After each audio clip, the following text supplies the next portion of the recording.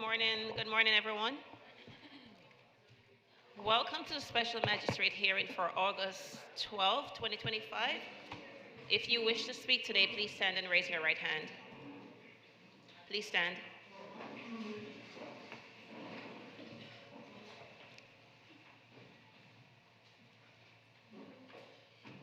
Do you all swear and affirm to speak the truth at today's hearing?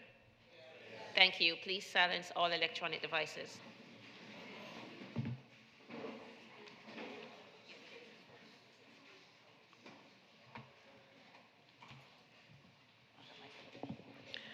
Good morning, everyone. Our first case, page 48, Inspector Robert Kroc, case number CE 25050777, case address 3301 Northeast 16th Court, owner GFM 3301 Northeast 16th Court, LLC. This case was first cited 52925 and 53025 to comply by 52925. Three sections complied at $250 for a total of $750. Appeal deadline was 6/13 and 6/14, and a citation appeal was received.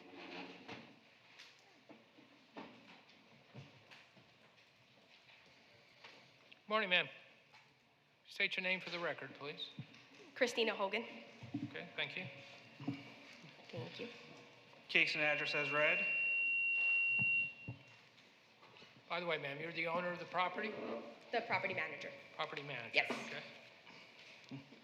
Case and address as read. Yes. This property was first inspected on 5/29 following a neighbor complaint of loud noise and music. The following violations were observed. Violation 15-2788. There's a Chapter 15, Article 10 vacation rental standards parking violation occurring at this property. 5 vehicles parked at the property with only 4 registered spots. 2 vehicles parked on the right-of-way. Violation 15-275.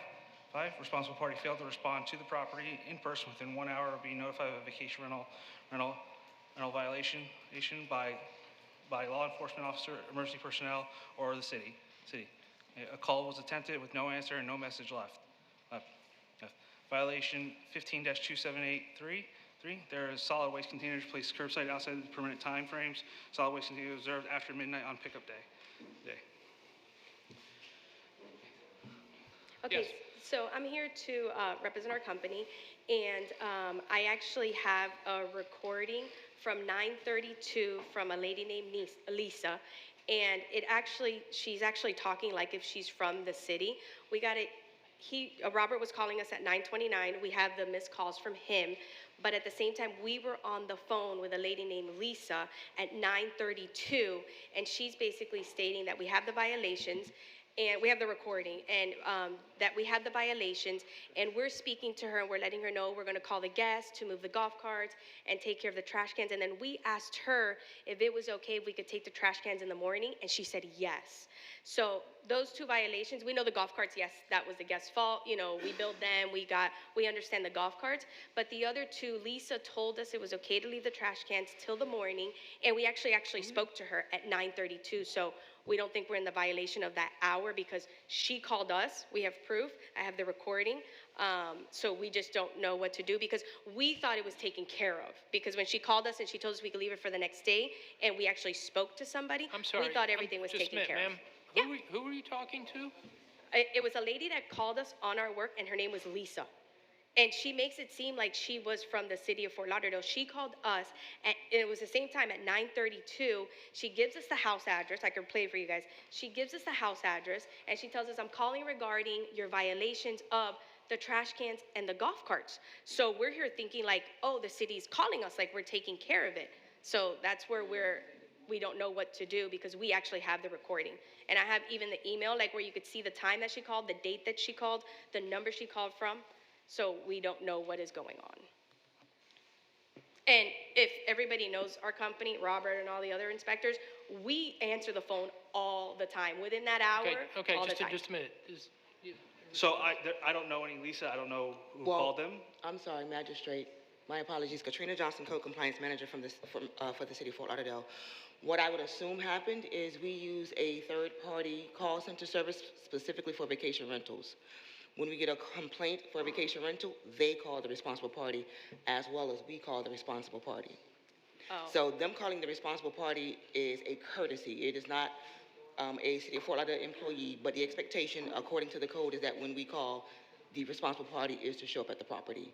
As far as the request to leave the trash carts out until the morning, they don't have the authority to give anyone the okay to leave their trash carts or any other violation for the city until the morning. I will speak to the company about that. I Okay. would waive the trash carts on that matter. However, for the responsible party, respectfully, it is still a requirement that you show up to the property when you're called. Well, we actually did show up to the property, but I know Robert came a little ahead of us, but we actually showed up a little later, but we didn't realize it's showing up with an hour. It was like, if they call us and we answer with an hour, we try to get with the guests and everything like that. We had nowhere to move the golf carts, so we told ourselves, okay, we have nowhere to move them, we're gonna take that violation, they'll pay it, we understand that violation, we'll take that violation. But when we're talking to her over the phone, we're thinking, we're talking to the actual city. We had no idea there was a third party. This is the first time I've ever heard this. Understood. So we are thinking, like, we're talking to the city, she's letting us know, okay, you can keep the trash cans, and we're thinking we've taken care of it because we thought we talked to the city. No, ma'am. Like, she literally called 3 minutes, like, Okay, he called folks, and folks. it was on hold. I'm going to do this. I'm going to dismiss the violation for 1 hour notification. I'm going to enforce the other two, which would be the trash container and the, Even though she told us that we could leave Right, the trash I am. containers there, right. She didn't have the authority to do that. but we didn't, Okay. we didn't know that. Okay. We thought it was the city calling us. Okay. Thank you, ma'am. So there's no way we could fight the trash can if we didn't know about the third party? Well, I think you just fought it, but I'm going to rule in favor of the city. Okay, Thank you. thank you. Our next case, page 47. Inspector Wanda Aquavella, case number CE 2507-0118, case address 314 Isle of Capri Drive, owner 314 Isle of Capri LLC, posted at property 72925, posted at 1 East Broward 72325.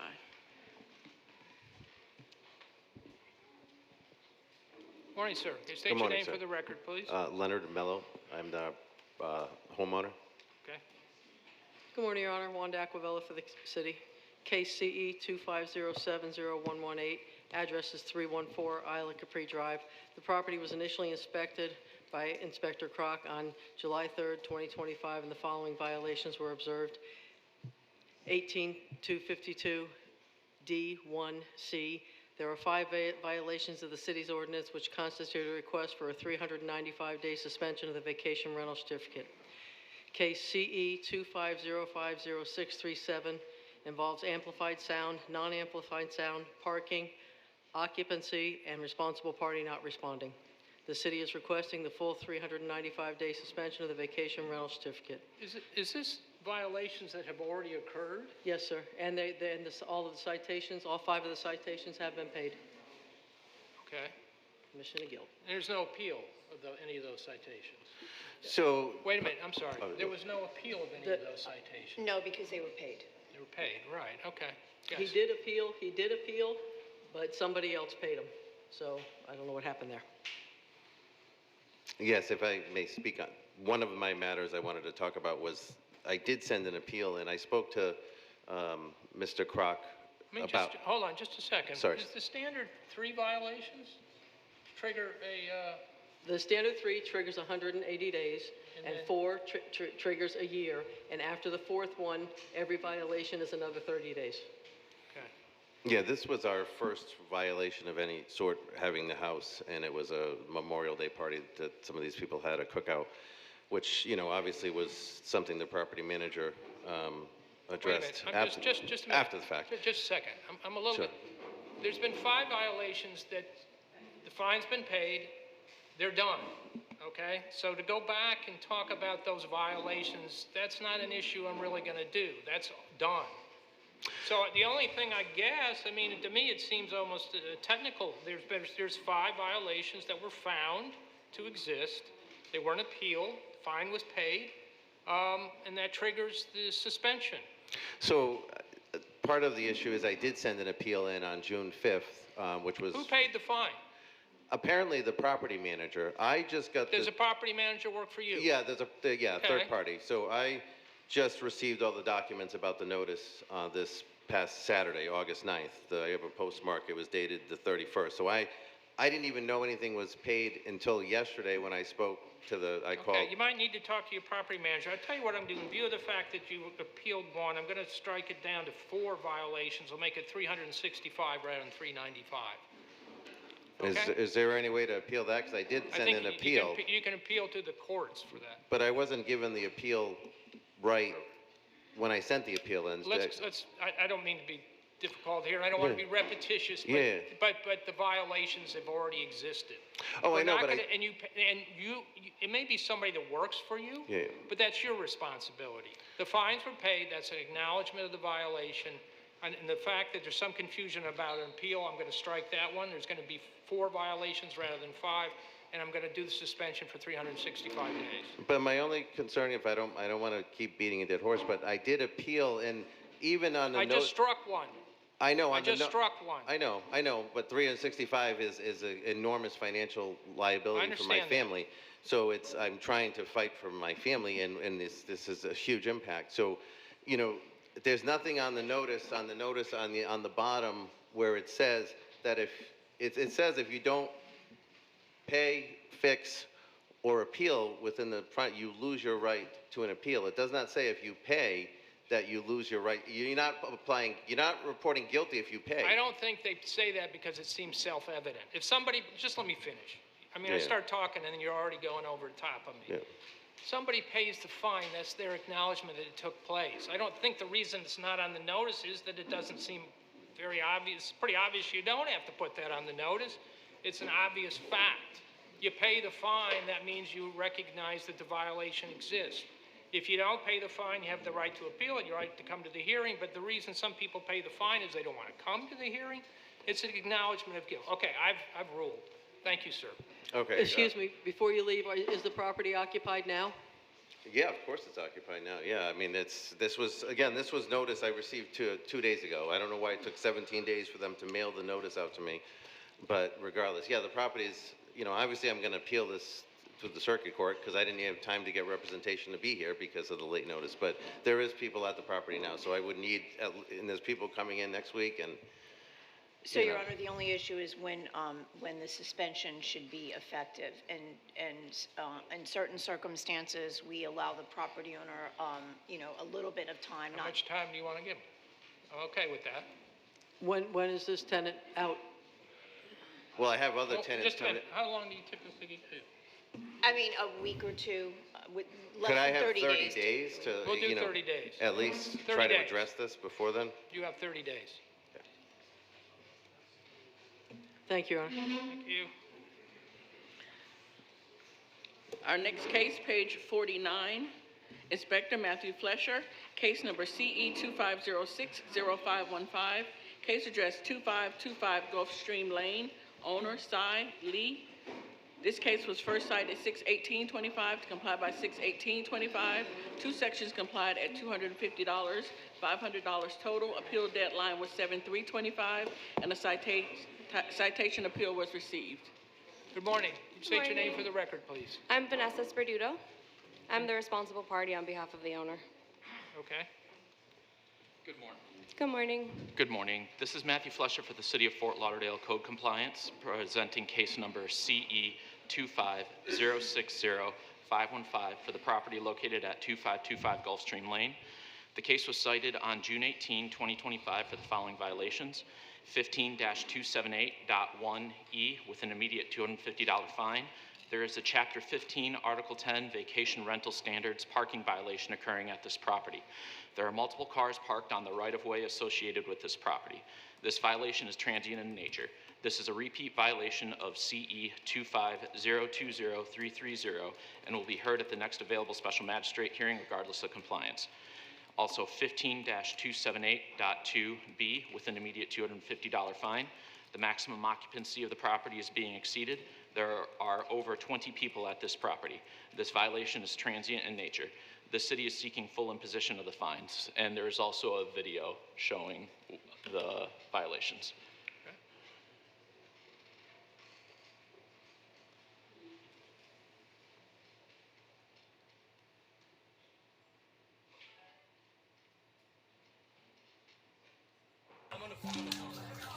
Is she here? No. Okay. So there's a problem. Whoever Talia is rented this out. So the owner of the Airbnb is here, and this party was not supposed to happen. So it's not supposed to. Yeah, but we just spoke to the owner on this. His sister's the one that. Is it Talia? Yeah, Talia. Yeah. We just spoke to her. She said everybody has to go. Yeah, the actual Airbnb owner is here. So right. So they said everybody has to leave, including Talia. So let her know. Okay. Yeah. That she's gonna have to vacate too. Okay. I appreciate you being. Yeah, no, I mean, it's, you guys don't know, so. Yeah, it's nothing like As crazy long as, going on. as long as you guys all leave, just because Airbnb's got the rules and the neighborhood has the rules, so. Right. They just want to make sure that everybody's out of the house, so. Just make sure you go tell everybody to clear out and get all their stuff, and then, Yes, we'll lock it up. Okay, appreciate it. All right. All right, thank you, sir. No problem. Good. How's it going? A duplicate and a party on the street and vehicles are racing up and down the street? No, they're not, but everybody's leaving right now. Everybody's done. There's a lot of people, but they're all leaving.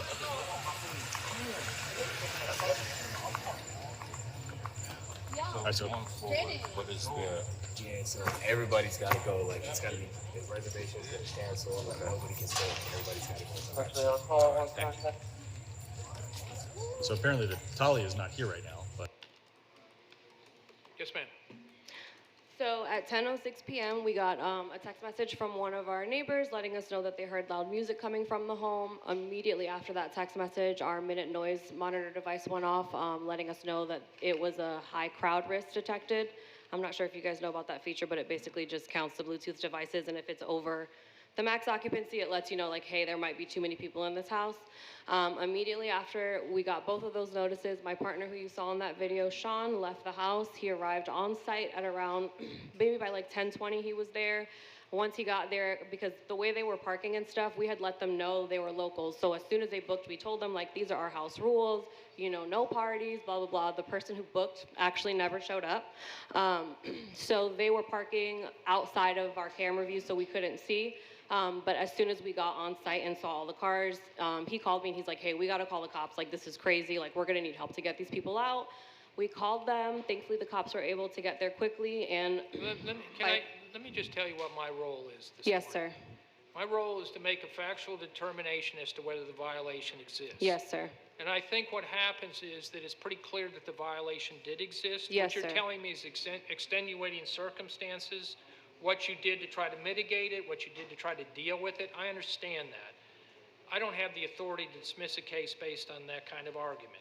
The argument has to be that the violation either exists or didn't. That's the only latitude I have. Right. And it looks pretty clear to me that it existed. Right, so just to So be wait a minute, so if you're asking me to dismiss it because you responded, because you were there and you were on top of it, I can't dismiss it based on that. I understand. I was under the impression that if we were the ones that responded and code compliance was never called, that it was considered we took care of it. Code compliance was. But wait a minute, the two violations that I don't have noise in this case, and I don't have the failure to respond. What I have is a parking violation and the number of people in the dwelling itself. Correct. Not the sound and not the response. Right, so, again, and I And so I asked just look Matthew. at the video and it's pretty clear there was 20 Correct, people. and I there. asked Inspector Flesher, like, because again, we were there, we never saw code compliance show up, like, how did we even get these violations? Like, code compliance never called us to say, like, it's not like we didn't answer when you guys called us, and they said it came from the body cam footage, that even though we shut the entire party down in 45 minutes, that because it came from the body cam footage, we were forced to get these violations. Again, we didn't miss a call from code compliance, a neighbor didn't call code compliance. I'm going to find that the violations did exist. I'm going to impose the fine. Thank you, ma'am. Our next case, page 46, Inspector Matthew Flesher, case number CE 2506-0108, case address 3650 Southwest 22nd Street, owner Michael Aris, posted at property 72825, posted at 1 East Broward 72325. Morning, sir. Morning. Can you state your name for the record, please? Michael Arice. Okay.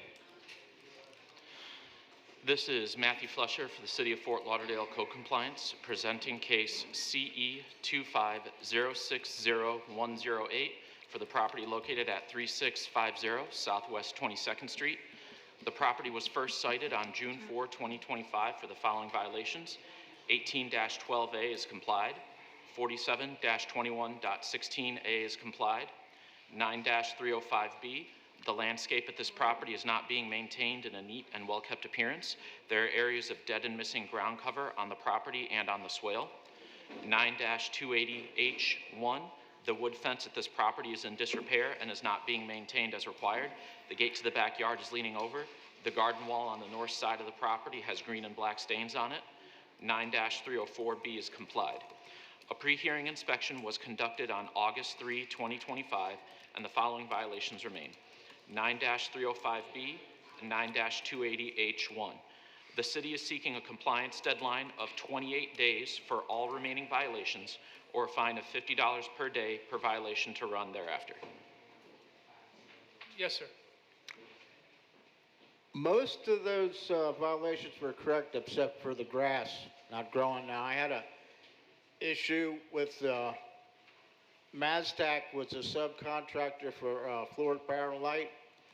Apparently, they're digging through like 4 different places in the swale to put their underground cables.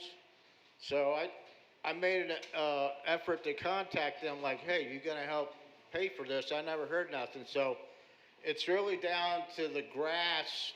It's like a 50, 60 square foot area of grass.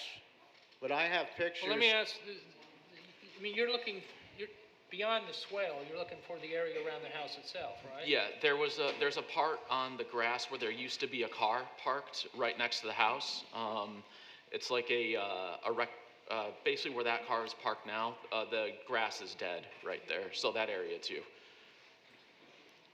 And the fence? So the agenda says wood fence, but you're talking about the raw.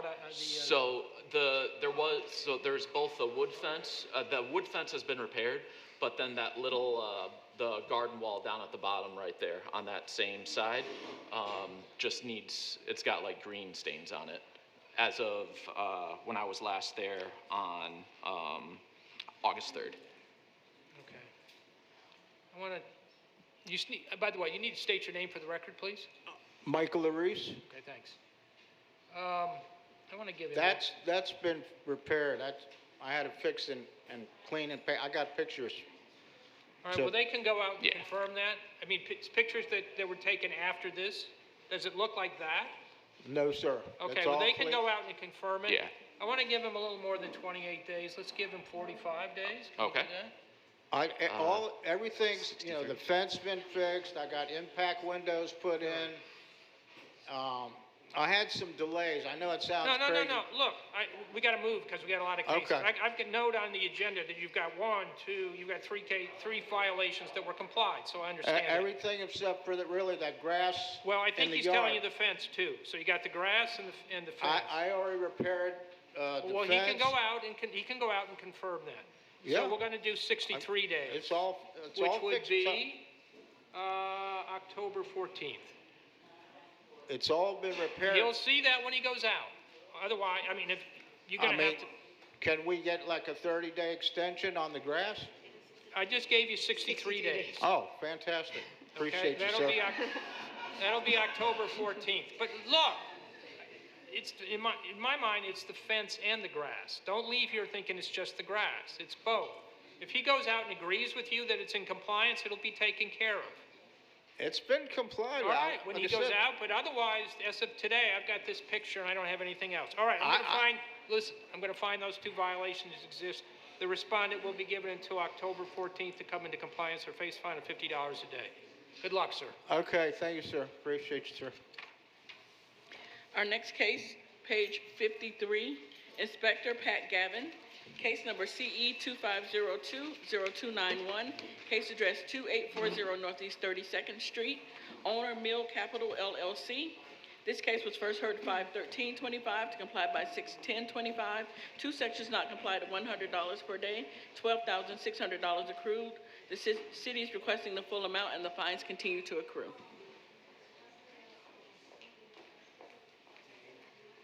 Good morning. Good morning. You state your name for the record. Nick Polyushkin. And what's your relationship to Mill Capital? One of the owners, partners with the Okay. site. All right. Good morning, Pat Gavin, City of Fort Lauderdale Senior Code Compliance Officer, presenting case and address as read. This case was first heard on May 13th, 2025, and the magistrate ruled in favor of the city. The property owner was ordered to correct violations at this property by June 10th.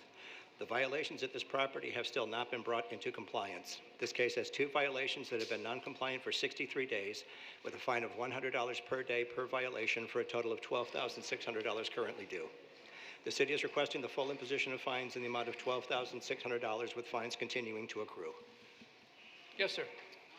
Yes, I just appeared here. We already discussed with Inspector the issues. Well, we will start working on them, but long story short, I was working on the approvals for the townhomes, and then one of my partners passed away, so it delayed the start of the project, and my partners decided to sell the project. It was under contract, but now we have 2 options, and we know what to do, and I'm very sorry for delay that we... How much time do you need? To clear out the site, maximum 1 week, and put the grass another week, 2 weeks. We start working on that because I've tried to sell the townhomes. I need to sell 2 townhomes. I'm gonna extend the time for 28 days to September 9th. I'll suspend the fines during that period. The fines still exist, but they're Yes. gonna be suspended.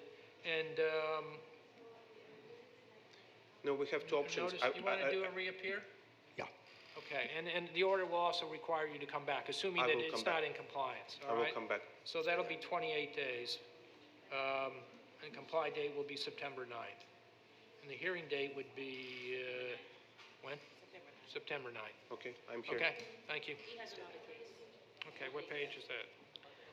Next case, also page 53, Inspector Pat Gavin, case number CE 2502-0290, case address 2850 Northeast 32nd Street, owner Mill Capital LLC. This case was first heard 5/13/25 to comply by 6/10/25. 3 sections not complied at $100 per day, $18,900 accrued. The city is requesting the full amount, and the fines continue to accrue. Pat Gavin, City of Fort Lauderdale Senior Code Compliance Officer, presenting case and address as read. This case was first heard on May 13th. The magistrate ruled in favor of the city. The property owner was ordered to correct violations at this property by June 10th.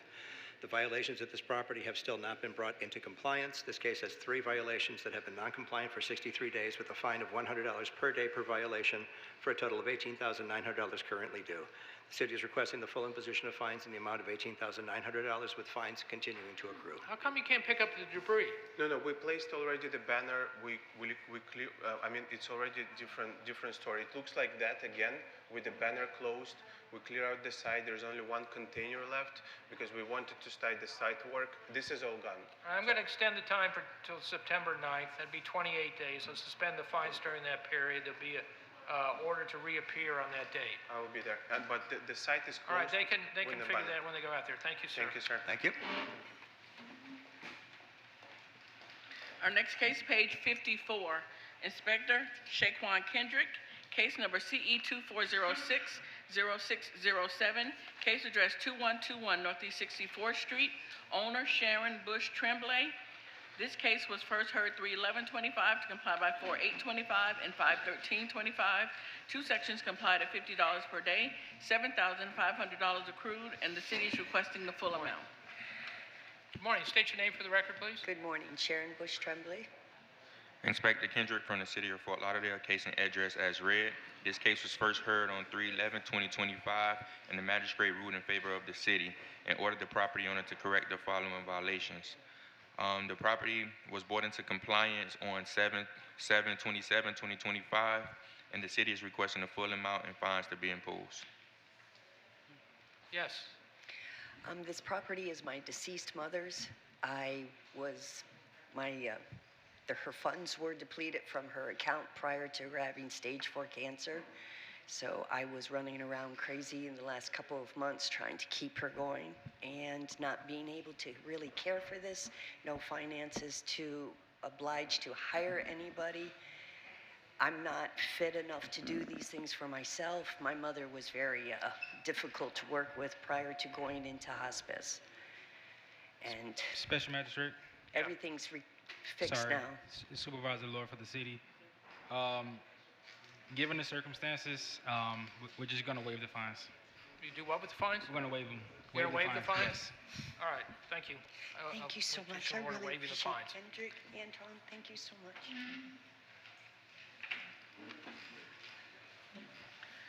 Our next case, page 63, Inspector Gail Williams, case number CE 2412-0280, case address 22 Northeast 16th Place, owner Scott Morris. This case was first heard 3/11/25 to comply by 5/13/25 and 7/8/25.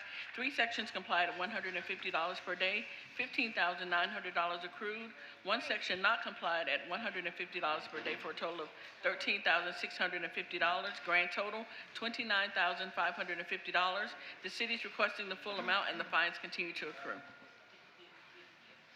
Good morning. State your name. Scott Morris. Okay, thank you. Senior Officer Gail Williams for the City of Fort Lauderdale, presenting case CE 24120-280, address 22 Northeast 16th Place. This case was first heard on March 11, 2025 for the following violations. 18-12.1.A, withdrawn. Violation 9-306, complied. Violation 9-280, parentheses H, parentheses 1, complied. Violation 18-12, parentheses A, complied. Violation 9-305, parentheses A, complied. Violation 9-305, parentheses B, has not complied. The landscape at this property is not being maintained in a neat and well-kept appearance. There are areas of dead and missing ground cover. Violation 9-304, parentheses B, complied. Violation 9-280, parentheses B, has complied. Violation 18-A, parentheses A, complied. A pre-hearing conducted on August 10th, 2025, and 9-305, parentheses B, has not complied, the missing ground cover. And the property owner is here. So we're dealing with, The landscaping. yeah, what about, I have, yeah, the rest of them, okay. Yes, sir. I'm sorry, I didn't hear what you last said. I was just trying to confirm which ones have been complied and which one haven't. So apparently the outstanding one is the landscaping. Yes. Yes. So Okay. what's taken so long? Okay, well, obviously, we've been doing a lot of work. You have. And we've had a lot of equipment there. And as you can see, that water meter that looks a little interesting sitting right there in the front yard where they cut the fence around it, I'm waiting for the city to move that out into the front so I can repair all the fence line. And they're gonna be digging up the grass there. We just added some sand to the grass area there, or weeds. And when we were doing the driveway reconstruction, you can see there's some plants to the driveway that goes into the house. The guy got a little ambitious with his Bobcat and actually broke up some of the concrete pads that weren't supposed to be. And we had to dig it up to put it back down. How much time do you need? I'd like 60 days. Okay.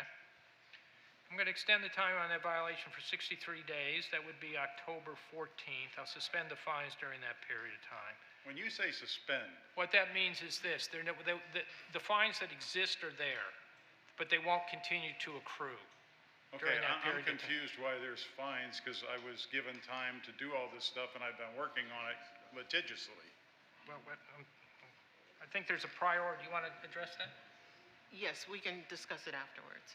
No, I mean, you can tell them now. Basically, previously, the time frame that was given before, that's the reason why we're here again, to impose the fines, because that particular violation and others were not met within the time frame. That's why fines accrued. Okay, so I'm going to extend the time for compliance 63 days to October 14th. Suspend the fines during that period of time. Do you want to, I don't think we need to do in order to reappear. No. Okay, good luck to you, sir. Thank you.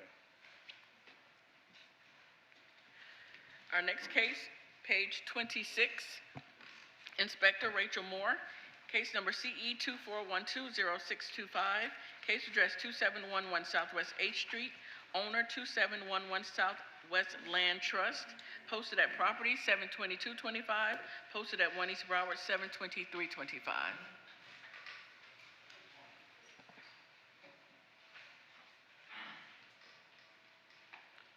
Morning, ma'am.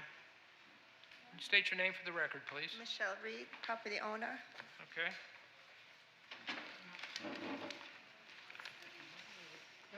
Good morning, Inspector Rachel Moore for the City of Fort Lauderdale, presenting cases read in. This property was first inspected on 12/31/24, and the following violations were observed. 9-305(b). The landscape of this property is not being maintained in a neat and well-kept appearance. There are areas of dead and missing ground cover. 9-280(f) was complied on 8/11. 9-280(b) was complied on 8/11.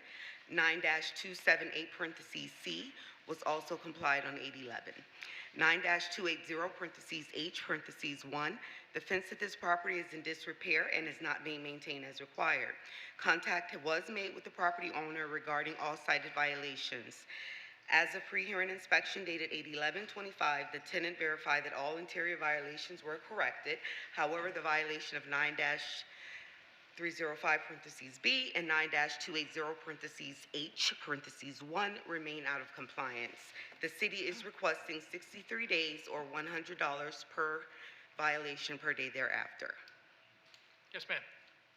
Just wanted to thank Inspector Moore. That's I'm it. sorry?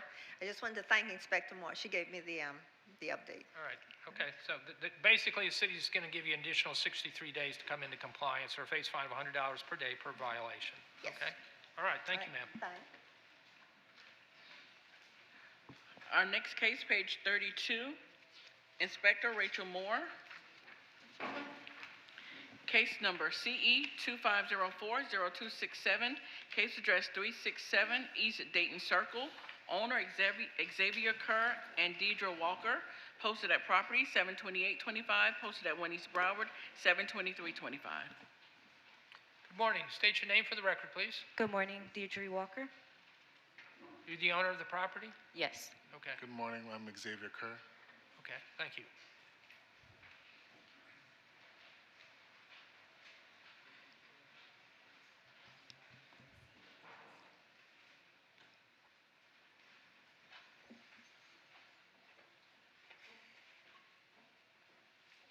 Inspector Rachel Moore for the City of Fort Lauderdale, presenting cases read in. This property was first inspected on 4/10/25, and the following violations were observed. 9-304(b) was complied on 8/11/25.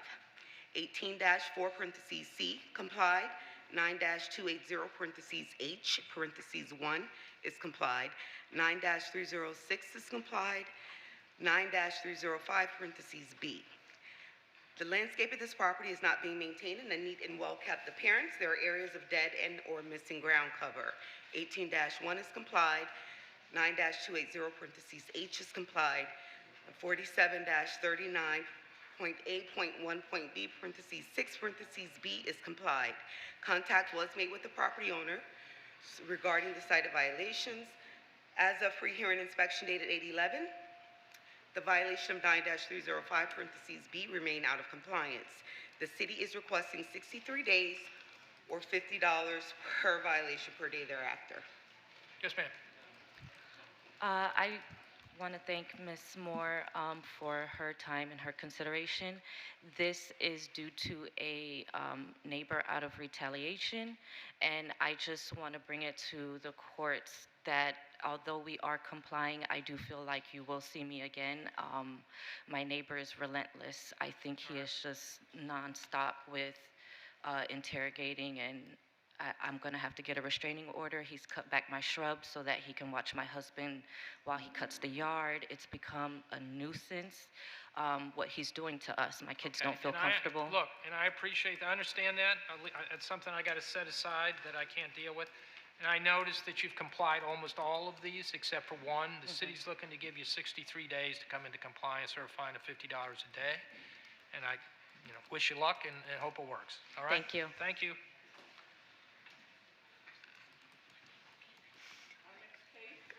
Our next case, page 59. Inspector Matthew Flesher, case number CE 2411-0550, case address 2467 Cat K Lane, owner Matthew Neville and Lindsay Woodruff.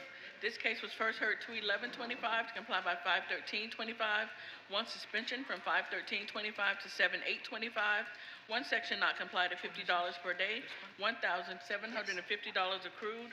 The city is requesting the full amount, and the fines continue to accrue. Good morning, sir. Can you state your name for the record, please? Good morning. My name is Matthew Neville. I am the property owner. Okay. This is Matthew Flesher for the City of Fort Lauderdale, presenting case number CE 24110-550 for the property located at 2467 Cat K Lane. The case was last heard on May 13, 2025, where they were given a 56-day extension to comply for violation 47-21.16.a, or a fine of $50 per day to run thereafter. A pre-hearing inspection was conducted on August 3, 2025, and the property remains in violation. The city is seeking full imposition of the fines and for the fines to continue to accrue. Yes, sir. Good morning. So upon the last hearing, it actually was discussed that there was going to be an evaluation of the tree, if it was actually dead or not.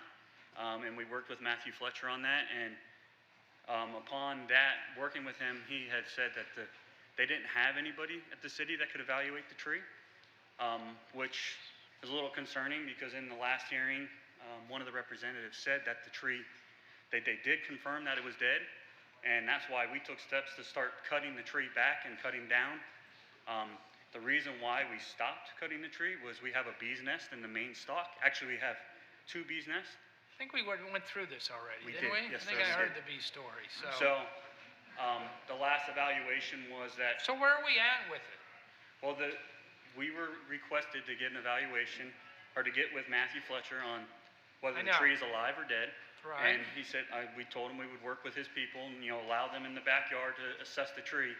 And then he came back to us and said, we don't have anybody to assess the tree. Well, then you could get someone to assess it. That is true, but that would cost me money to assess a tree that was deemed dead by you guys, that was never actually deemed dead. So that's the issue I'm having. I took steps to make the tree safe, cut it back. We do have, to me, one of the most important animals living in the tree, bee, which is. You want to We have respond? someone from landscaping. Yes. Division here. Hello, this is Robert Fisk. I'm at the city's landscape department. It's on your responsibility. If you have to evaluate a tree, you would have to hire an independent arborist to look at the tree to see if it is still alive and if it can be rehabilitated so that it could grow back out, if it is truly alive. And then if you don't want to take that route, if it's deemed dead, you can remove the tree without a permit. You would have to remove the stump.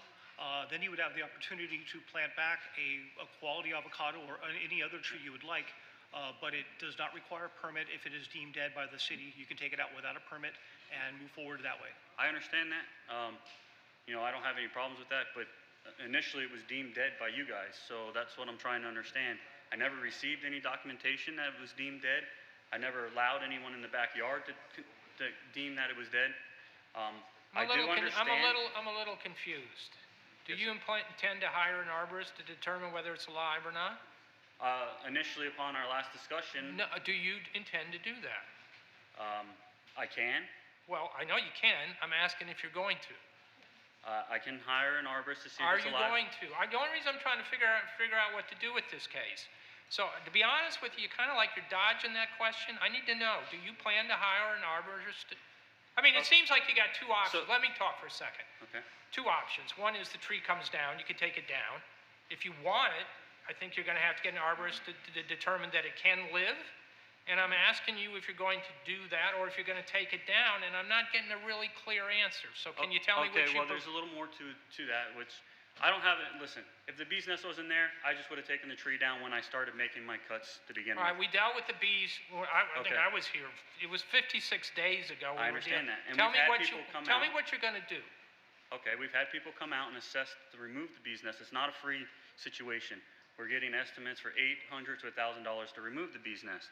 So that's kind of the issue that we're running into is like, all right. If the bees are too expensive to remove, are you going to take the tree down? Tell me what you're going to do. If I have to take the tree down, if I have to remove the bees, I will take the tree down. Okay.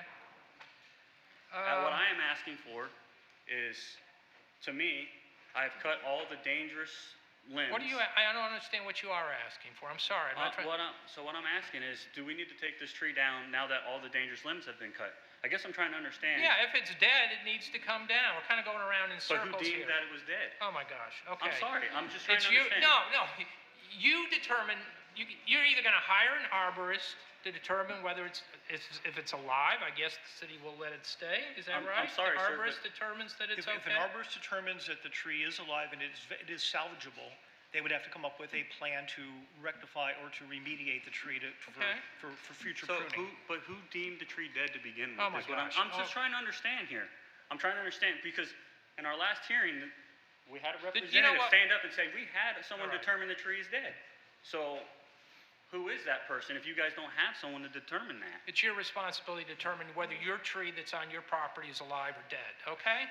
Okay. Because if it's not, if it blows away during a hurricane, that's a problem.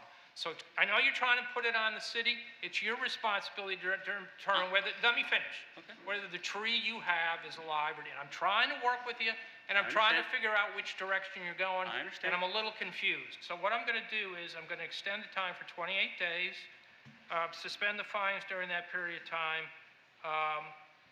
and there'll be no need to reappear. Okay, thank you. Good luck to you. Okay, thank you.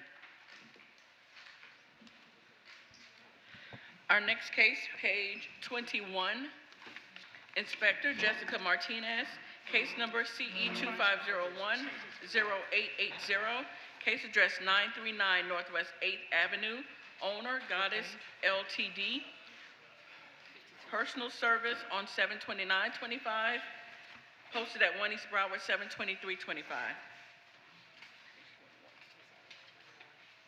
Page 21. Good morning, sir. Can you state your name for the record? Hi, my name's Alfonso Joller Jr. Okay, are you the owner of the property? I'm the property manager. Okay.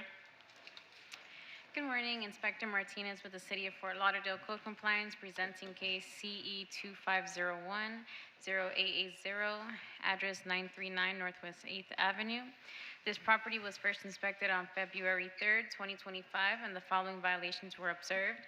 9-280H1, the chain link fence at this property is not being maintained as required. The chain link fence is in disrepair. There are loose wires and openings on the fence. 18-12A, there is trash, litter, rubbish, and debris on the property and swale.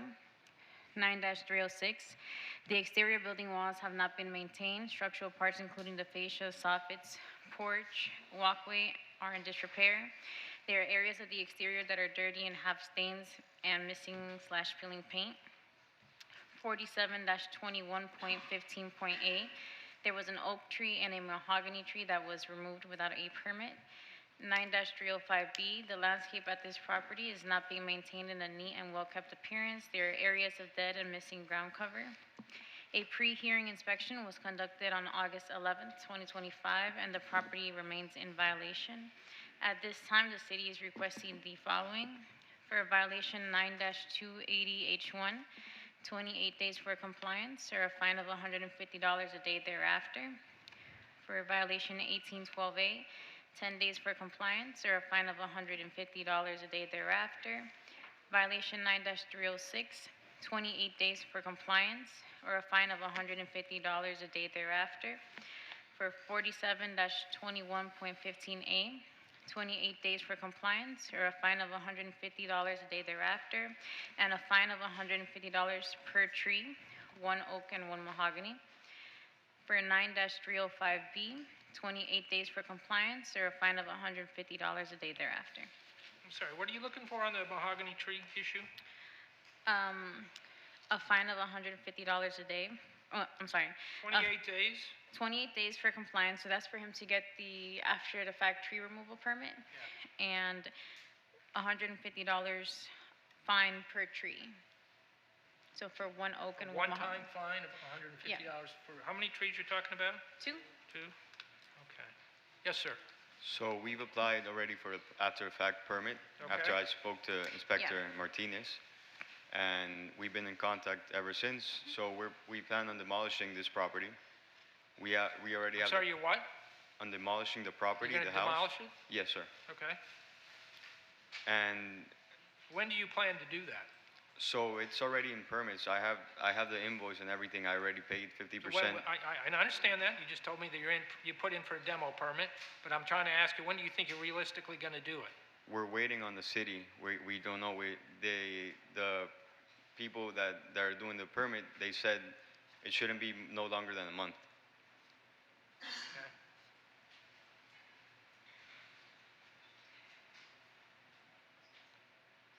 All right, so if you demolish the property, are you taking the chain link fence down? Yes, sir. Actually, we planned on putting a whole new fence, but the person we hired, we paid him and he never came back, so he stole the money. Okay, okay, so they've got an application for the tree removal. Yeah, they do. And you know, and I concur with the city that there should be a fine for the trees removed, and they'd be $150. In view of the fact that they want to demo the property, does that change your recommendation in terms of time?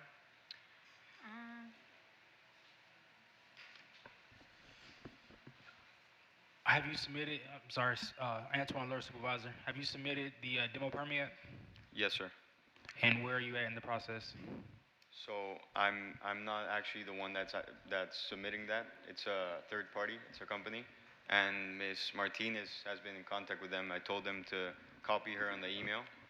Here's the deal. I mean, what they're going to do apparently is demolish the site. So that kind of changes the situation in terms of bringing it into compliance. I think we ought to reassess maybe the time, give them a little more time. We can give 63 days. They do it, I'm sorry. We can give 63 days. Okay, we'll do 63 days on all the violations, or a fine of $150 a day for each one. There will be a fine of $150 per tree. There's 2 trees. And then, Special wait, magistrate. just a minute. If you're gonna demo, are you gonna replace the trees? Yes, sir. We plan on planting new How does trees. that work? If they're gonna demo the property, do they probably have to mitigate when they do their it would go construction. through mitigation, because if they're going to demo the property, eventually they're going to redevelop the property. Right. They would have a new landscape plan, which would then, the mitigation would be applied. But that would be some time down the road though, right? They need to show that they have new construction plans eventually in with the city, but they could mitigate. If they're going to move forward, they could close out their demo if they don't have anything prospect by paying into the Tree Canopy Trust Fund for those 2 trees to All right. comply with the mitigation So they that can way. pay money into the fund without actually physically putting a tree on the site. We have allowed that in the past as they're Okay. developing the site, or if they're moving very slowly with developing the site. All right. Special If I- magistrate. And if I may, I'm Lisette Sierra. I work with. Well, them you as need to state your attorney. name for the record. Lisette Sierra for the record. Not only that, though, they have cleared everything out. There's new grass. They fixed the fence in the interim so that it looks and it is safe in the interim. So Well, the city's talking about 63 days, so you've got a demo permit in, so, I mean, that might remedy the violations within that time frame. And I guess you'll have the decision on whether to replace a tree or pay money into the tree trust fund, so. perfect. That would be 63 days as well, right? Everyone good with that? Okay, Wonderful. Thank you. thank you. Thank you. He has another case. Next case, page 51. Inspector Jessica Martinez, case number CE 24120443, case address 800 West Sunrise Boulevard, owner Goddess LTD. This case was first heard 5/13/25 to comply by 6/10/25. One section complied at $150 per day for a total of $5,250. The city is requesting the full amount, and the fines continue to accrue. I'm sorry, Yes. the fines are complied. Yes, sir. Yes, sir. So when we first got the property 6 months ago, we had a big homeless problem. I work in the property next to it, and the people, so we fenced it out. We got a new fence. We spent a couple $1,000s on the fence. We're trying to improve the neighborhood, the area, and the grass. We got new grass, and then the homeless would throw rubbish and throw stuff over the fence. They broke the fence. I have here pictures. They left drugs in the streets. They were sleeping in front of the property, and it was just really hard to maintain, because whenever Yeah, but just bear with me though. I mean, that's the trash and debris, and I don't show a fine for that violation. Right. It's the other one. It's the landscaping, the failure to maintain the landscaping that the fine accrued on. Yes, sir. which I don't think has a lot to do with the homeless. I do understand on the other issue, but I don't see. So we had to fence it out because they were walking and putting their carts, their shopping carts, so everything, so wherever they stayed, it killed the grass. So it was hard. If I put a sprinkler, they would steal it. So whatever I put there, it was just really hard to maintain the property. So we had to spend money and fence it out in order to keep them out. Okay, what I'm going to do is this. I'm going to impose the fine. I think you can apply for amnesty. You might want to do that rather than have me deal with the fine, because the fine might work better that way for you. So I'm going to certify the fine. Okay. Thank you. Thank you. Our next case, page 37, Inspector Shaquan Kendrick, case number CE 2504-0781, case address 2855 West Commercial Boulevard, owner Lauderdale Commercial Boulevard Partners LLC, personal service on 7/30/25, posted at 1 East Broward 7/23/25. Good morning.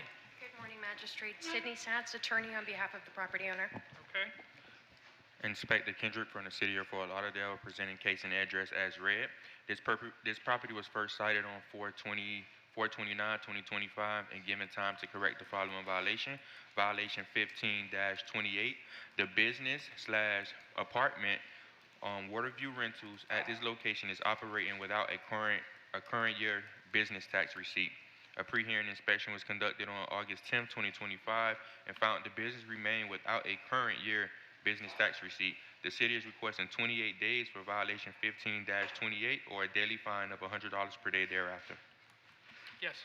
We have no objection to the city's recommendation. We would just request an order to reappear in this case. We are awaiting some additional feedback from the city as to whether or not a change of occupancy is going to be required for this use. So if the magistrate is inclined, that would be our suggestion at this time. Okay, I'll issue an order that gives you 28 days to come into compliance, which would be September 9th. There'll be an order to reappear on that date. What was the recommended fine amount? It will be $100 per day thereafter. $100 per day. Thank you very All much. right, thank you. Our next case, page 62, Inspector Gail Williams, case number CE 2407-0226, case address 1423 Holly Heights Drive, owner The Cascade at Holly Heights Condo. This case was first heard 1/30/25 to comply by 3/27/25, one suspension from 4/24/25 to 7/24/25, one section not complied at $100 per day, $4,700 accrued. The city is requesting the full amount and the fines continue to accrue. Good morning. Good morning. Could you state your name? Attorney Jeremy Appisorf with Haber Law. We are general counsel for the association. Okay.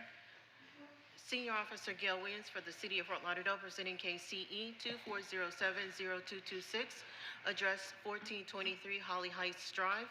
This case was first heard on January 30th, 2025 for the following violations. 47-19.4.D.8 has complied. 9-306 complied. 47-20.20.H has not complied. There are parking facilities that are not maintained at this property. There are oil stains, cracks, potholes, and discoloration. A pre-hearing inspection conducted on August 10th, 2025, and the following violation, 47-20.20.H has not complied. Yes, sir. Good morning. Last time we came in, we met with Officer Williams. We also spoke with her in advance of that hearing. We provided some documentation for vendors that were going to come out and resurface the parking lot. When we spoke with Officer Williams, she indicated that she thought that there was an underlying drainage issue that was causing some of the issues they were experiencing, but there was an underlying more significant issue. The association, subsequent to that hearing, retained an engineer to inspect that. They took what she said on board and did the inspection, and it turns out there are actual underlying drainage issues they have to address. Instead of making the quick fix, which was basically, resurfacing the parking deck, they're going to need to be tearing it up and How long do you think that'll take? Right now, I would say they're working on it. They have the vendors, they have the engineer in place. They do need to get permitting, and they're working on financing. Financing is the biggest piece of this puzzle because they're looking at a $500,000 to $600,000 project. So I know the city is recommending 63 days. We're asking for 99 days if we could have that.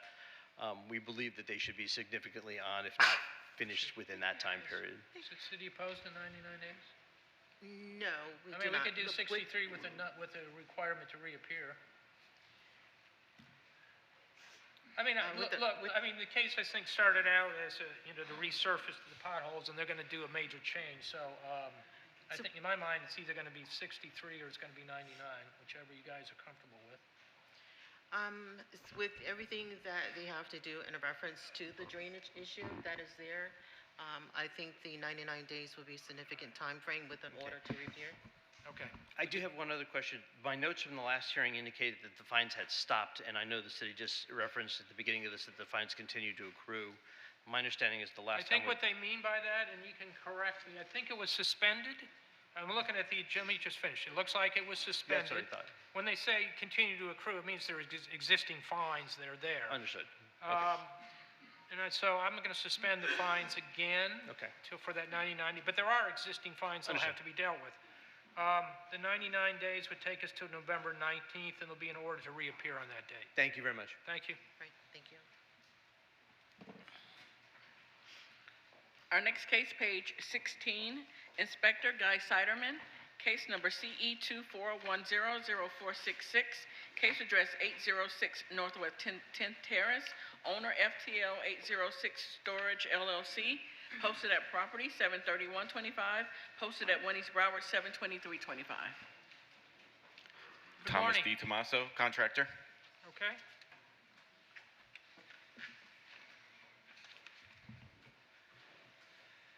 Guy Siderman, City of Fort Lauderdale, Code Compliance, presenting case CE 241-00466 for the property located at 806 Northwest 10th Terrace. The property was first inspected on 10/27/2024 and given time to correct for the following violations. 47, TAC 20.20H. There are parking facilities that are not maintained at this property. There are potholes, faded and missing parking stripes. 9, TAC 306. There are areas of the exterior that have stains or missing peeling paint. 18, TAC 4C. There are derelict vehicles being stored in the parking area.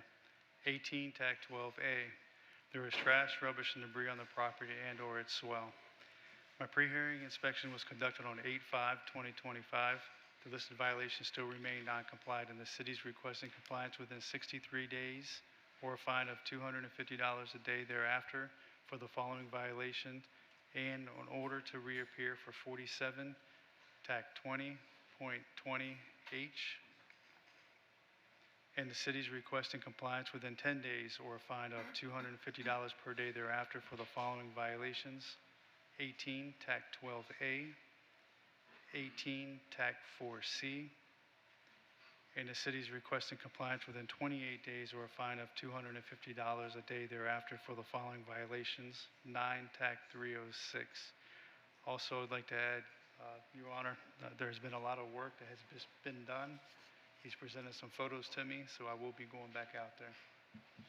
What was the time they were looking for on 4720.20H?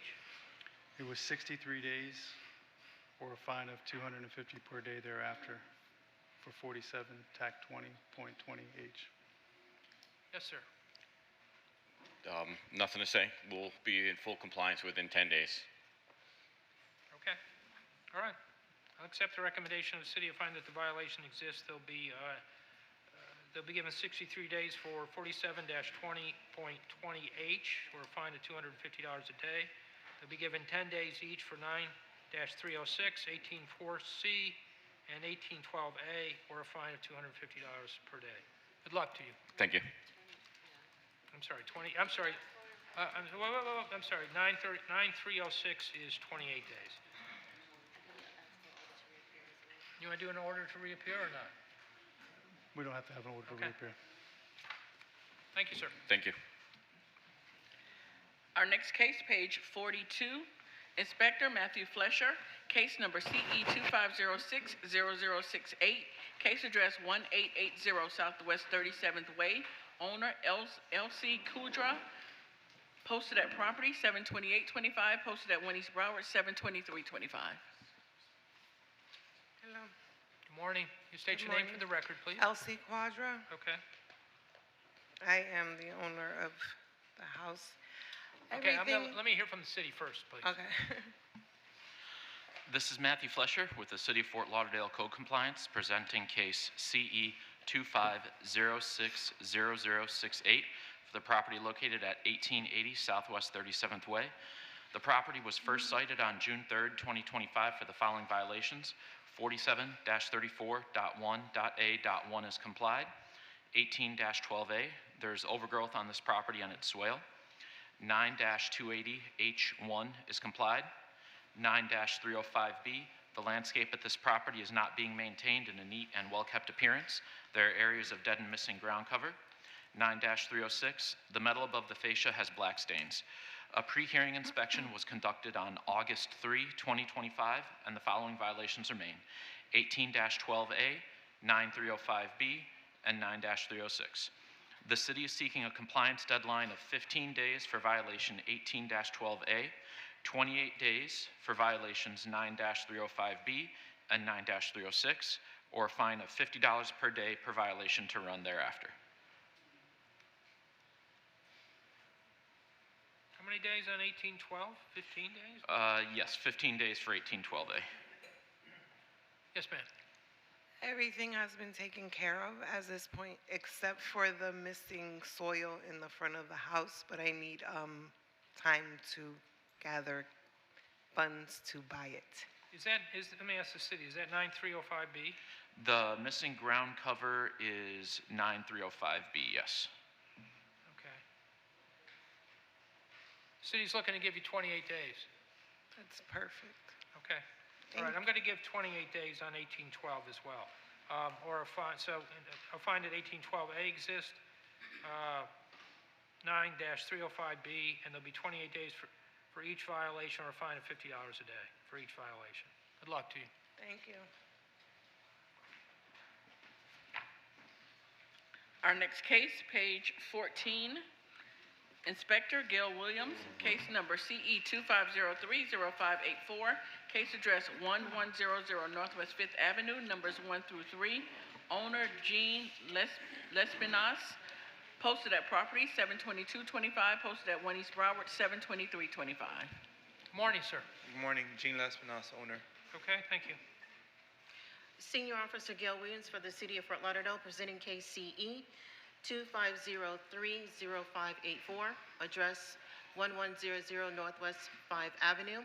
The case was first cited on March 20th, 2025 for the following violations.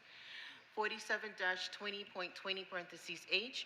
The parking facilities at this properties are not being maintained. There are oil stains present and several wheel stops are broken and discolored. Violation 18-1 complied. Violation 9-305(b). The landscape at this property is not being maintained in a neat and well-kept appearance. There are areas of dead and missing ground cover. Violation 9-304(b). There is a trailer parked on the grass area. Violation 9-363, failure to register the residential rental dwellings within the city. The application has not been submitted or is incomplete. Violation 18-12(a). There is overgrowth, trash, rubbish, and debris on the property and swell. A pre-hearing inspection conducted on August 10th, 2025, and violations remain as depicted in the photos.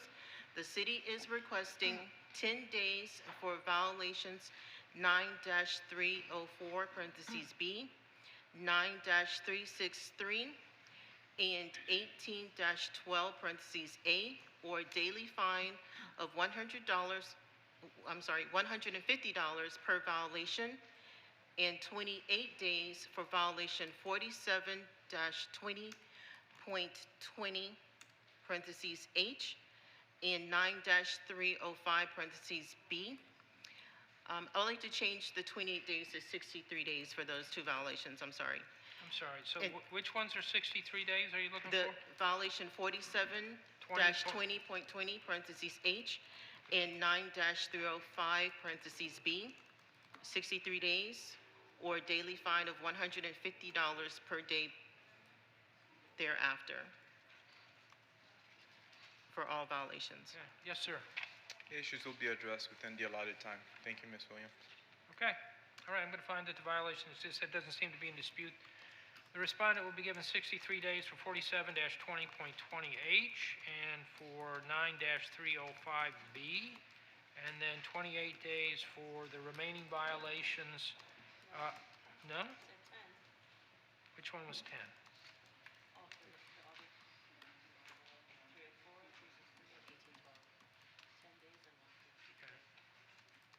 Okay, or 10 days to comply for 1812A, 9-363, and 9-304, a fine of $150 a day. Okay? Thank you. Thank you. Okay. Thank you. Our next case, page 48. Inspector Ahmad Wallace, case number CE 2506-0202, case address 2524 Gulfstream Lane, owner CH2524 Gulfstream Lane LLC. This case was first cited 6/8/25 to comply by 6/8/25. One section complied at $250 for a total of $250. Appeal deadline was 6/23/25, and a citation appeal was received. Yes, sir. Can you state your name for the record, please? Christopher Hudak. Are you the owner of the I property? am the owner of the property. Okay. Code Officer Ahmad Wallace presented on the city behalf. This property was first cited 6/8/2025 following a neighbor complaint via report 2515-98-906 about loud noise at a vacation rental, and the following violations were observed. Violation 17-7.10. There is non-amplified sounds coming from this residential property, and it's plainly audible 50 feet from the source property line before 10 p.m. The violation is transient in nature. The city is seeking a one-time fine of $250. This concludes my testimony.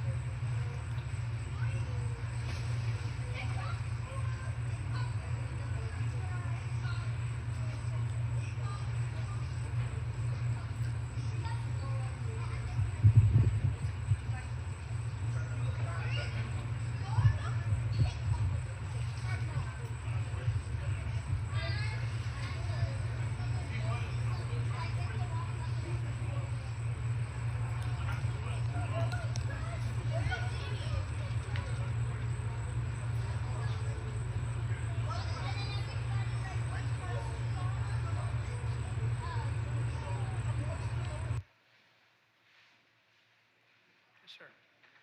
Special Magistrate, I'd like to submit an appendix for my opening statement as evidence. Okay.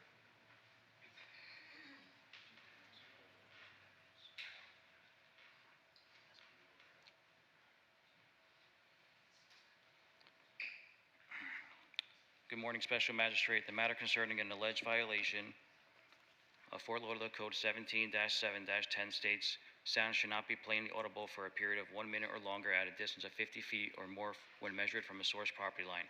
The city defines audible as a sound that can be clearly heard by a person with normal hearing at the specified distance, 25 feet at night, 50 feet during the day. I believe the distance requirement was not met. My legal survey and Google Earth overlay confirmed that from the point of my property line, the nearest where the officer stood, as you can see from the photos, was a neighbor's dock. The distance is 42 feet, not 50 feet. The only way to claim 50 feet is if by measuring diagonally, which is inconsistent with the ordinance requirement to measure from the source property line at the closest point. You can see Exhibit A, Google Earth measurement, and Exhibit B, the legal survey that I have provided. Florida case law is clear. When an ordinance prescribes a method of measurement, failure to follow it is fatal to the city's case.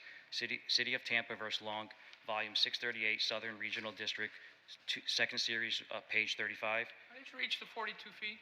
Excuse me? How did you come up with 42 feet? I used a Google map overlay and a legal survey.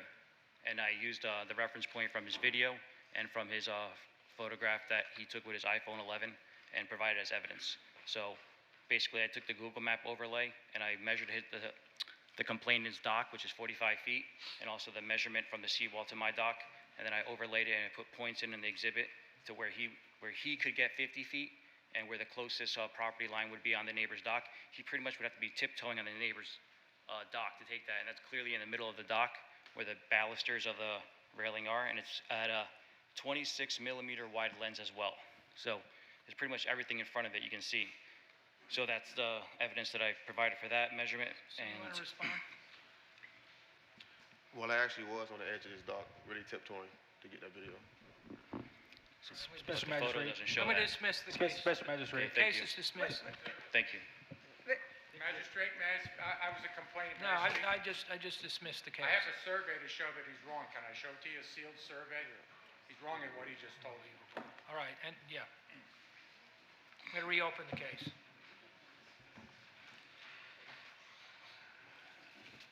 Bad idea by him. This is his house here. Excuse me, this is his house here, okay? This is my dock. The dock is 44.6 feet long. The dock is 9.6 feet from the property line. 44.6 plus 9.6 comes out to 54 feet. This is, you can see in the pictures, this is where I stood with the inspector when I took him out there. Okay. You've shown this to the respondent? Why don't you take a look at this? Okay. And, Mr. Rames, if you could go back and just state for the record what you just said, told the magistrate on the, back at the mic, so we can get it on record, please. Yep, you go back to. I have a copy of a sealed survey done of my property. It shows my dock is 44.6 feet long.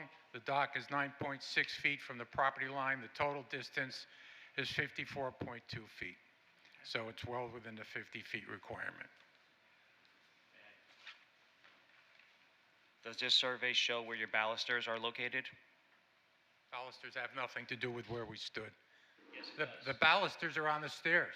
It's not the end of your dock, though. Where did we stand? We stood at the end of the dock. We stood at the end of the dock, and also I did actually measure. I used my measurement tool on my phone to show that it was 50 feet. I'd like to further continue my opening statement, and now that the complainant is present, I'd like to call him as witness as well, as it will We don't do that. demonstrate whether he's been harassing me. No, we're not doing that. no, we're not going there. Step back, take a step back.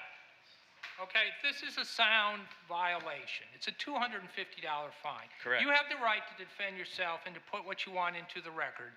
I But did. I'm not turning this into a discussion about the relationship between you guys, okay? It's not about that, Your Honor. Okay, what do you want, what's your argument? I want to point out the measurement devices and also the fact of if the violation existed regarding, most importantly, protected residential use, children playing in a pool, which is also, that's what it was, and the photo evidence is of the children in the pool. And I would like to ask What's the relevancy of that? if the violation existed. Florida law states that children playing in a pool is not considered a nuisance. It's a sound violation ordinance. Correct. It's a normal residential activity, which any single person in here would agree that they have It's a not- right to okay. enjoy in their backyard. So basically what you're arguing is it's an exemption for the ordinance for people in the pool. No, I'm not asking for an exemption. I'm asking for the legal standing of it and the fact It's a that noise violation, okay? it's a non-amplified noise violation in a residential zone area, and I have the evidence showing that it's just, I've done a few cases here, I haven't done a lot, but I've already had parties and stuff like that where people's voices actually are the violation. your magistrate, this is my chance to speak, and I was just trying to speak and go ahead. finish my whole opening Sure, statement. yes. I have the right to submit the evidence, and I'd like to go through it. So And, you have the right to submit relevant evidence. You don't correct. have the right to submit whatever you feel Well, like. there's further relevant evidence because Because half of this is irrelevant that you submitted to the magistrate. How is it irrelevant? Because it talks about the relationship between you and the neighbor, and that's legally irrelevant to whether or not the violation occurred. But I have a right to present all the circumstances that have led to this No, you don't. violation. No, this is a factual, And- bear with me for a second, let me finish. Originally- Okay? I mean, okay. you don't even give me a chance. No problem. No, go. I start to talk and you're already into your next argument. I Just let just- me talk. No This problem. is a fact-finding violation, okay? These other issues about how you guys get along, that's between you, and it's not, I don't have that before me. What I have is this argument about distance And what I've heard so far is that you did it through Google Earth, and he's got a signed survey, which indicates that it's different. So in my mind, right now, I'm thinking the signed survey takes precedence over the Google measurement. May I ask if Officer Wallace actually used a measuring device to find his 50 feet on the dock? Your Honor, he's already testified to that. Yeah, I think fact. he's testified that he used his phone, but I have the survey as evidence. And I submitted the survey as well of my property. And he did not specify the exact location on the survey Right, of where he was standing. Okay, you want to make more of your presentation? Is there more you want to enter? I just want the evidence to be seen and heard, and, Okay. you know, you originally dismissed the case based on the first 10 seconds of that. You can't even hear anything. And that's a 60-second clip, and it says it has to be Then consistent for 60. I reopened the case based on the testimony from the neighbor, and Yes. because it seemed relevant to me, and it seemed determinative of the case. Okay, if you guys don't get along, that's something that you guys can work on, but what I have a simple case here, and it's a noise violation for a $250 fine. So It's, go ahead. If there's something that you want to put into the record that you haven't already, I do it. believe it's more than just a simple case, because I've been pretty much targeted as a vacation rental by my neighbor, because he stands on the board of Lauderdale Isle Civic Association as the vice president, and he has been putting up signs saying ban vacation rentals. Okay, So, again, and that further- isn't anything I can deal with. Okay. I'm a fact finder, okay? Okay, may you listen to the video again and see if if the sound is audible for a complete 60 seconds? May you please do that from the beginning? Sure, play it again. And clearly audible? Starting from the beginning?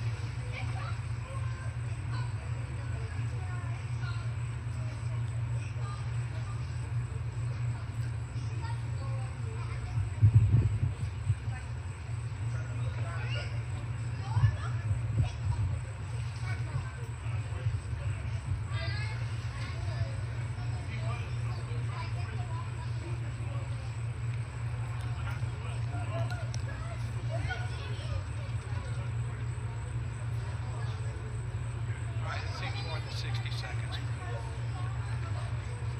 Additionally, Your Honor, I believe the inspector also previously testified that he listened to the non-amplified and heard the non-amplified sound for longer than a minute as required by the Is city that your code. testimony? Yes, sir. All right, I'm going to find that the violation exists. I'm going to pose the fine. Thank you, sir. Thank you for hearing it, even though you said you didn't hear it the first 10 seconds. Our next case, page 38, Inspector Shaquan Kendrick, case number CE 2505-0474, case address 5100 North State Road 7, owner 5100 North State Road 7 FLL Inc., personal service on 7/30/25, posted at 1 East Broward 7/23/25. Good morning. State your name for the record, please. Good morning, Michael Steffen, General Manager. Okay, thank you. Inspector Kendrick with the City of Fort Lauderdale, presenting case and address as read. This property was first cited on 5/20/2025 and given time to correct the following violation. Violation 15-28. The business Plaza Hotel at this location is operating without a current year business tax receipt. A pre-hearing inspection was conducted on August 10, 2025, and find the business remains without a current year business tax receipt. The city is requesting 28 days for violation 15-28 or a daily fine of $150 per day thereafter. Yes, sir. Good morning. I just took over this property 11 days ago, and I'm trying to get all of this situated. I'm also in contact with my owners. They are on their way down. They will be here before the end of the month. I'm asking for an extension so I can go and get the applications filled accordingly. They're talking about giving you 28 days. I'm sorry? They're talking about giving you 28 days. Yes, please. How much? 28 days. Yeah. I would like to get this resolved within No, the that's 28 days. that's what they're asking, and that's what I'm inclined to give you. Okay, thank you. Okay? All right. So I don't think that there's any dispute about the violation. The respondent will be given 28 days, which is September 9th, to come into compliance or face a fine of $150 a day. Good luck to you, sir. Thank you. Thank you. Our next case, page 30, Inspector Rachel Moore, case number CE 25050318, case address 591 Southwest 29th Avenue, owner Nickinson and Sophia Assey, posted at property 72825, posted at 1 East Broward 72325. Good morning. Good morning. State your name for the record, please. Good morning. My name is Nickinson Assey. Okay. I'm here to visit my house. Okay, let me hear from the city first. Thank you. Inspector Rachel Moore for the City of Fort Lauderdale, presenting cases read in. This property was first inspected on 5/13/25 and the following violations were observed. 9-304 parentheses B, which one part is complied. There are vehicles, trailers parked on the grass lawn area. A black SUV and a white SUV are being parked on the grass of this property. The driveway at this property is stained with the black substance and also has cracks and potholes, which remains out of compliance. 9-306 is complied. 9-305 parentheses B. The landscape of this property is not being maintained in a neat and well-kept appearance. There are areas of dead and or missing ground cover. 18-1 is complied. 18-12 parentheses A is complied. 47-34.1.8.1 is complied. Contact was made with the property owner regarding the site of violations. As of pre-hearing inspection dated 8/11/25, the violations remain, the violation of the driveway and landscape remains out of compliance. The city is requesting 63 days or $50 per day per violation thereafter. That's for 9-304B? Yes, one part, which is the driveway. Right. Yes. The rest of it's complied, right? The rest of that is complied, correct. One part. Yes, sir. I got, this is the new picture of my house. We paint the house, everything, and there's no more trash in here. Now, we work on the grass. We already got the grass, or we ordered the grass. Today, they're about to fix the The grass. city's looking to give you 63 days to come into compliance. You can do that? Do it. Okay. We're going to find that the two violations exist. The respondent will be given till October 14th to come into compliance or face fine of $50 per day per violation. Good luck to you. Thank you. Our next case, page 68, Inspector Matthew Flesher, case number CE 2504-0467, case address 3917 Southwest 13th Court, owner Patricia B. Marshall. This case was first heard 7/8/25 to comply by 8/12/25. 4 sections not complied at $50 per day. Fines start 8/13/25, and this is a request for an extension. Good morning, sir. Can you state your name for the record, please? Good morning. My name is Jensen Monda, sir. Okay. You the owner of the property? No, property manager. Property manager, okay. This is Matthew Flesher for the City of Fort Lauderdale, presenting case number CE 25040467 for the property located at 3917 Southwest 13th Court. This case was last heard on July 8, 2025, where they were given 35 days to comply or a fine of $50 per day per violation to run thereafter. A pre-hearing inspection was conducted on August 3rd, 2025, and the following violations remain: 9-308B, 9-306, 9-305B, and 9-280H1. And the owner is here to request an extension. Are you opposed? No, the city's not opposed. Okay, how much time do you need? We need up to 90 days because we're looking to demolish the property, and that would require plans, permitting, and physically demolishing it to turn it into a duplex. You're going to take it down? Yes. Do you have a demo permit in? No, not yet. That's why we need up to 90 days. What's the city's position? You opposed? Mm. 99 days? Yeah. With an order to reappear? Yeah, with an order to reappear, I think it's Right. fine. Okay. All right, the violations, time for compliance will be extended to November 19th with an order to reappear on that day. Okay, thank you. Already fine of, does the fines already set? They're set at $50 apiece. Okay, all right, good luck to you. All right, thank you. Our next case, page 41, Inspector Matthew Flesher, case number CE 25050736, case address 1670 Fairfax Drive, owner Melina Carrera and Eric Carrera, posted at property 72825, posted at 1 East Broward 72325. Good morning, state your name for the record, please. Eric Carraher, property owner. Okay, This is Matthew Flesher for the City of Fort Lauderdale Code Compliance, presenting case CE 25050-736 for the property located at 1670 Fairfax Drive. The property was first cited on May 28, 2025 for the following violations. 9-305A is complied. 47-34.1.A.1 is complied. 18-12A is complied. 9-304B is complied. 9-280H1 is complied. 9-305B. The landscape at this property is not being maintained in a neat and well-kept appearance.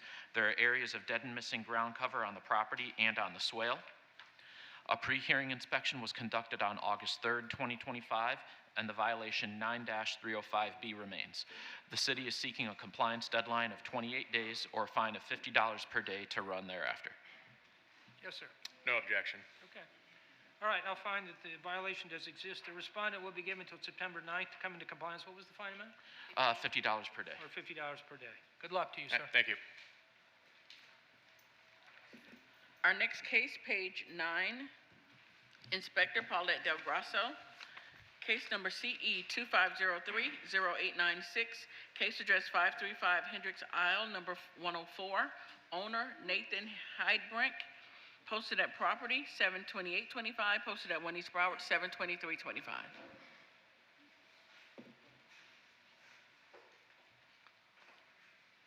Good morning, sir.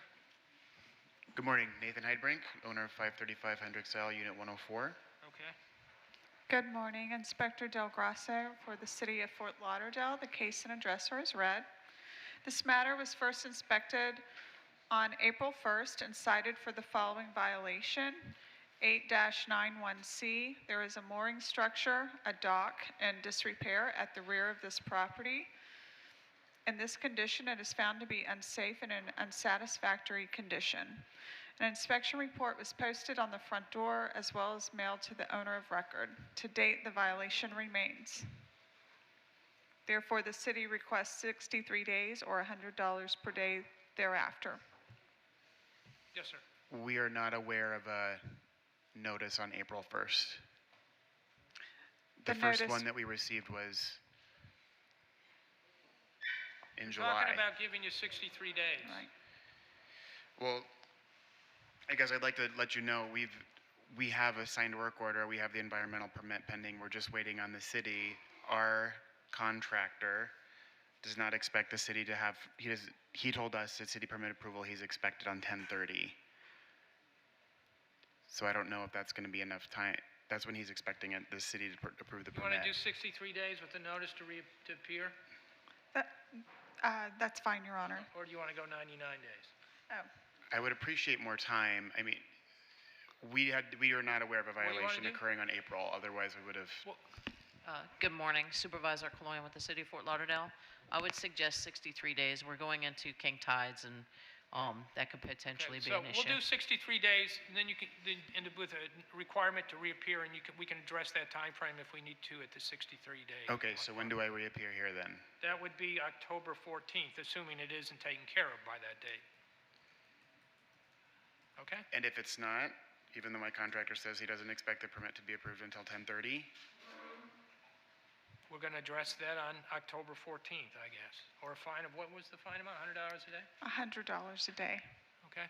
so there's a fine that will occur $100 a day after the 14th. Yes. Okay, thank you. Thank you. Our next case, page 7, Inspector Rachel Moore, case number CE 2506-0017, case address 2791 Southwest 3rd Street, owner Wilkin Kalist, posted at property 72825, posted at 1 East Broward 72325.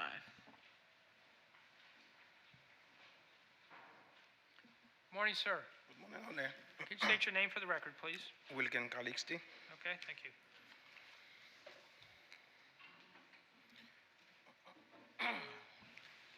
Inspector Rachel Moore for the City of Fort Lauderdale, presenting cases read in. This property was first inspected on 6/2/25 and the following violations were observed. 47-34.4.B.1 is complied. 47-34.1.A.1, there is illegal land use occurring at this RS8 residential single-family low-medium density zone property. There is outside storage consisting of, but not limited to, wood, boxes, and miscellaneous items on the side of the home. 18-12 parentheses A is complied. 9-305 parentheses B, the landscape at this property is not being maintained in a neat and well-kept appearance. There are areas of dead and missing ground cover, and there are dead plants and dead areas of grass at this property. 9-304 parentheses B, there are cracks, stains, and potholes on the driveway at this property. And 9-363, failure to register the residential rental dwelling within the city. The free application has not been submitted or is incomplete. Contact was made with the property owner regarding the cited violations, and as a pre-hearing inspection dated 8/11/25, the property remains out of compliance. The city is requesting the following. For 47-34.1.A.1, 10 days or $100 per day thereafter. For violation 9-363, 15 days or $100 per day thereafter. And for violations 9-305 parentheses B and 9-304 parentheses B, 63 days or $100 per violation thereafter. Yes, sir. For the grass, you need to ask the tenant to not to park in the grass anymore, and then for the driveway too, I'm gonna need a little more time to fix the driveway, to register for the register for the for the Is city. this 9-305B, is that what he's asking for additional time for?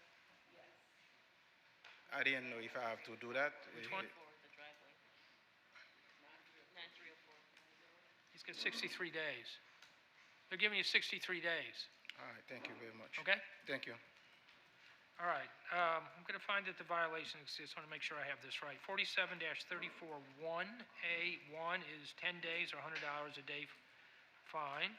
That's the outside storage. So you got to take care of that right away, okay? Okay, I will. 9-305B, 63 days or $100 a day. 9-304B, 63 days or $100 a day. 9-363, 15 days or $100 a day. Can they register it within 15 days? Yes. Free online? Okay, all right. You need to take care of it, okay? I will. Thank you, sir. Thank you very much. Our next case, page 18. Inspector Guy Siderman, case number CE 25050242, case address 1501 Northwest 8th Court, numbers 1 and 2. Owner Liza Watson Estates, posted at property 73125, posted at 1 East Broward 72325. Anybody here on this case? She's coming.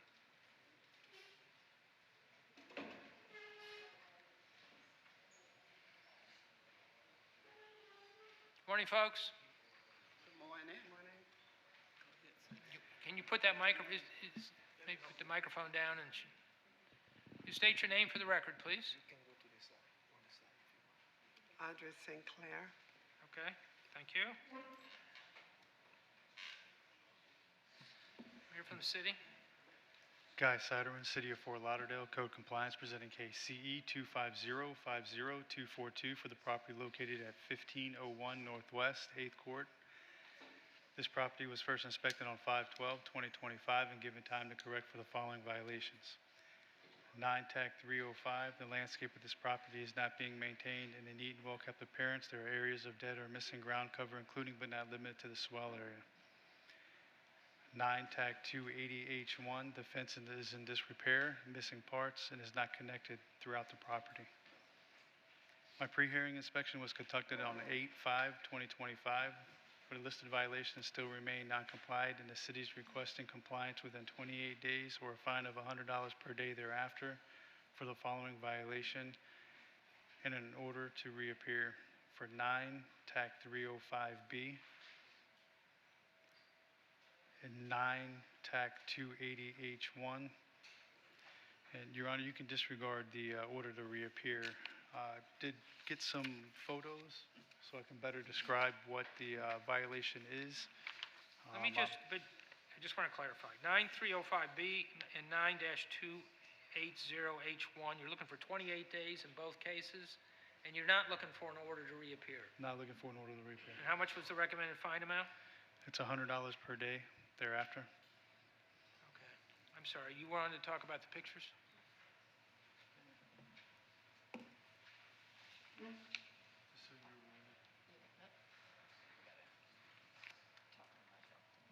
Just so you're aware, the photo on the right is just a small patch that needs to be taken care of. The rest of Is this the- here? Correct, that's all it is. And then the fence part right there on that second picture is going to be the top fence. There's 2 connectors that need to be connected. The concern were some dogs that were supposedly or Talking about allegedly. here? Correct, correct. So they got to make sure that the fence is complete, that it's Correct. connected. So what And I- then they needed to take care of this small area here, right? Correct, Your Honor. So what I did is I just took some photos to better, Sure.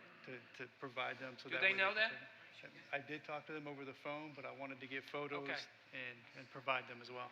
Why don't you take a look at these photos? It'll clarify a little bit what the city's talking about.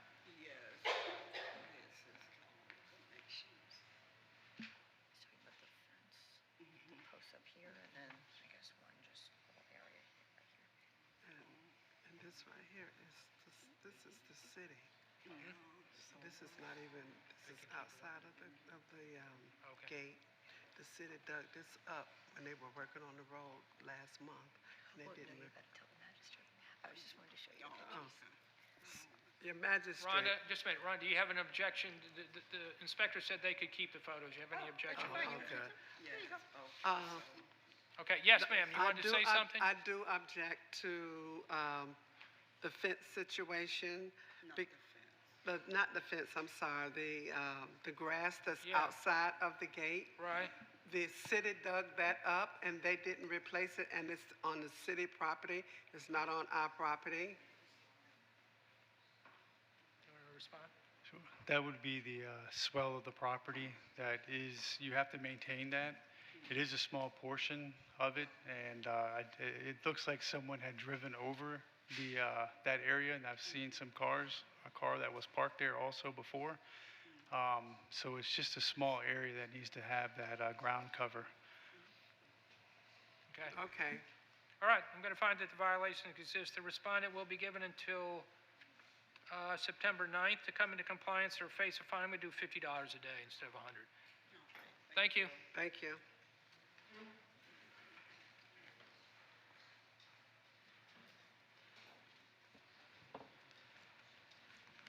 Our next case, page 61, Inspector Gil Williams, case number CE 2403-1006, case address 801 Northeast 17th Court, owner James Kroom.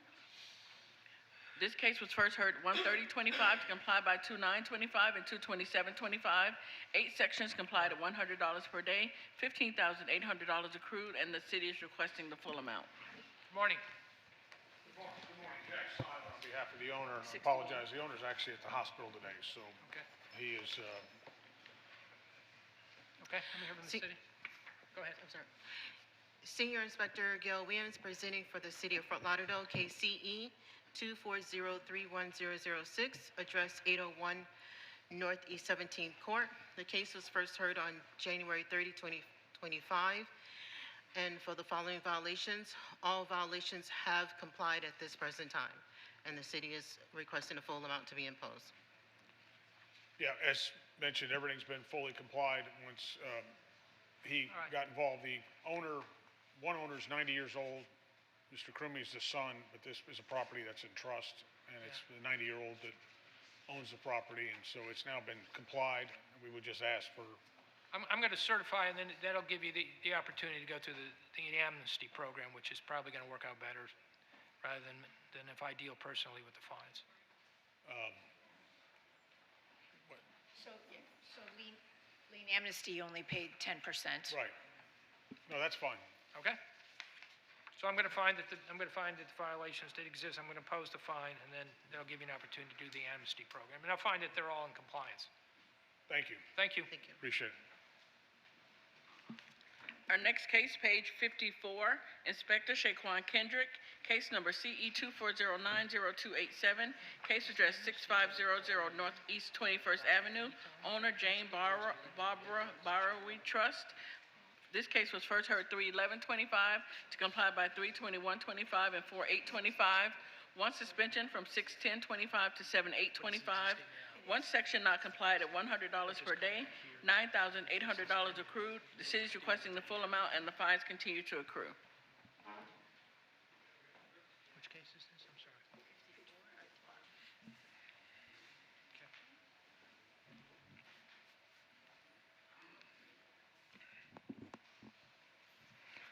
Inspector Kendrick with the City of Fort Lauderdale, presenting case and address as read. Hold on, just a minute.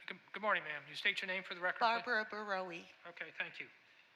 And you're here on behalf of Barbara Rivali Revocable Trust? Yeah, it's my trust. Okay, your trust. Okay, thank you. Inspector Kendrick with the City of Fort Lauderdale, presenting case and address as read. This was first heard on 3/11/2025. The magistrate ruled in the favor of the city, and the property owner was ordered to correct the following violations. Violation 9-306 complied. Violation 9-308B complied. Violation 9-280B. There are building parts which are deteriorated and is not being maintained. The front door of this property is not properly secured. Violation 9-280H has complied. A pre-hearing inspection was conducted on 8/6/2025 and found that violation 9-280B remained as depicted in the photos. The city is requesting 63 days extension with a stay of fines.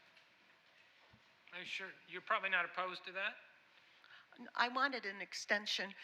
The contractor I hired, it would have all been complied, but the contractor I hired when we did a permit, we couldn't fix the front door till we used to have a step-up slab when you would walk in, and then 10 feet. That's hard to do. I wanted it level where you open the door and walk.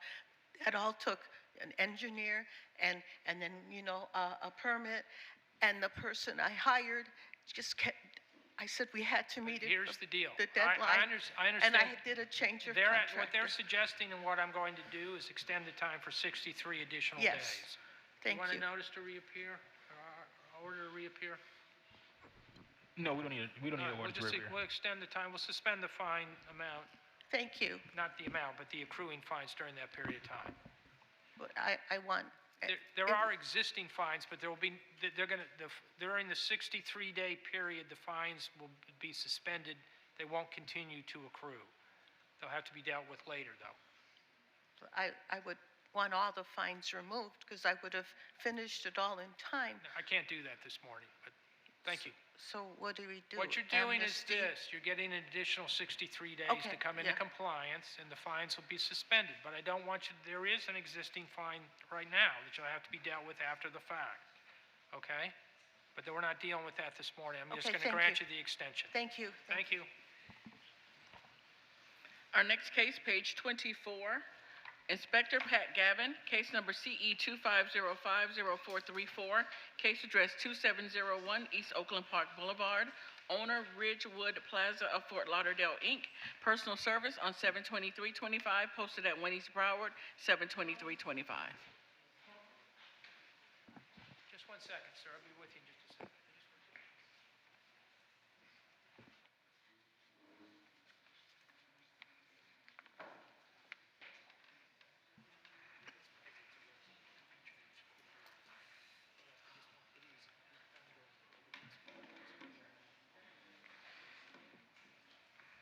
I'm sorry, sir. Come up. Thank you. state your name for the record, please. Bill Hamill, I'm on behalf of the property owner for the property located at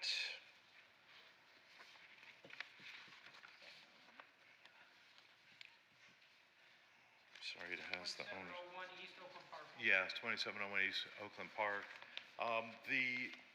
The property was cited, and does he go first? Yeah. Okay, thank you. Thanks, Bill. Thank you. Pat Gaffin, City of Fort Lauderdale Senior Code Compliance Officer, presenting case and address as read. This property was first inspected on May 18th and given time to correct for the following violations. 47-19.9.A.5.A. There are items placed on the property outside of the restaurant, including but not limited to chairs and tables used as outdoor dining. This business has not obtained the necessary permits approval from the city. 47-20.20H is complied. 9-305B. The landscape at this property is not being maintained in a neat and well-kept appearance. There are areas of dead and missing ground cover on the side of the property. The city is requesting compliance within 28 days or a fine of $100 per violation per day thereafter. I'm sorry, how much time are you looking for? 28 days. Yes, sir. Okay, there has been a lot of progress, as indicated by the inspector, that the code violations that are part of this violation have been complied, so there's been constant improvement to the property. The next issue is that in part of our compliance requirement, we had to submit plans and specifications to the City of Fort Lauderdale for plan review. It has gone through partial plan review, and it's passed the planning department. Is this for the tables and chairs? It's for the outside seating. It's passed planning and zoning and plan review, but it hasn't finished the administrative cycle or plumbing plan review. So the tables and chairs are going to be approved because they were already approved. So we're moving in the right direction. We just haven't had enough time to get. What do you mean they were already approved?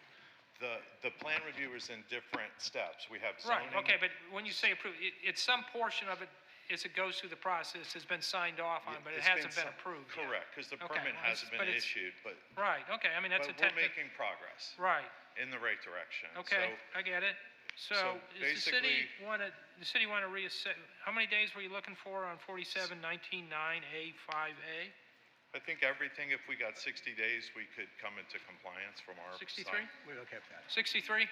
That'd be fine. You okay with 63 on the landscaping too? Yeah. Okay. All right, I'm going to find those two yes. Somebody trying to get my attention here? There's no fines running on the property right now, as we know? Okay. Everybody good?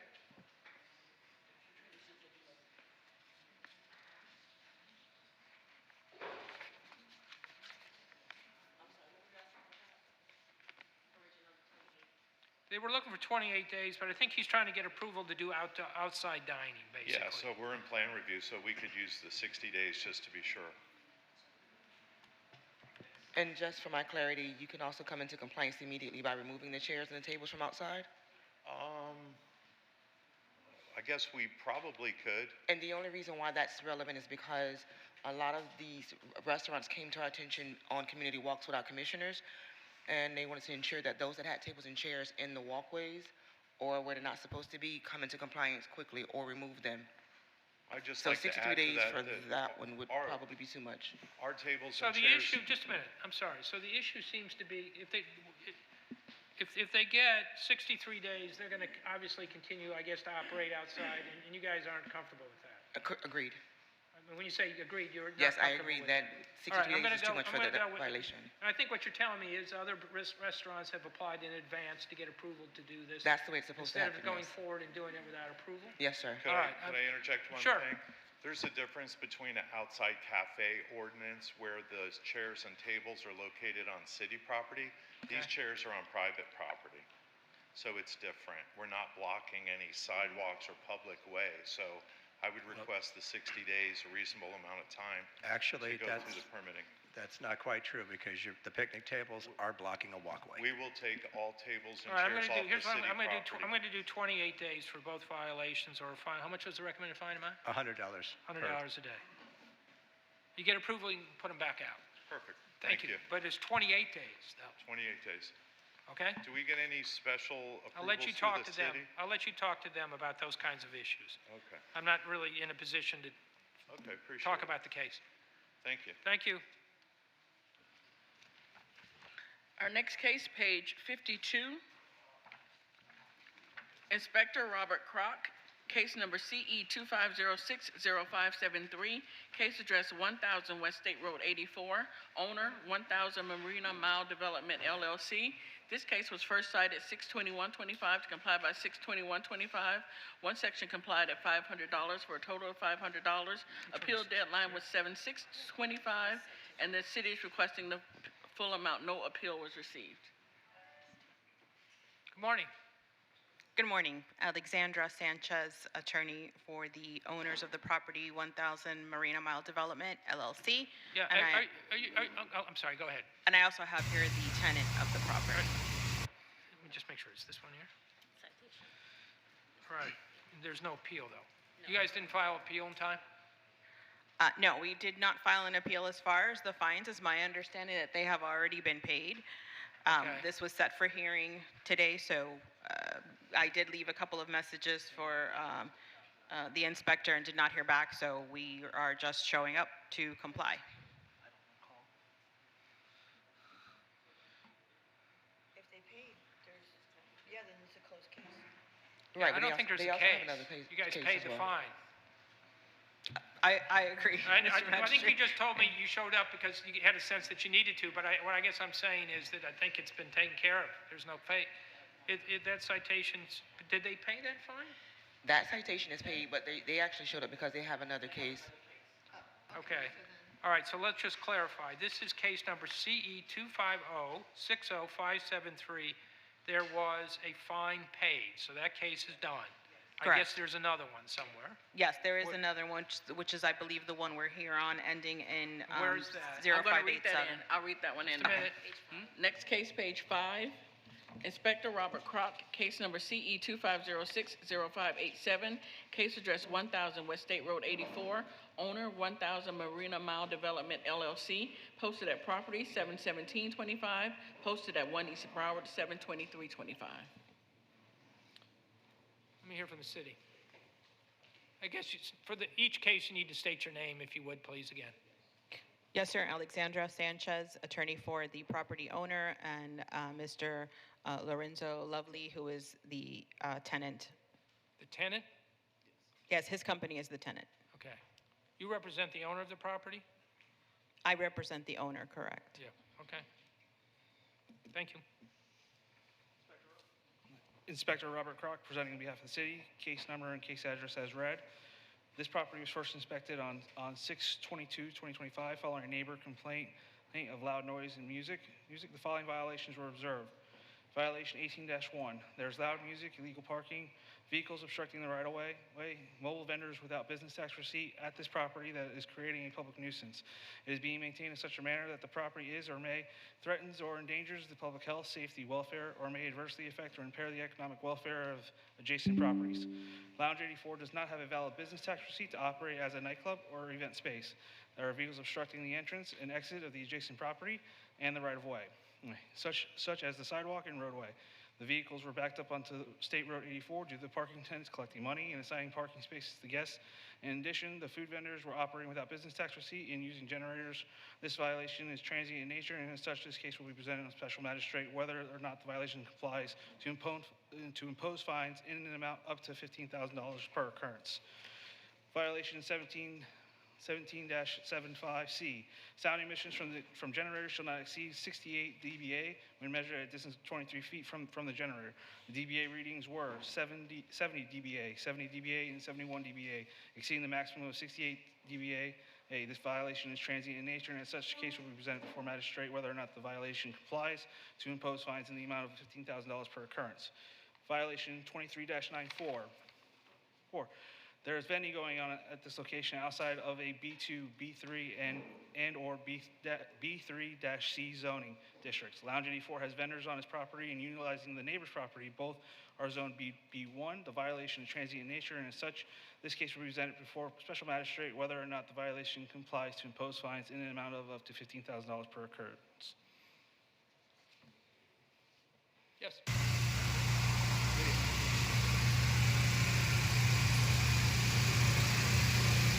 those vehicles are not on their property, they're on the neighbor's property.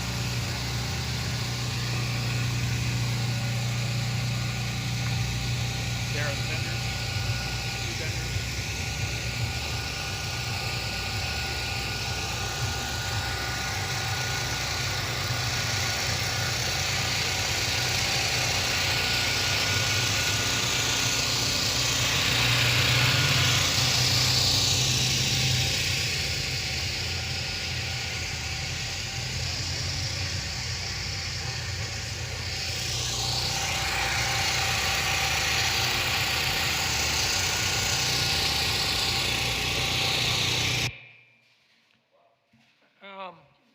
There's a group of people standing behind you. I assume you're here to testify on the violation? Yes. Okay, so the city's presenting their case, so before you do yours, I'll hear from them, because I assume they're basically the city's witnesses. Your Honor, we also have one more video Okay. to show, for Your Honor's consideration, that evidence the DBA.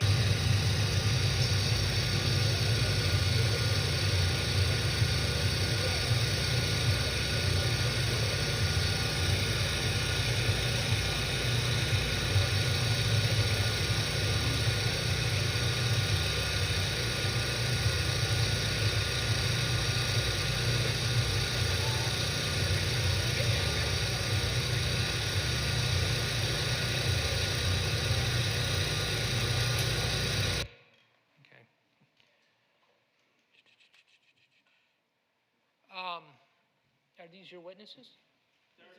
There are community members that wish to speak, basis the fact that the business is constantly complained about by the neighbors. I believe the homeowners association wanted to make a statement. Hello, everybody. My name is Ted Insera. I'm the president of the River Oak Civic Association. Now, this actually is on the south side of State Road 84, which is Edgewood neighborhood. Right across 84 is River Oaks. The noise and the congestion and the traffic is affected in all of the areas. This place is just a nightmare for our neighborhood.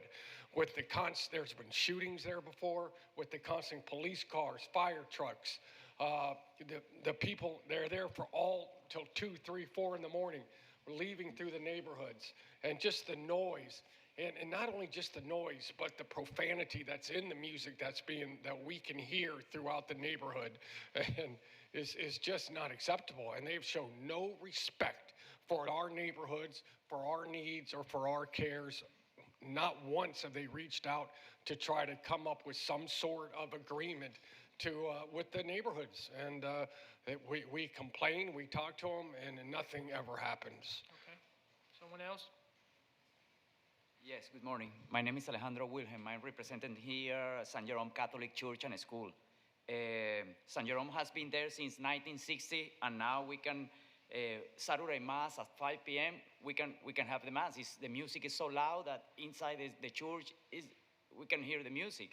You can see physical altercation, fight in the school parking lot, vehicles going against, one-way sign on Southwest 28th Street, garbage all around the area. Music is so loud that our priests, they cannot sleep at night.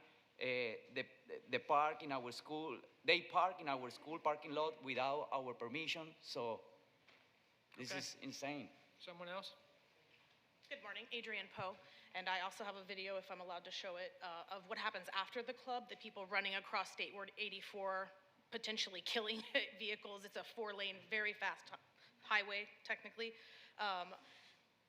I work nights, so my clients that are on the phone with me asking me to turn down the music in my house that's several blocks away is really excessive. My biggest issue stems from the permits. They're operating under a civic club in a B1 district, which is under, what was the term? I can't remember. Civic Club under a hall for hire, excuse me, which is not allowed in the B1 district. Hall for hire is not under the ULDR in that zone. And so it was now magically, which is not in the ULDR, now called a civic club. And I don't understand how this business is legally operating as a hall for hire. It's not zoned as a nightclub. And that is where my biggest issues. And like I said, I have a video of what happens after. If you'd like me to play it, it will definitely be. This is basically a noise violation and vendors. So what happens afterward? Well, this would relate to the noise basically, because it's, I mean, if you allow me to play it. Yeah, go ahead. Sure. Oh, can't get my volume to work. Great. This is after, and this is behind the club, going on a one-way road against the traffic. It's a one-way road, and they're going against where they're supposed to be going. They're honking, there's throwing down liquor bottles, throwing down drug baggies. It's pretty bad. That was Okay. just 18 seconds at 11 All right. o'clock at night. Thank you, ma'am. City, have anything else? What's your recommendation? We're asking, so we're asking for 15,000 for the nuisance.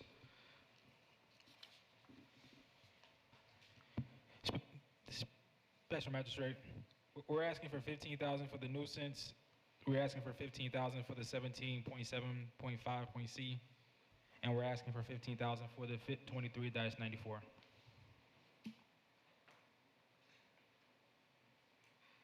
Yes, ma'am.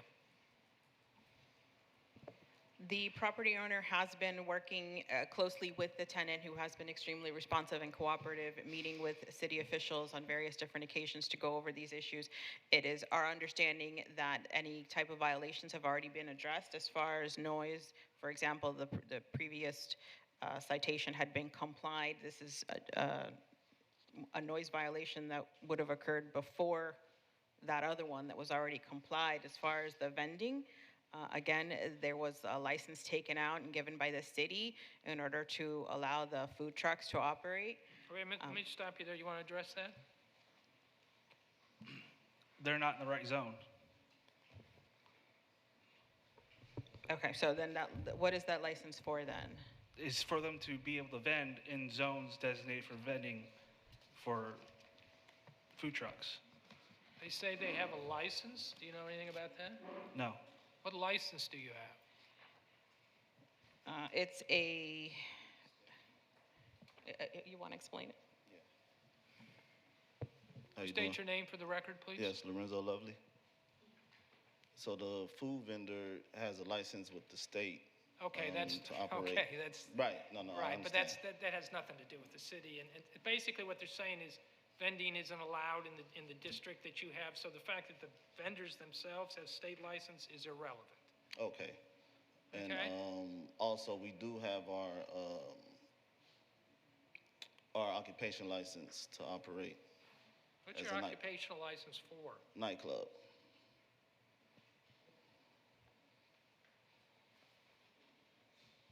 Is that true? At the time of the violation, it was not. I'm checking over it now to make sure they have it.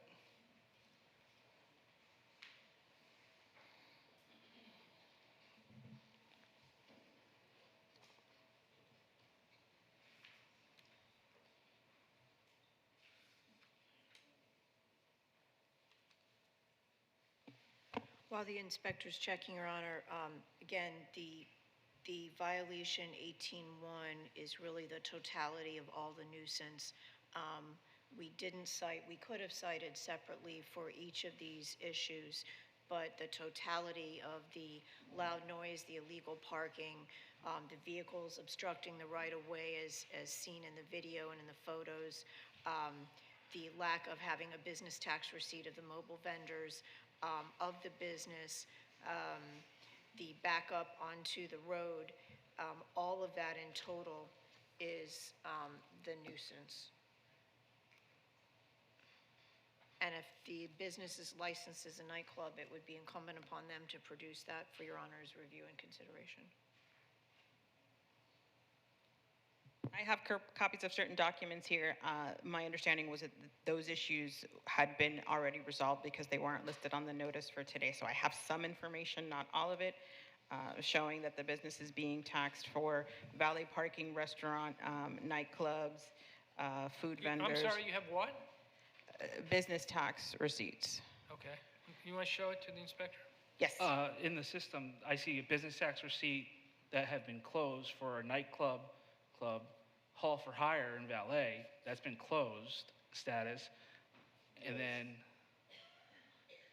then there was another one that's referring to this one that has also been closed. Are you showing me a document that's been closed? No, let the council answer. Yes, these are, as far as violations, not business taxes that have been closed, business tax that was opened in response to the city's requests for proper documentation, that they had the authority to conduct this. Want to show it to him, please?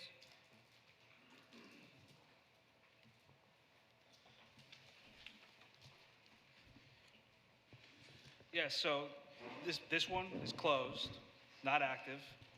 These are closed. This is the ones I just looked up. Yeah. These are closed, not active. So don't show me evidence that isn't relevant. No, just a minute. Okay. If you're going to show me a document, make sure it's valid. Special Magistrate. It is valid, sir. The only business tax that I see right now that shows approved is a liquor license. I don't see anything else. I see something for a lounge that has a balance, and the balance means that it's not approved. So I don't see anything else as far as it being a nightclub. Like I said, the only thing that I see here is a liquor license.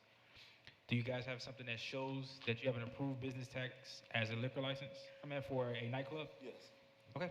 Can I show you? Yeah.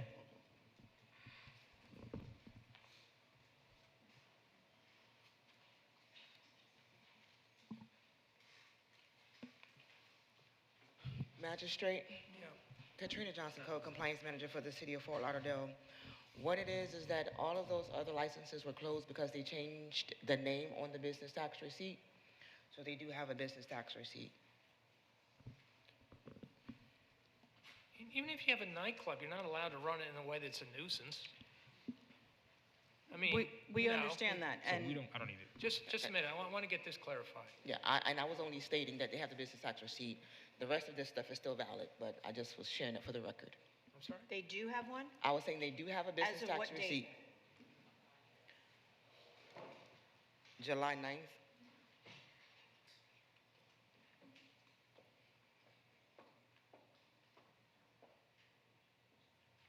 The city's saying they have a nightclub license effective July 9th. But I don't understand the relevancy. They give you a license to run a nightclub. You don't get to park wherever you want. You don't get to have vendors. You don't get to have noise. What's the relevancy of that? we were just addressing the issues that were being brought up by the board. So as far as the things that are on the table for today, or the matters that are being set for hearing today, which are the noise, the parking. Are you contesting the noise? The landlord is not able to take a position on that. We weren't there, and that's why we brought the tenant. I just saw the video that showed the measurement. Understood. And at every time that we've been contacted by someone at the city, we've taken action. We've contacted the tenant. He's met with officials. They've been to the property several times at different times of the day and the week. Are you contesting all this issue about the vendors? I mean, just tell me what you're contesting.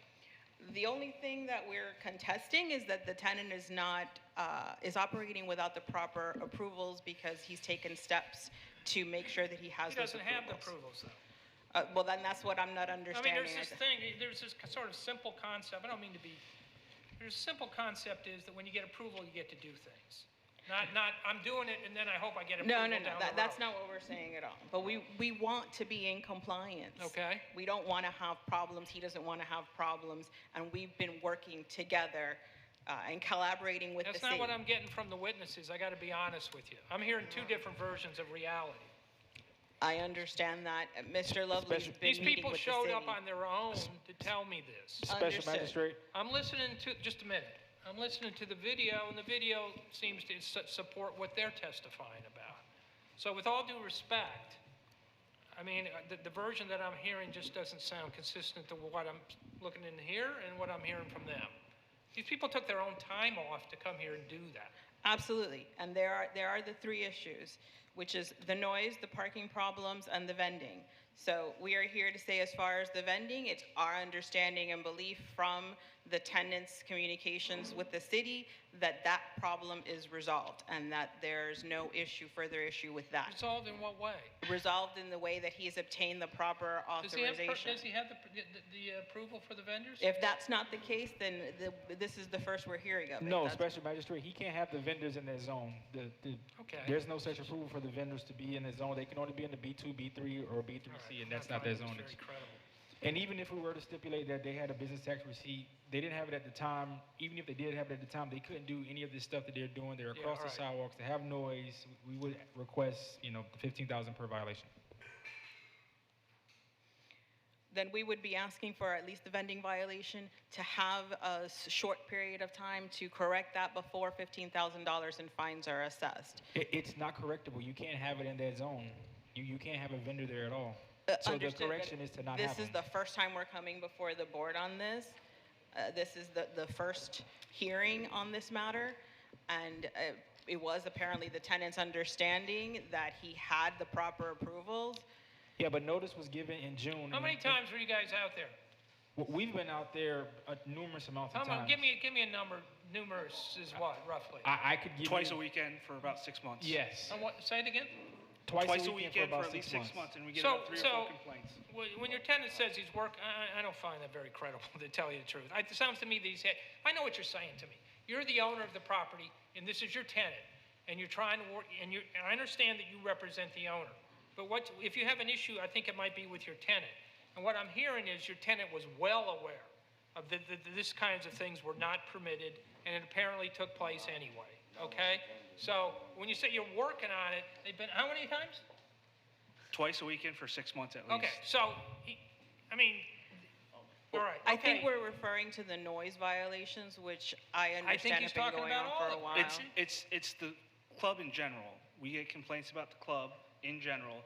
We're out there twice a week with complaints for the past 6 months. City Attorney's Office receives complaints. We've received complaints from the Archdiocese about the disparate impact on the church and the priests as well.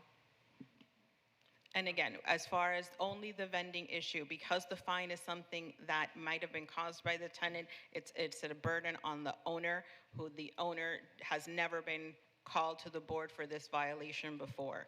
So we are just asking that, at least with regard to the vending violation, that no fines be assessed at this time. If the board would like to have us be presented again on this issue, because we have never been before the board before on this matter, and I don't believe that there have been. I think your tenants had lots of notice that he wasn't supposed to do it, okay? If you're not, if that's between you and your tenant. I mean, I know what you're saying. You're kind of making the argument, we didn't know about it. Well, your tenant knew about it, and that's your tenant, so. But there were no other written violations on the vending. How else has he or I Because your supposed tenant to know? the city's officials have been out there. They've been out there for the noise. We acknowledge that. Special Magistrate, if we really get down to it, for chapter 18.1 alone, we could have broken that down into multiple violations. This property is a nuisance to the neighborhood. It's a nuisance to every property owner out there. It says clearly in there that you can't do it in those zones, and it's the responsibility of the property owner and the tenant to know what they can and cannot do in their zone, and they can't do that in their zone. So we will ask again for $15,000 per violation. All right, here's what I'm going to do. I'm going to find that for violation 18.1, I'm going to find that the violation exists and impose a $15,000 fine. For 17.75C, I'm going to find that the violation exists and impose a $10,000 fine. For 23-94, I'm going to impose a $2,500 violation, $2,500. Okay, thank you, folks. Thank you. I'm sorry. Stay. I'm sorry, Magistrate. On the record, there was incorrect information given. The previous citation is not paid, so it needs to be imposed. All right, let's go back to the prior. What page is that on? Back to page 52, and it was case number CE 25060573, case address 1000 West State Road 84. Okay, there was no appeal received, so I'm gonna impose the fine of $500. Apparently it wasn't paid. All right, thank you, Okay, folks. I'm sorry, and if you could just repeat Sure. that again. That is case, and that's certainly understandable. It's case CE 25060573. When we heard that, I was told that you had paid the fine. I guess that was not true, that the fine's still outstanding, so I'm just going to impose it, and there'll be a $500. We stated that because the tenant has receipts that he did pay, so we can deal with that afterwards then. Sure. If If you can demonstrate that you paid it, then that will take care of it. If you haven't, it's going to be $500. I'll note for the record there was no appeal for that citation either. Okay? All right. Thank you, folks. Our next case, page 66, Inspector Jessica Martinez, case number CE 2408-0515, case address 801 North Federal Highway, owner ACS Flagler LLC. This case was first heard 11/12/24 to comply by 11/27/24 and 3/11/25. Three suspensions noted on the agenda. 2 sections not complied at $100. Fine starts 7/9/25, and this is in order to reappear. Good morning, Inspector Martinez with the City of Fort Lauderdale Code Compliance, presenting case CE 2408-0515, address 801 North Federal Highway. This case was first heard at the November 12th, 2024 hearing, where the magistrate ruled the following: for violations 9-306, 119 days for compliance or $100 a day thereafter with a mandatory reappearance. For violation 47-2020H, 119 days for compliance or $100 a day thereafter with a mandatory reappearance. At this time, the property owner is here to provide an update. Yes, sir. Jordan State your name for the record, please. Jordan Brown, I'm the property manager. Where we are at right now, I'm basically here for an update. The city attorney proposed the question. We were waiting on a variance board meeting, which happened about 2 days after our last hearing. She proposed the question, if it doesn't get approved, the variance, then what are we going to do? The good news is the variance was approved, that we're actually able to build the structure. We do have to apply for one more variance in the matter to be able to build it to the specs that we already have mapped out. I do have a flash drive here with kind of the plans of what we're looking to do. I'll take your testimony for it. Okay. So you've been granted one variance, you got another variance request in. Yeah. The violations are parking and the exterior walls. Are you looking to take down those walls? So actually, because of the variance, a little more than 50% of the structure is going to be demoed and rebuilt. So a portion of the structure is remaining. It'll be obviously it's over $1 million redevelopment, the entire project.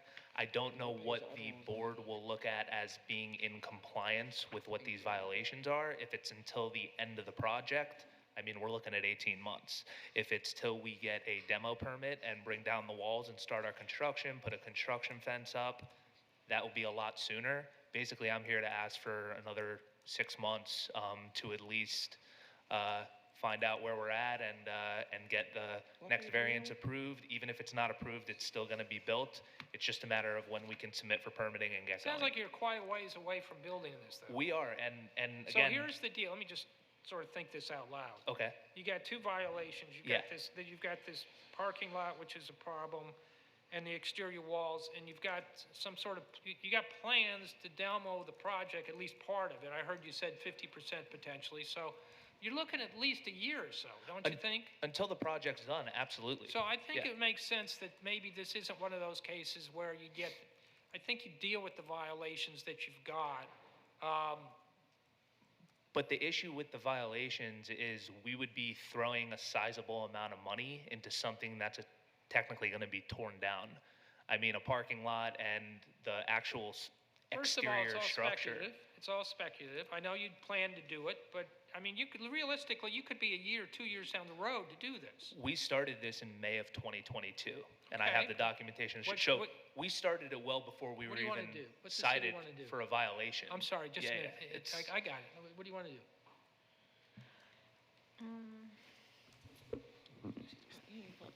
What's the city want to do? Special Magistrate? Yeah. Supervisor Lohr, we're going to request at this time no extensions and to impose the fines.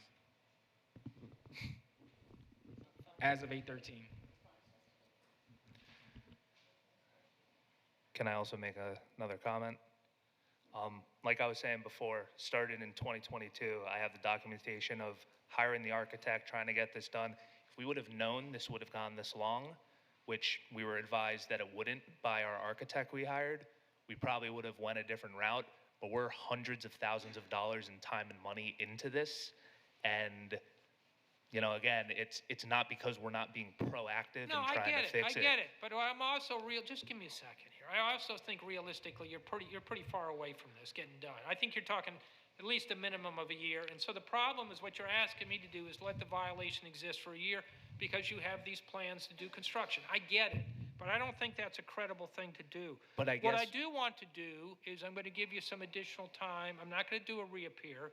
This is going to be the last sort of extension. And then I'm going to give you 28 days, which would be September 9th, on both of the violations. So suspend the fines during that period of time. And I think you're going to have to make a decision on what to do. Can I ask for a little more time than 28 days? I mean, even if we were gonna City eat the opposed to money. 63? Special magistrate, this case is, I mean, it's a year old. If it's 63, it would need to be 63 in the very final extension. I'm sorry, if it's what? I would ask if it's 63, that it be 63 in the final extension. The final extension. Yeah, I mean, I may not even be here, the one to judge that, but it's noted for the record. Yes. That you want, and I'm not doing I'm not doing an order to reappear. Correct. So we'll do 63 days, Can- which would be October 14th. Can I also ask though, and again, just for my understanding, you know, 2022, we weren't cited. The building's been in the exact same condition as it was in 2022 when we started this. The city came in last year in August. It's been about a year. We've still been working well before, and we're still working. It's just the city's now coming in, and essentially, I mean, it sounds like we have to make ourselves spend $20,000, $30,000, $40,000 on improving a structure that's going to be taken down. I think that's a little Your unreasonable. structure is still, look, I'm reasonably sure you're going to build what you say you're going to build, okay? Yeah. But that's not a definitive, I'm going to do this, and then we're done. Can I just then, ask no, we're one done. more question? We're done. It's very relative to the situation because if You're not if- going to stop on me, are you? Well- Look, we've gone, no, stop for a minute. I get it. It's not overly complicated. Let me talk for a second. Basically, you're saying we're going to do construction. It seems you don't think we should have to do this because when construction done, this will go away. But you're talking about an extended period of time. It's a case that's extended it's been going on for some time. I get your argument. I'm not going to go there, okay? I'm going to give you 63 days, which would be October 14th. I'll suspend the fines during that period of time, and there'll be no notice to reappear. So relevant to when the fine is considered complied with, can I get a little more definition of that? Because I'll let you talk to staff about that. Okay, because with the whole construction project, I'll let you talk to it'll be staff about complied that. with well before it's actually done, based Okay. off what the definition Okay, is. thank you.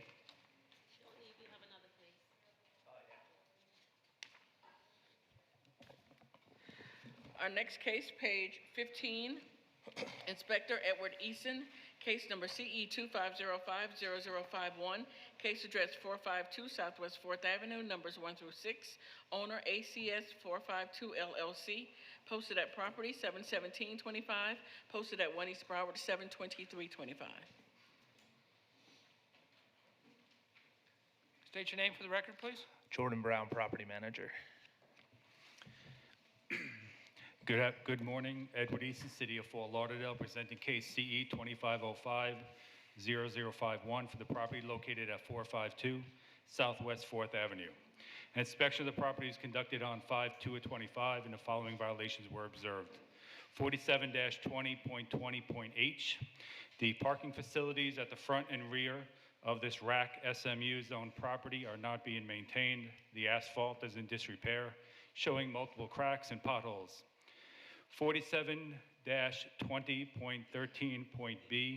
47-20.13.B.1.C is withdrawn. Violation 9-280C, the walkway is in disrepair. The walkway is faded with multiple cracks. 9-306 is complied.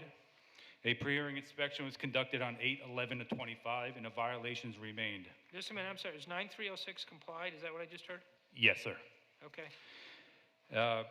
Pre-hearing inspection was conducted on 8/11/25 and the violations remained. The city is requesting 63 days or $100 per day thereafter until compliance is met. Yes, sir.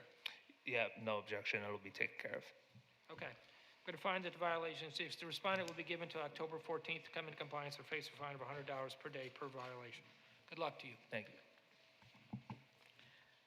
Our next case, page 33, Inspector Rachel Moore, case number CE 25050190, case address 3098 Southwest 2nd Street, owner Ives Canellis and Mirka Canellis, posted at property 72825, posted at 1 East Broward 72325. Good morning. Good morning. Still morning? Yeah, for a while. Okay. Yes. Can you state your name for the record, please? The owner property. Okay. Thank you.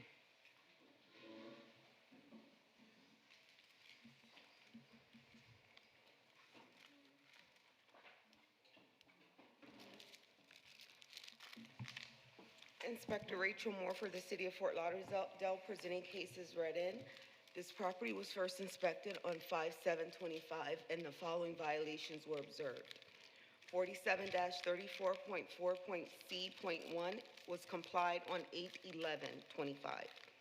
47-34.1.A.1, there is illegal land use occurring at this R8 residential single-family low-medium density zone property.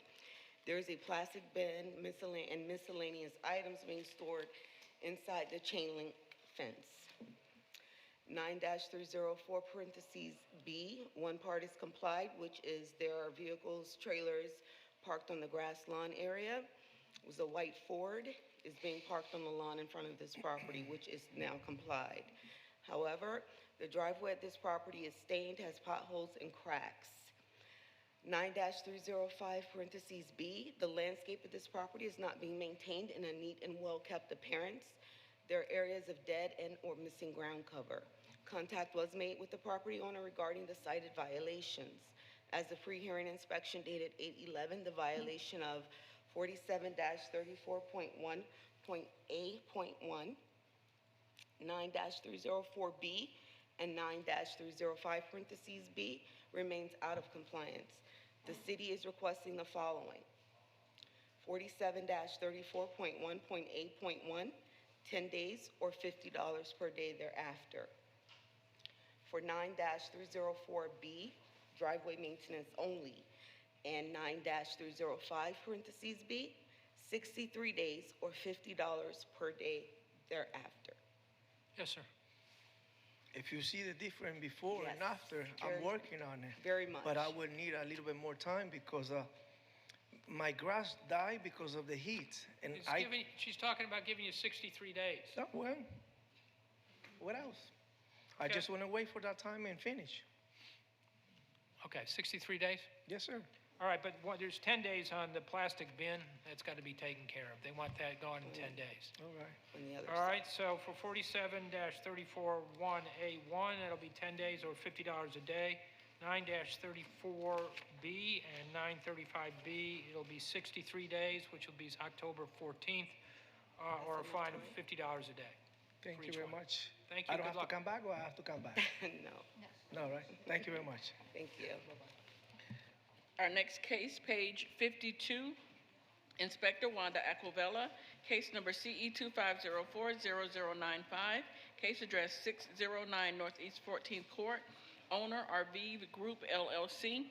This case was first heard 5/29/25 to comply by 6/13/25. One section complied at $250 for a total of $250, and the city's requesting the full amount. Good morning, Lucas Echeverri. Okay. What's your relationship to RV Group LLC? Property manager. Property manager, okay.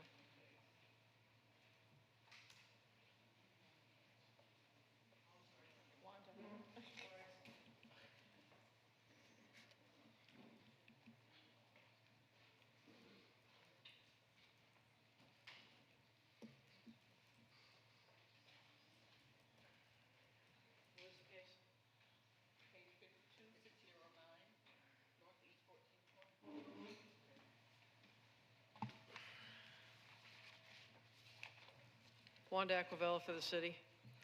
Case CE 25040095. The address is 609 Northeast 14th Court.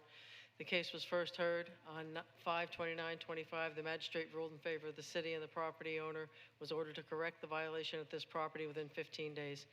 At this time, the violation is in compliance. The property was inspected one time since the fines began to accrue on 6/12/25, and the city verified that the property was in violation during 7/7/25. The ads have since been They were out of removed. compliance for a day? Is that what Yes, I'm reading? Okay. Yes, sir. Yeah, look, my team posted this, the listing on Airbnb by mistake. It shouldn't have happened. As soon as we found out that they did, took it off, and the property is not being rented. It's short-term We're right going to now. waive the fine amount. Thank you. I appreciate it. Thank you. Thank you, Your Honor. Next case, page 39, Inspector Matthew Flesher, case number CE 2504-0658, case address 3160 Southwest 21st Street, owner Manhattan Associates Leasing Company, posted at property 72825, posted at 1 East Broward 72325. Good morning. State your name for the Good record, morning. please. I'm Catherine Casio. And what's your relationship to Manhattan Associates Leasing? I'm the owner. The owner, okay. This is Matthew Flesher for the City of Fort Lauderdale Code Compliance, presenting case CE 25040658 for the property located at 3160 Southwest 21st Street. The property was first cited on April 23, 2025 for the following violations. 9-304B is complied. 9-306 is complied. 9-305B, the landscape at this property is not being maintained in a neat and well-kept appearance. There are areas of dead and missing ground cover on the property and on the swale. 47-39.A.1.B6B, there is outdoor storage on this RS-6.85B zoned property of items including but not limited to wooden boards located on the west side of the property. A pre-hearing inspection was conducted on August 3, 2025, and the following violations remain. 9-305B and 47-39.A.1.B6B. The city is seeking a compliance deadline of 15 days for violation 47-39.A.1.B6B, a compliance deadline of 28 days for violation 9-305B, or a fine of $100 per day per violation to run thereafter. Yes, ma'am. Okay, this is a rental property, and I ultimately had to evict the tenant who would not comply, but said he would. Used a lawyer. We did a 7-day notice of compliance, an opportunity to cure, which he ignored, and then a termination of tenancy. And even the day the writ was served, the stuff was all still there. So we're happy to comply. I just had to get Can you rid do of it in 15 days? which is the 15? The outdoor storage one is the 15 that's already days. done. That is already done. Okay. I would request, please, some more time for the landscape because we need to, we've contracted to have it done, the yard prepped, et cetera. So do you pose to more done? No, 63 days? that's okay. Is that okay? All right.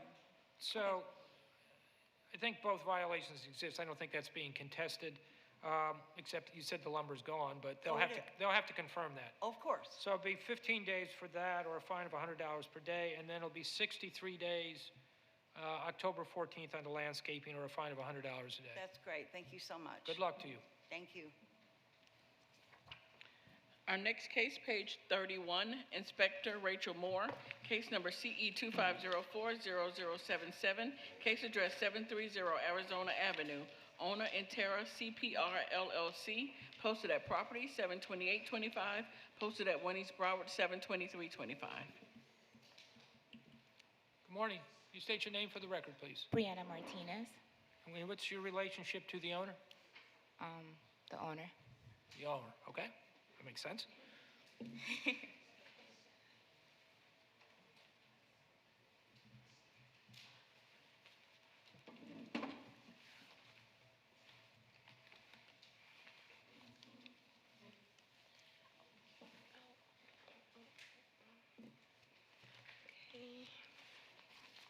Sorry for the delay. Inspector Rachel Moore for the City of Fort Lauderdale, presenting case as read in. This property was first inspected on 4/3/25 and the following violations were observed. 9-304 parentheses B is complied. However, there are 5 vehicles, trailers parked on the grass lawn area. This is a recurring violation per case CE 22080-341, which is why it is being presented to the special magistrate. 18-1 is also complied. However, there is under-roof storage consisting of clothing, pillows, and miscellaneous items at this property that is creating a public nuisance. It is being maintained in such a manner that the property is or may be become infested or inhabited by rodents, vermin, or wild animals, or may furnish a breeding place for mosquitoes, or threatens or endangers the public health, safety, or welfare, or may adversely affect and impair the economic welfare of adjacent properties. This is also a recurring violation per case CE 22080-341. 9-305 parentheses B. The landscape of this property is not being maintained in a neat and well-kept appearance. There are areas of dead and missing ground cover.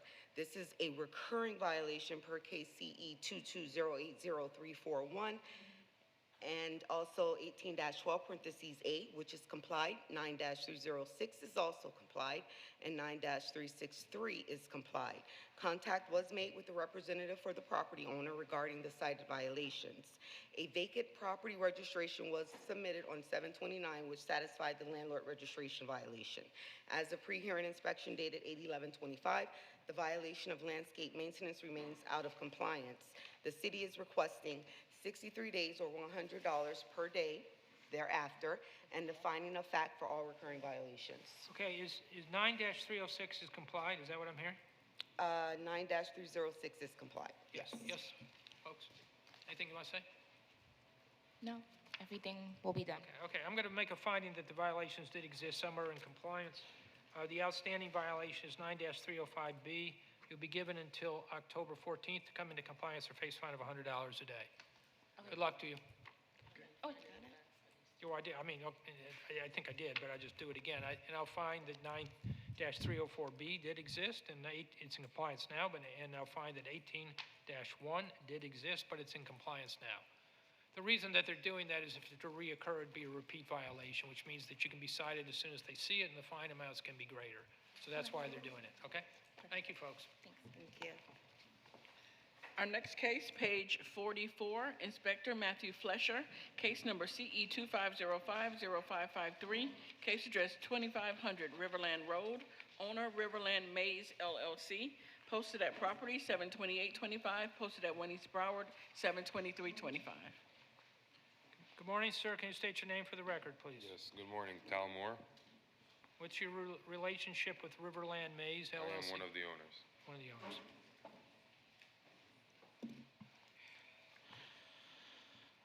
This is Matthew Flesher for the City of Fort Lauderdale Co-Compliance, presenting case number CE 250505553 for the property located at 2500 Riverland Road.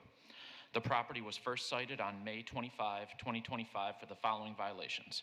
18-12A, there is overgrowth, trash, rubbish, and debris on this property and its swale. There is overgrowth and dead palm fronds throughout the property and the swale.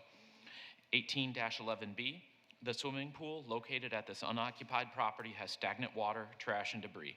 The building does not have the required utility services, and safeguards have not been taken to prevent human beings or animals from falling into or having access to the pool per code ordinance. The pool in this condition presents a health and safety issue for the community in that it may become a breeding ground for mosquitoes and is a public nuisance. 47-39.A.1.B 6B. There is storage of items, including but not limited to bricks, pieces of wood, and plastic containers at this RS-3.52 zoned property. 9-280H1. The wall surrounding this property is in disrepair and is not being maintained as required. There are cracks, holes, and stains throughout the wall. The chain link fence inside the property is in disrepair. There are areas where the top bar is falling down and the gate appears broken. 9-305B. The landscape of this property is not being maintained in a neat and well-kept appearance. There are areas of dead and missing ground cover on the property and on the swale. 9-308B. There is debris, trash, or another element which is not permanent on the roof. The roof is stained. 9-304B, the driveway is in disrepair. There are uneven surfaces and there are areas with grass and or weeds growing through it.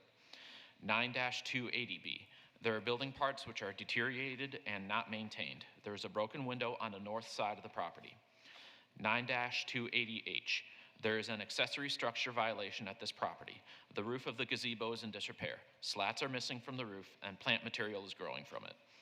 9-305A is complied. 47-39.A.15.E.2H. There is a real estate sign that is larger than 6 square feet at this RS-3.52 zoned property without a required permit. 47-39.A.15.G.6 is complied. A pre-hearing inspection was conducted on August 3rd, 2025, and the following violations remain. 18-12A, 18-11B, 47-39.A.1.B.6b, 9-280H1, 9-305B, 9-308B, 9-304B, 9-280B, 9-280H, 47-39.A.15.2.H. The city is seeking a compliance deadline of 15 days for violation 18-12A, a compliance deadline of 10 days for violation 18-11B, a compliance deadline of 63 days for violations 47-39.A.1.B.6b, 9-280H1, 9-305B, 9-308B, 9-304B, 9-280B, 9-280H. A compliance deadline of 10 days for violation 47-39.A.15.E.2.H, or a fine of $100 per day per violation to run thereafter. Your Honor, if I could just edit one thing that the inspector said, I would request for 1811B, 10 days or a $500 a day fine. Fort Lauderdale Fire Rescue just rescued a dog that was drowning over the weekend in a stagnant, dirty pool. So when we, have this verbiage that it could be a danger to animals and children, it certainly can be and is the case. And if you saw the state of that pool, it's in very bad condition, open, obvious. So hence the request for the shorter time frame and the higher fine. Yes, sir. No problem, no objections. We purchased the property literally a few days before this happened. Out of foreclosure, it's been vacant for many years. We got our demo permit yesterday night. It was issued, and we have our first site meeting tomorrow, and Monday, the property is undergoing demolition, so none of these violations will be there. Okay. And I don't doubt that's going to happen. But things happen, and it may not. So if it doesn't happen that way, this is what the order is going to say. That's perfectly fine. Okay, so for 1812A, it'll be 15 days or $100 a day. 1811B, 10 days or $500 a day. 4739A1B6B, 63 days or $100 a day. 9-280H1, 63 days or $100 a day. 9-305B, 63 days or $100 a day. 9-308B, 63 days, $100 a day. 9-304B, 63 days or $100 a day. 9-280B, 63 days or $100 a day. 9-280H, 63 days or $100 a day. 4739A1, .15.E, .2, .H, 10 days or $100 a day. Good luck. I hope they demo it. Thank you. Our next case, page 47, Inspector Wanda Aquavella, case number CE 25070073, case address 739 Northwest 18th Street, owner Evgeny Borensenko, posted at property 73025, posted at 1 East Broward 72325.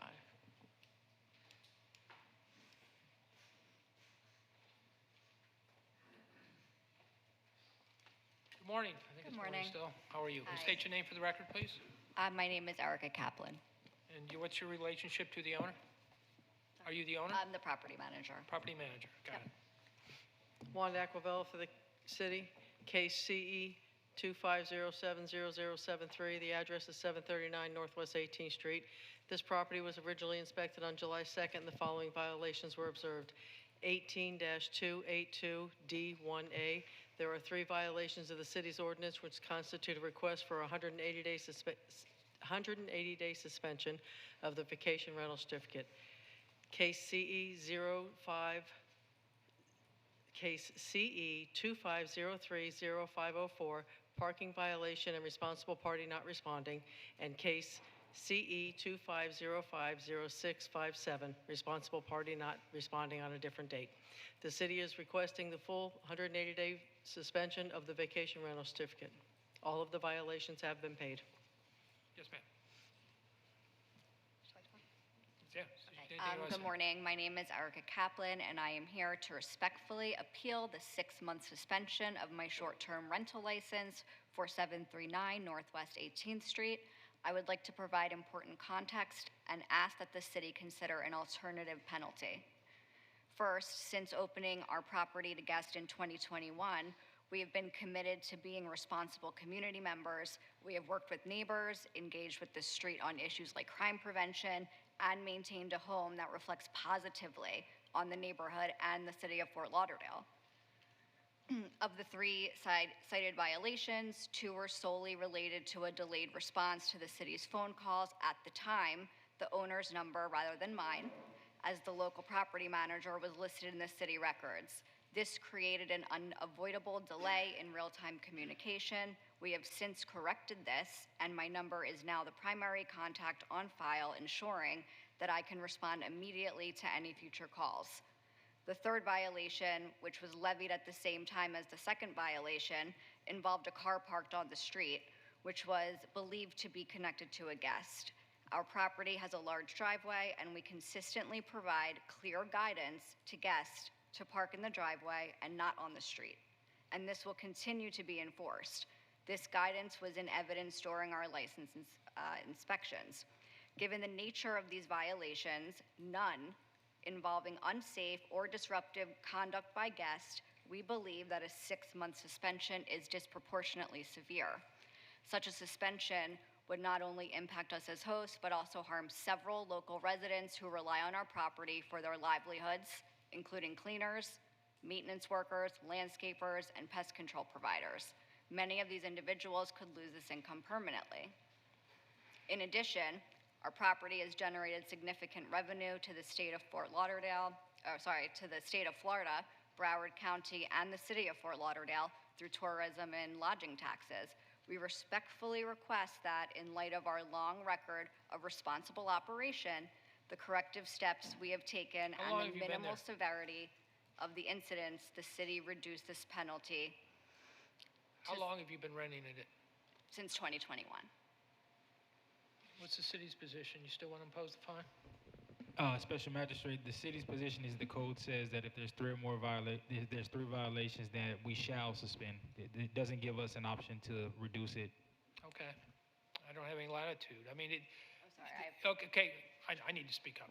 Basically, the code provides that if there's 3 violations, it's a mandatory suspension for 180 days. So bringing it here is a bit of a technical thing. The issue might have been to either win those cases when they were heard or appeal them, but that wasn't done. So I have 3 violations in front of me that were no, they're done. They're done. So I'm going to impose the 180-day suspension. Thank you, ma'am. And when... You need some additional, you need some Other time. tenants, yeah. How much time do you need for that to We have start? reservations booked out through October.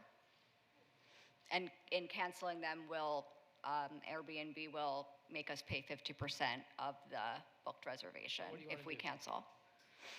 Do you have any recommendation for time?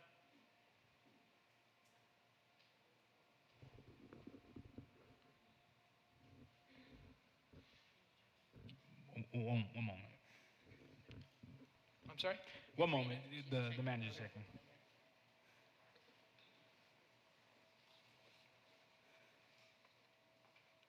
I'm like begging you to Just a please minute. provide I'm sorry, some grace. Let him look it up. I think what he clarified is, I don't have the discretion to do what you're asking. The code is mandatory, it says shall, it doesn't say may. So the only thing that I guess I have some latitude is when it goes into effect. Is there another penalty that we can have instead of this? It's going to impact many members of our community. No, yes. So the code states that upon the order for suspension, it shall begin immediately following notice commencing either at the end of the current vacation rental lease period or within 30 calendar days, whichever date commences earlier, or as otherwise determined by the special magistrate. In keeping with the previous, I would do no more than 30 days as the effective date.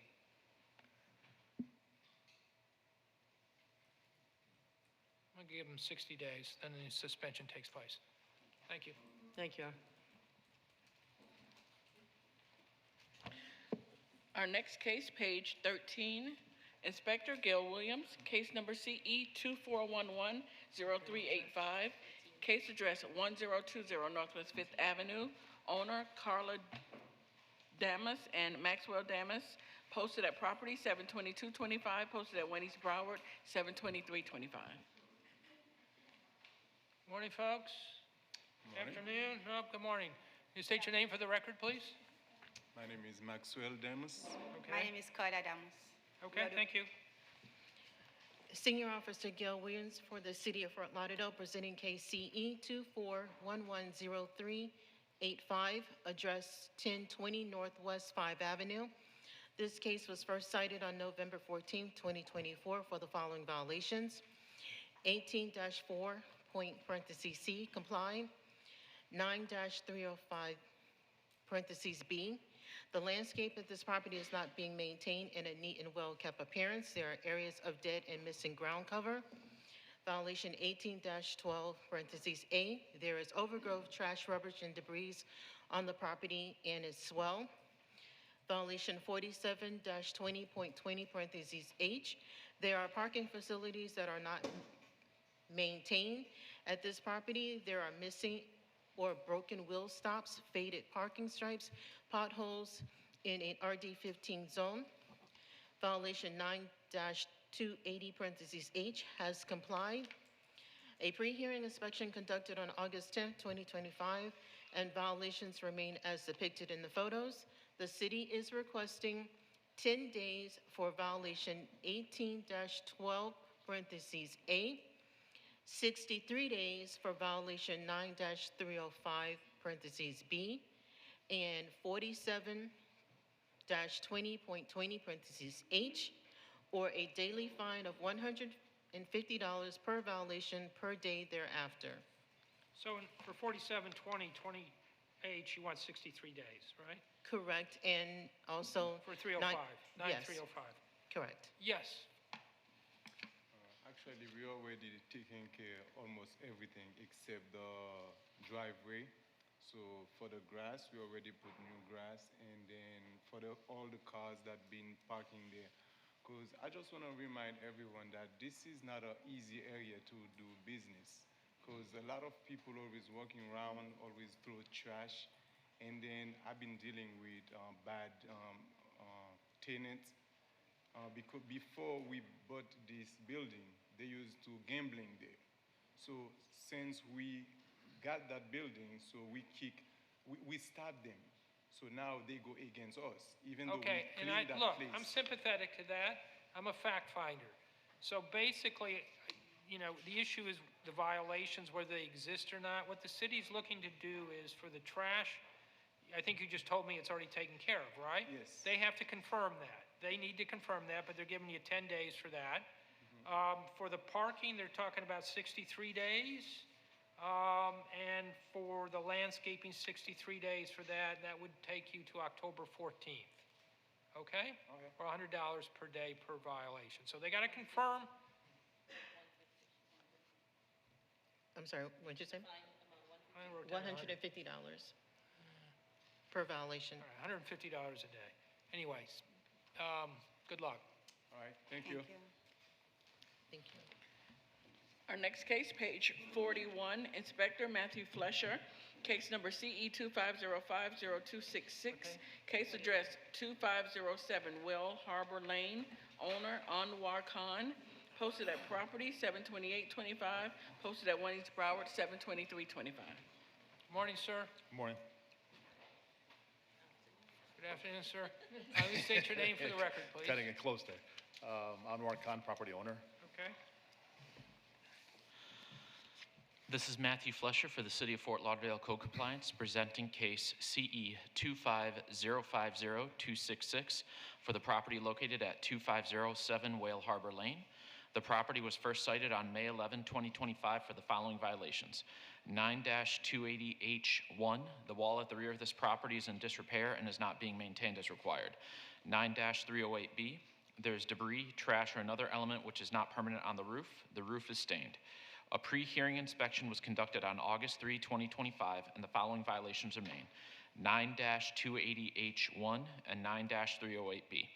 The city is seeking a compliance deadline of 63 days for violation 9-280H1 and a compliance deadline of 63 days for 9-308B, or a fine of $50 per day per violation to run thereafter. Yes, sir. Yeah, this property was damaged by a homeless driver. It was parked behind my house. Unfortunately, the driver did not have insurance, so I'm out of pocket on this. I've submitted a document. I'm doing a homeowner's permit, and I'm waiting on the city needed some site plan for this one, so I've submitted the document to a PE. It should be next week we'll get the documents and a site All right, survey. do you want to do a reappear? Yeah, we could do a reappear, that's fine. I mean, the roof, he doesn't need a permit. Yeah, No. I You can clean the submitted roof. They're giving, for both cases, they're looking for 63 days. Yeah. If you're going to need a permit for that wall, maybe we do a reappear, which would give you to come back, and then you can reassess that deadline if you run into a problem. Okay. So I don't think you're contesting either violation. No. For 9-308B, I'm going to give you 63 days to comply. That's the trash. No, that's the stained roof. Yes. That's $50 a day. And then the wall would be 63 days for $50 a day. You know, so it'll be an order to reappear on October 14th. If you comply it, you don't have to come back. Okay. Should be 63 should be enough days to fix it. If you don't, if you run into a problem, come back here and we'll talk about where you're at. I was trying to do it as a repair, but they need a site plan for Yeah. that. So yeah. Okay. All right, good luck to you. Thank you. Thank you. Our next case, page 22, Inspector Jessica Martinez. Case number CE 2501-0882, case address 4 Northeast 16th Place, owner Leslie Lesperance, posted at property 72825, posted at 1 East Broward 72325.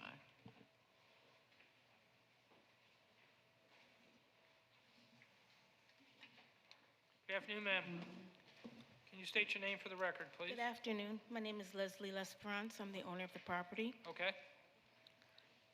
Good morning, Inspector Martinez with the City of Fort Lauderdale Code Compliance, presenting case CE 2501-0882, address 4th Northeast 16th Place. This property was first inspected on January 27th, 2025, and the following violations were observed.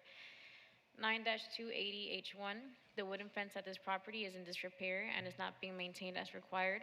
The wooden fence is stained and dirty and has areas of broken or missing slats.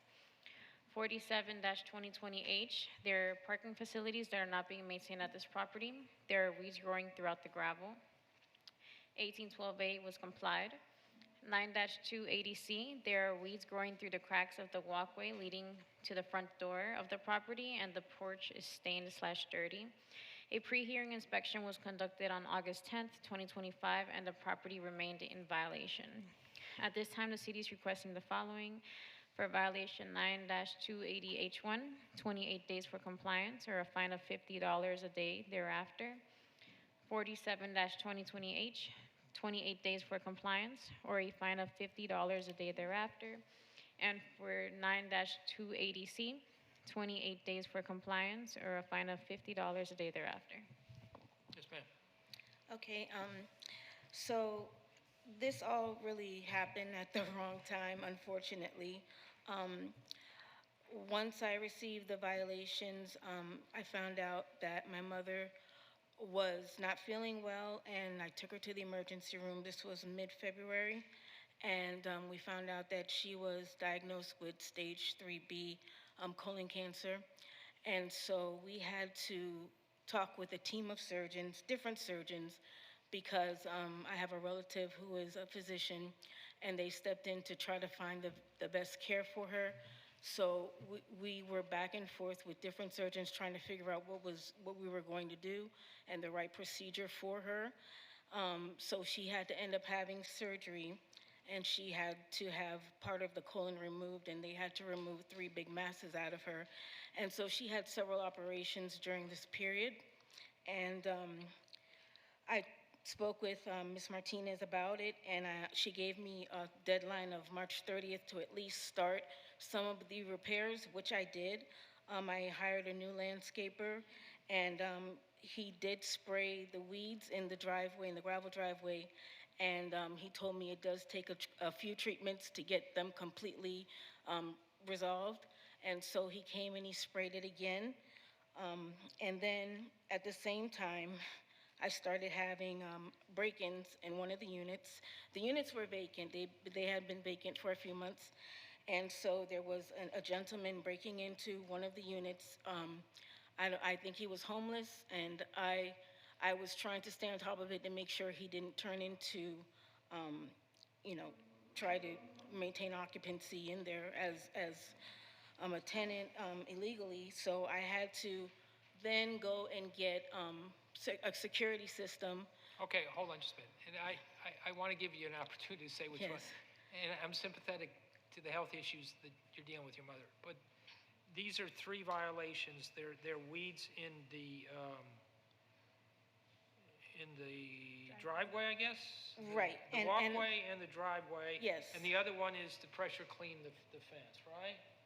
And replace the missing slats. Okay. Or the broken. Yes. So can you do that in 28 days?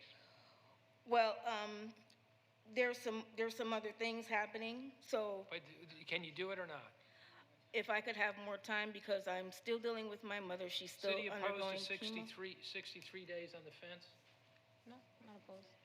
Maybe 20, the weeds shouldn't be that big a deal. I mean, that's. Right, he's treating Yeah, it now. so- That's still ongoing. I mean, if nothing else, you could pull the weeds out. Right. But, all right, so I'm going to do 28 days for 4720-20H and 9-280. That's 28 days for each of those, which would be September 9th, or $50 a day. For the fence, it'll be October 14th, or a fine of $50 a day. $50 a day starting October 14th? October 14th. Okay.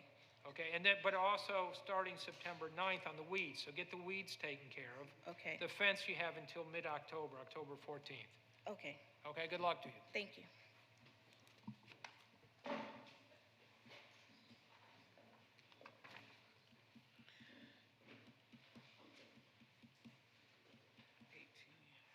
That case is complied. Our next case, page 11, Inspector Jessica Martinez.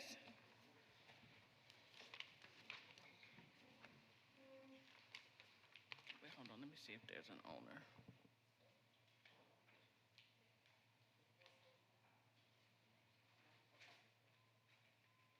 We're gonna go to page 56, Inspector Guy Siderman.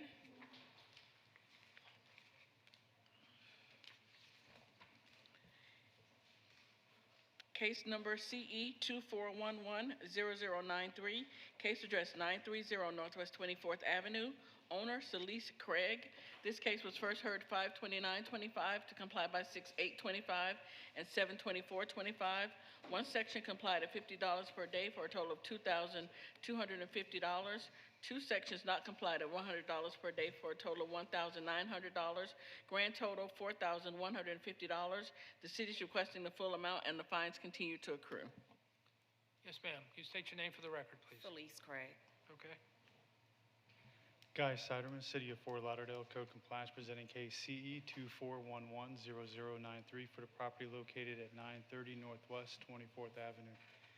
At the special magistrate hearing on 5/29/25, Special Magistrate Flynn ordered 10 days to comply for violation 1812A And for all remaining violations, Special Magistrate Flynn ordered 56 days to comply or $50 per day for violation thereafter.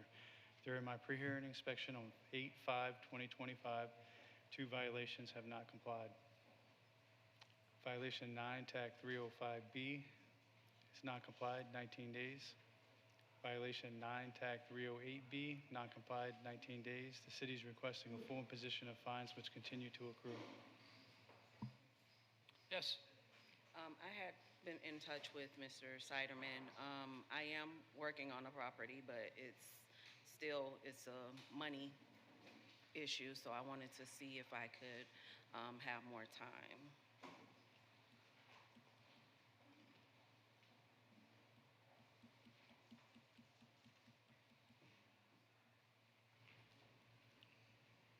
How much time do you need? About 60 days. No, this has been going on, well, it started in May.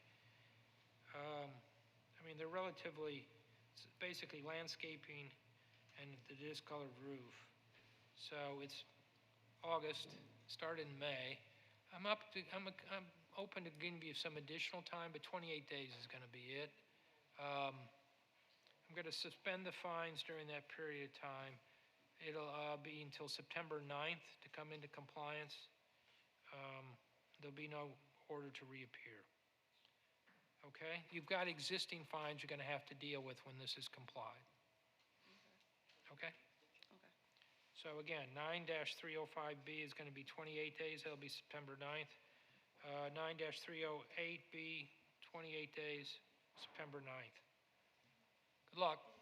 She's gone already. Goodbye, wherever you went. Our next case, page 51, Inspector Paulette Del Grasso, case number CE 2406-0121, case address 2845 Northeast 9th Street, owner Lee Club International Condo Association. This case was first heard 3/11/25 to comply by 5/13/25, 1 suspension from 6/10/25 to 8/12/25, 1 section not complied at $100 per day, $2,800 accrued. The city is requesting the full amount and the fines continue to accrue. Can you state your name for the record, please? Good morning or afternoon. Renee Bolger. What, are you the property manager? Yes. Okay, yes. Good afternoon, Paulette Del Grasso for the City of Fort Lauderdale. The case and addressor is read. This matter has been going on for almost a year, and I get monthly text messages and phone calls from the complainant who is suffering due to this loud generator as well as the exhaust that is emitted from it. I know that Le Club has been trying to deal with the issue, but to date, to no avail. Therefore, the city is requesting the full imposition of fines. Yes, ma'am. We're so close getting the sound barrier down. What's taking so long? Because the generator is so close, and we've tried several different things. The generator is so what? It's close to the unit. The generator's been there since 2001, so we've been trying everything. Are you replacing the generator? No. You going to repair it? Yes. Well, we're installing sound barriers in the room. We tried a 3-inch sound barrier wall, and we're only 10 dBAs short of being compliant with the 68 dBAs. So we hired a sound engineer. That's a lot of dBAs. I mean, I just heard 70 dBAs, you know, on the, I'm gonna, look, you know, it's been going on for a while. I'm gonna impose the fine. After the fact, when it's complied, you can apply for. Okay. Well, 68's the ordinance, so we're like 10 dBAs away from it. And we're built, if you can come out next week. That's the absolute peak, though. Yeah. You know, I mean, that's not really the goal, I Right, think. but the goal anyway. is, we hired a company to do a 8-inch soundproofing wall, and they are estimating 40 to 50 decimal decrease, so that'll put it well below.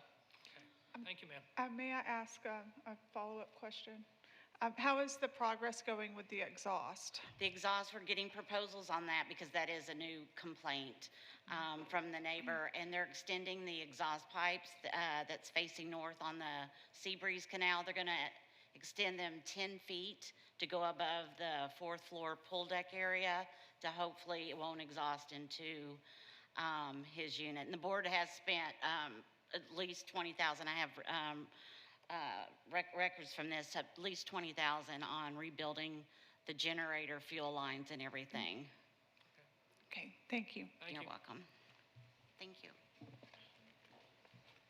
Our next case, page 57, Inspector Guy Siderman, case number CE 2406-0316, case address 510 Northwest 22nd Avenue, numbers 1 through 4, owner William J. and Electa C. Cone. This case was first heard 4/8/25 to comply by 6/10/25. 3 sections not complied to $100 per day for a total of $18,900. City's requesting the full amount and the fines continue to accrue. There were fines imposed on April 8th, 2025 of $2,200 for violation 9305B. I'm not quite sure what that means. Was that they certified that amount, or that they reduced it to that amount with the idea that he would pay it?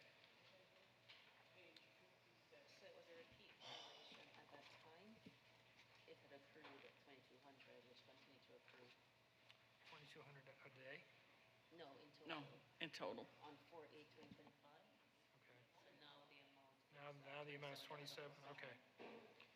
All right. Yes, sir, can you state your name for the record? I'm William Cone. Where is the inspector? Mr. Sideman, I think I just saw him walk downstairs. Can we, sorry, good morning. Can we recall this? No problem. Oh, never mind.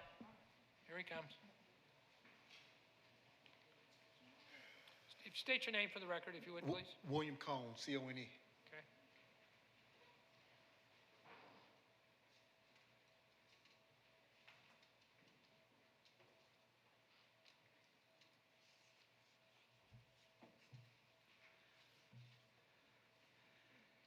Guy Siderman, City of Fort Lauderdale, Code Compliance, presenting case CE 2406-0316 for the property located at 510 Northwest 22nd Avenue.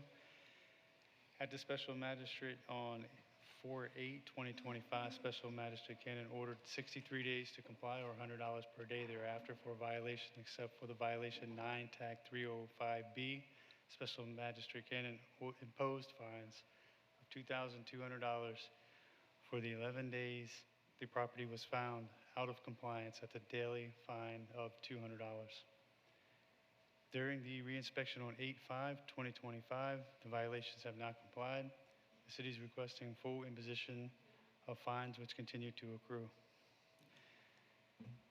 Violation 9 TAC 280 complied on 8/6/2025, and violation 9 TAC 308 complied on 8/6/2025.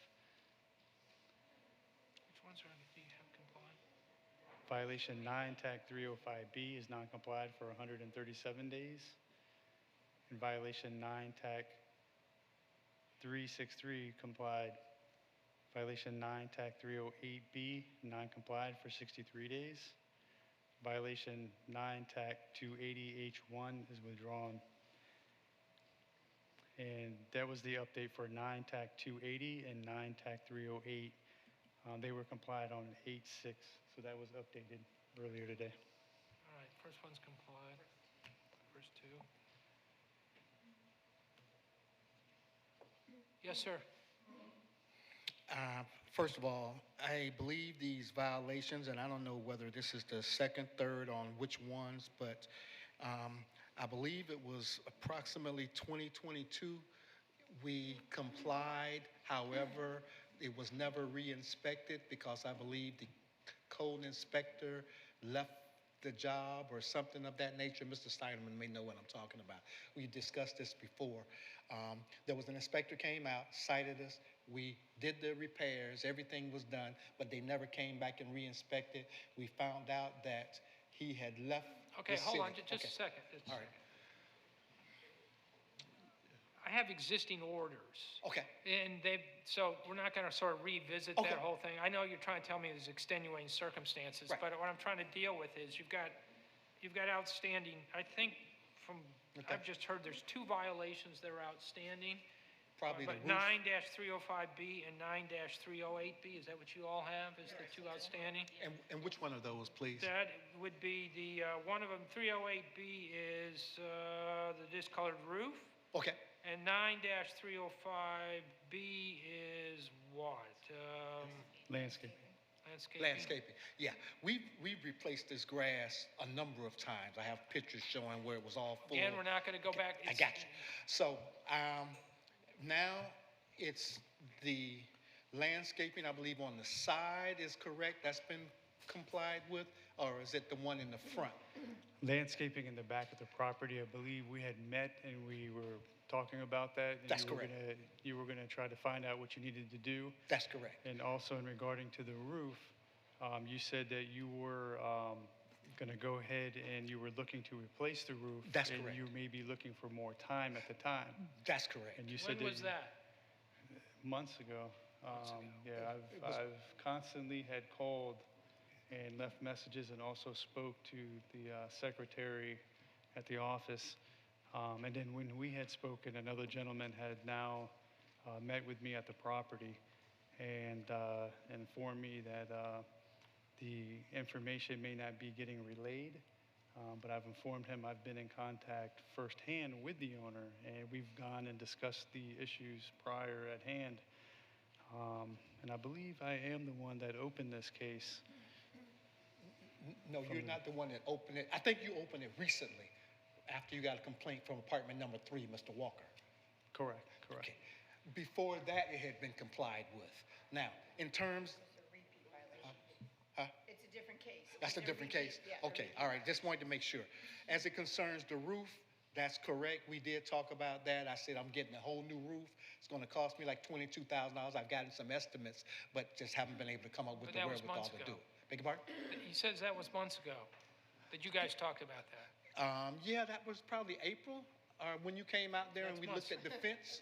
Was that when we're talking about? It's Mr. quite a few, Seidelman? I think it's even longer than April. I believe we were there and we spoke and talked about the neighbors in the back. We spoke about the roof and That's correct.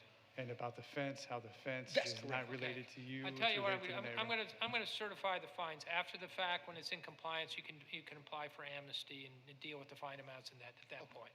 Okay? So what are we doing now then? I'm trying to figure out, what am I doing now? That's You what can I'm talk to him. You got 2 violations outstanding.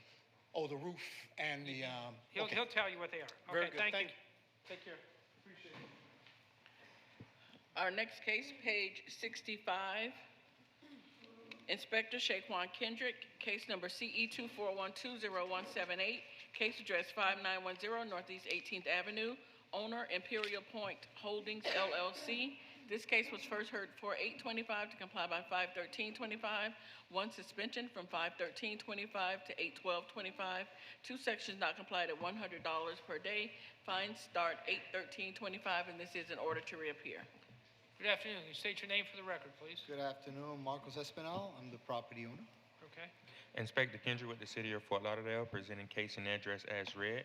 This property was first heard on 4/8/2025 and given time to correct the following violations as Special Magistrate on 5/13/2025. Special Magistrate Flynn granted 91-day extension with an order to reappear. Violation 24-7B has complied. Violation 47-19.4.D.8 has complied. Violation 9-306 has complied. Violation 363 has complied. Violation 18-4C has complied. Violation 47-20.20.H has complied. Violation 9-280C is not complied. The walkway coming area at this property is not being maintained in the safe conditions. There's uplifting pavers causing an unsafe passage for pedestrian. This is an order to reappear. Yes, 309-306 is complied. So we have just one violation? Yes, 1 violation with the order to reappear. So what's the deal with the pavers? We're dealing with the other violations, and we've gotten to that point. Now we're fully focused on this one, and we're just basically looking for the 90 days. How much time do you need? 90 days, if you don't mind. How about 63? He's okay with 63? Oh, yes, yes. 63 is We good. do 63 days. I'll suspend the fine during that period of time. Okay, so, I don't think we'll do a notice to reappear. 63 days should be enough to deal with the pavers. well, because we have to, this is beyond that. We're going to remove the trees, which we have to go and submit for permitting, get arborists and all that, which it's already started. We're on the way of doing that. And we're going to repave the whole front of the property as well. This is all part of the whole plan that we have. So that's why I was requesting the additional time. City opposed? No, I'm not opposed to it. We going to 99 days? 99. Yeah, 99 is fine. 99? Okay, we'll do 99 I days. appreciate that very much. Okay, thank you. Yeah, thank you. Have a great day. Our next case, page 60.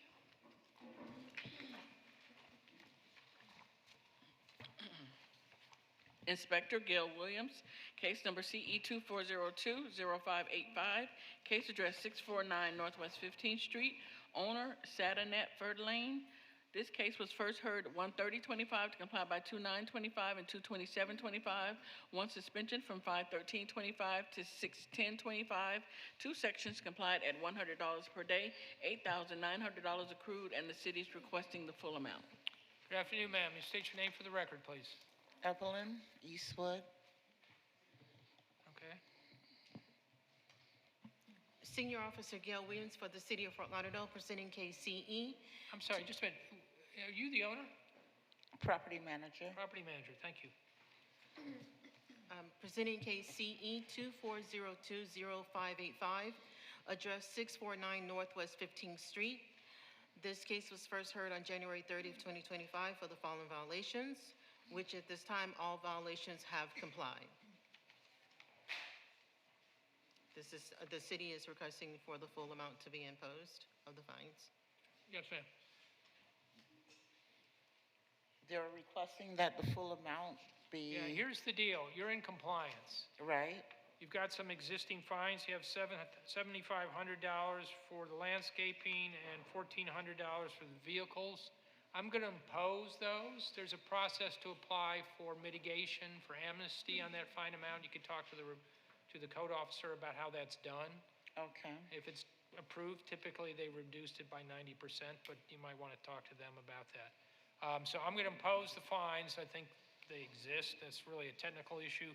And you can talk to them about how you do the amnesty program. Okay. Thank you, ma'am.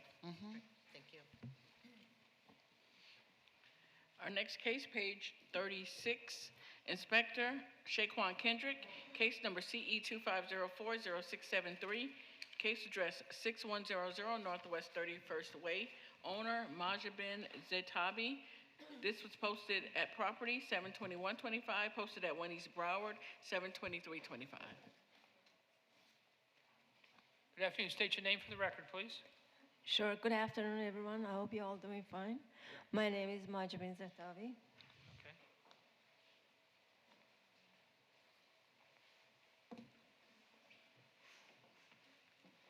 May I give you a paper? Yeah.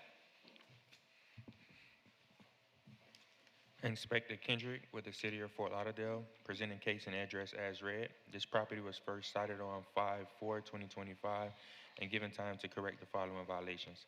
Violation 18-1, there is a violation at this property that's creating a public nuisance that is being maintained in such a manner that the property may reasonably become infested or inhabited by rodents, vermin, or wild animals, or may furnish a breeding place for mosquitoes, or threaten or endanger the public health, safety, or welfare, or may adversely affect, impair the economy, welfare, and adjacent properties, including but not limited to the storage items being stored in the backyard exposed to the elements, which may attract rodents, in a waterfall that's in disrepair and collecting water that's becoming a breeding place for mosquitoes or other animals. Violation 18-12A, there is trash, rubbish, and debris on the property. Violation 9-306, the exterior building walls have not been maintained. Structural parts, including spacious soffits, are in disrepair. There's areas of the exterior wall that has stain, missing, and peeling paint.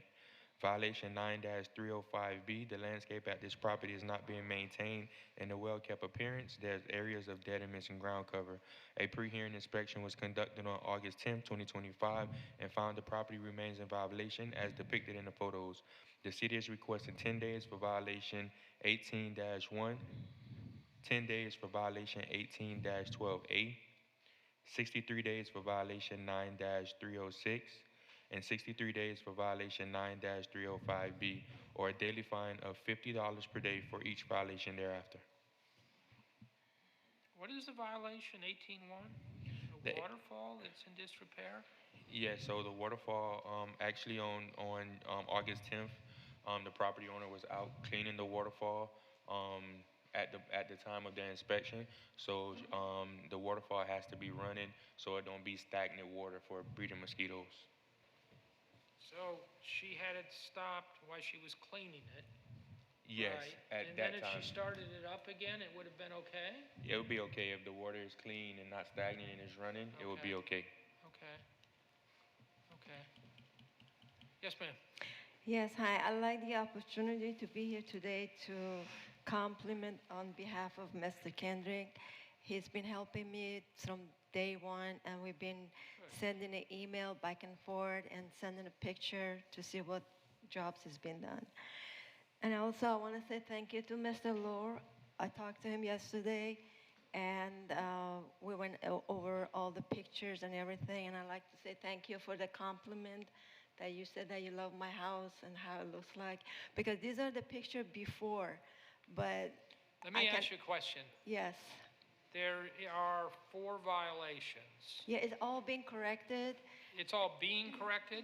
Yeah, everything. We went over the Okay, picture. let's just go through it. The waterfall, they want to give you 10 days. Can you do that? No, it's already.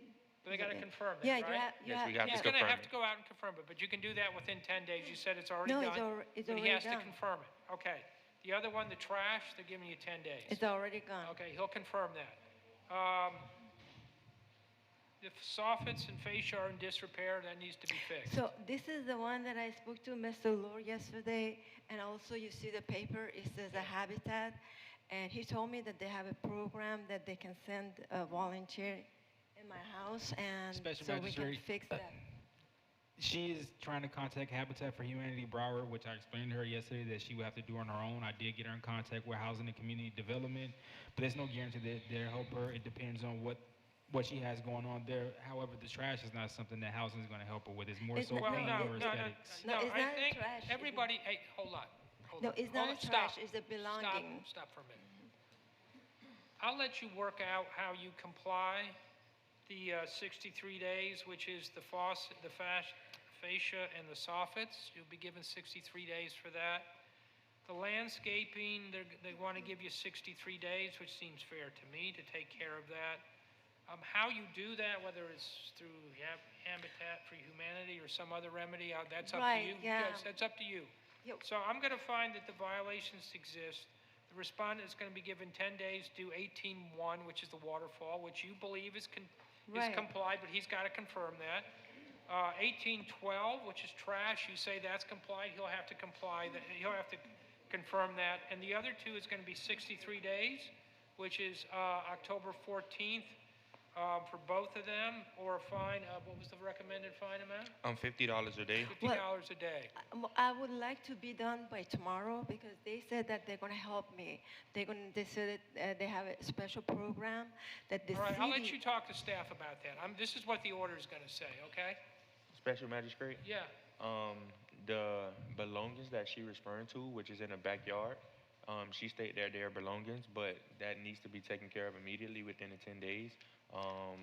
Well, those are the storage. You remember I explained to you on the phone, and I sent you a letter that those are the storage that it was destroyed, and those are all my belongings. And Yes, so I she need stated to, those I need- are belongings. Yeah. However, they cannot be stored outside like that right now. Well, let's give her more than 10 days. Well, those are no. They said that they're going to help me to send the volunteer to rebuild. Stop. Mhm. How you remedy it, I'm not going to get into the issue of how you remedy it, okay? Right. That has to be moved in 10 days. Let's do 15 days. Okay, 15 days is fine. How you do it, no, stop. How you do it is your business, okay? What I'm doing here is I'm finding that the violations exist. That's what I'm supposed to do. Does the violation exist or not? I find that they do. Then I come up with a reasonable time. And it seems to me that on 18/1, 10 days is okay because you say it's already taken care of. The trash and the overgrowth is 18/12 this? What is this? Special Is that magistrate, 18/12? for me, it's part of 1812, but Okay. the property owner stated that those are belongings and not trash. I can't identify exactly what those items are. Well, what do you want to do? I'm going to give her 15 days to remove those. She can't store it there, can she? No, she can't store it there. Regardless of what it is. They're all belongings. It's not a garbage or trash or anything like Well, that. it's here. You can't store it like that. No, the thing is, a storm came and it destroyed all my. All right, so it's going to storage. be 15 days for that for 18/12. Here's what the order is going to see: 18/1, 10 days or $50 a day; 18/12A, 15 days or $50 a day; 9-306, 63 days or $50 a day; 9-305B, 63 days or $50 a day. And you can talk to the staff about how the details of how it's going to be remedied, okay? Thank you, ma'am. Thank you. Our next case, page 52, Inspector Wanda Aquavella, case number CE 2502-0037, case address 1405 Northeast 4th Court, owner Saeed Tasharafi. This case was first heard 5/29/25 to comply by 6/13/25. One section complied at $1,000 per day, $2,000 accrued. The city is requesting the full amount.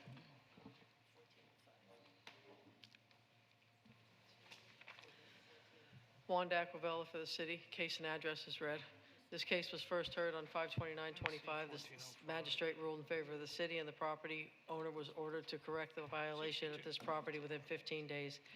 At this time, the violation is in compliance. The property was inspected 2 times since the fines began to accrue on 6/12/25. The city verified that the property was in violation during the following days, 6/12/25 and 6/26/25. The city is requesting the amount of fines be imposed of $2,000. Yes, sir. State your name for the record, please. Saeed Tasharafi. Okay? Anything you want to say? Yeah, so I apologize, but this was due to an oversight on my part. I was getting ready to travel. I actually have my Here's the itinerary. deal. Look, I know you've waited a very long time, and I want to give you an opportunity, but it has to be relevant. We're not going to go back to the violation that's already been found. We're not going to revisit that. Okay. The only thing they're asking me to do is make a determination to impose the fine after it's in compliance now, right? No, sir. As of 8/6/25. Okay, so the property's in compliance. I'm It not is going to not. revisit the violation.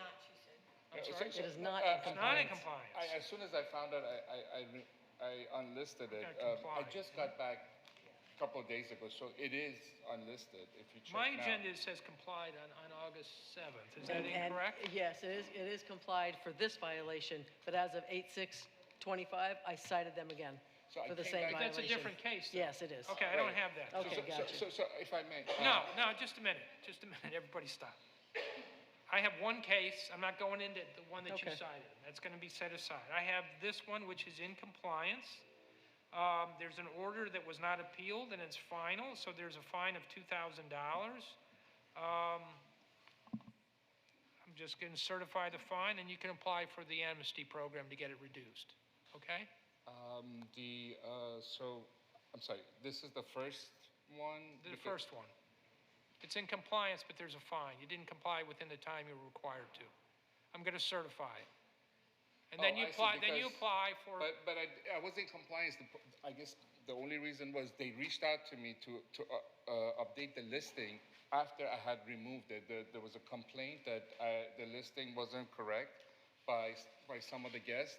So Airbnb reached out to me. I corrected it on the listing. I think what happened was by mistake, it listed it this again. is the original order we're talking about again, right? Are we back to the violation? I'm not doing the violation. It's done. There's a process here, and what happened? Stop. Don't start thinking about what you're going to say. Listen to what I say. Okay? There was a hearing here. I don't think I did it. I think someone else did, but you were found in violation. I'm not going back to do that hearing. It's done. Stop. So what we have here is a compliance date of August 7th, and the fine ran for 2 days, apparently for $2,000. I'm going to certify it. But I did unlist it on that case, right? And the first time that you guys notified me of it, I did unlist the listing, right? It was out of compliance on 6/12/25 and 6/26/25. But I guess the first case I'm saying, it was prior to 6/12, right? The first case is what we're talking about. So here's the thing, the person that had to verify it, she was on vacation for 3 weeks. So as soon as I delisted, I called in and I talked to her boss, I have the emails. She was not in town, she scheduled it to verify it. So it wasn't, you know, as soon as I could do it, I did it, but she verified it when she came back from vacation. The first time.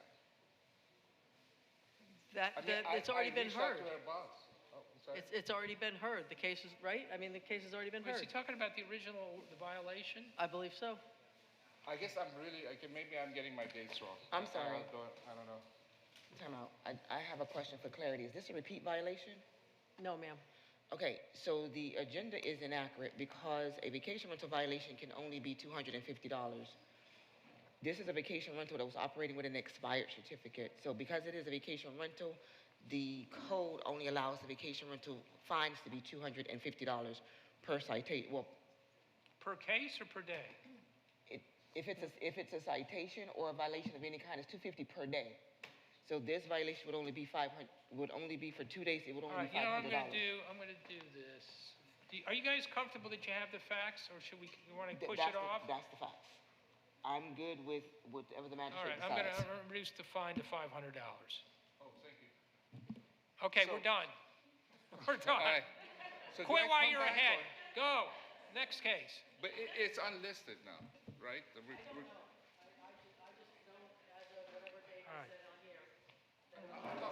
All right, next. Thank you, sir. Good luck.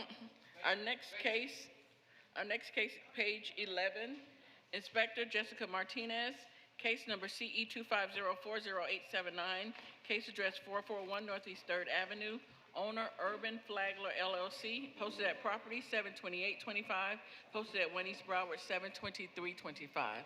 And Magistrate, these are not the owners. The owner did not appear, but these are neighbors that wanted to speak on behalf of the property. So we're going to go ahead and hear the case. All right, I need to hear about notice, though. How was notice provided for this hearing? It was posted on the property and mailed out. Okay, I'll find that there's notice. Go ahead. Inspector Martinez with the City of Fort Lauderdale Code Compliance presenting case CE 25040879, property address 441 Northeast 3rd Avenue. This property was first inspected on May 1st, and the following violations were observed. 25-14, there's an oil grease-like substance discharging from the property onto the right-of-way. 47-19.4.D.8, there is a pothole near the garbage enclosure access drive. 18-1, there is an oil grease-like residue stain at the rear alley and the sidewalk area. There are also trash and cardboard pallets on this property that is creating a public nuisance. It is being maintained in such a manner that the property is or may reasonably threaten or endanger the public health, safety, welfare, or may adversely affect and impair the economic welfare of adjacent properties. This is a reoccurring violation. Reference case number CE 24060205. This case will proceed to the special magistrate hearing to obtain a finding of fact, whether or not it comes into compliance. A pre-hearing inspection was conducted on August 10th, and the property remained in violation. At this time, the city is requesting the following. For violation 25-14, 15 days for compliance or a fine of $200 a day thereafter. 47-19.D.8, 15 days for compliance or a fine of $200 a day thereafter. And for violation 18-1, 15 days for compliance or a fine of $200 a day thereafter. Yes, you want to say something? You state your name for the record, please. Yes, Casey Mooney. So I'm glad you got those pictures. That's how it looks when it's good. I just wanted to see what the process was. It seems like when the inspectors most of the time come out, it looks a lot better. But typically, this is a 20-foot by 20-foot grease pool where it's spillings from their grease You trap. guys live adjacent to it? So we live just on the west side, so her driveway is maybe 15 feet. What is the property that's Townhomes, I'm sorry. townhomes? Marnie Haney. They're townhomes and my Where's garage. the grease coming from? So it's coming from Their the kitchen. grease trap, and then the back door of the kitchen, they wash all their Okay. cookware out there. Okay, So okay. I don't know if it was a bad design, like these guys are just leasing the building. I get it, they don't want to spend a bunch of money, but it is really disgusting. I mean, you can see what it looks like. And I think the problem is every time you guys come out, maybe they know you're coming, so they, like right now, they've taken a vac truck out there and gotten all the grease up and put some new rocks down. But it only lasts for a day or so. All right, let's talk about what authority I have and don't have. What they came to me with was 3 citations to show that this violation exists, and I clearly accept that they exist. And I'm going to accept the city's recommendation, which is to give them 15 days to correct it, or $200 a day. I think what you're telling me, and I understand that, is that it's likely to reoccur because of the design. I can't do anything about that. I mean, I just don't have the authority to tell them to redesign it, so I'm going to do what I can do with this violation, but I will tell you that unless they decide that they're going to do something about it, it's going to happen again. I would hope that they would decide to remedy it so that they don't get $600 a day fine. So it's 600 a day until they call Well, for an inspection? there's 3 violations. Assuming that they don't remedy all 3, it would be $600 a day. If they remedy 1, it's going to be $400. If they remedy 2, it's going to be $200. And they're going to be given 15 days to remedy it before that fine kicks in. So Okay. if someone goes out there today and it's dry, then this case gets dropped? Well, but there's another thing at stake here, and that is they've been found in violation. So what that means is the next time it happens, they don't have to be given a time to come into compliance. They can be cited right away, and the fine amounts can be greater. So it matters that they're found in violation even if they comply. There were some cases on the agenda where they had complied, but they wanted me to make a finding of fact that it existed so that if it were to happen again, these other remedies are available. Okay? All right. So again, I'm going to find that the 3 violations exist. In each case, they'll be given 15 days to comply or face a fine of $200 a day. Good luck. I hope they deal with it. Thank you so much. That's the end of our respondents. We'll take a short break. How short a break are we taking?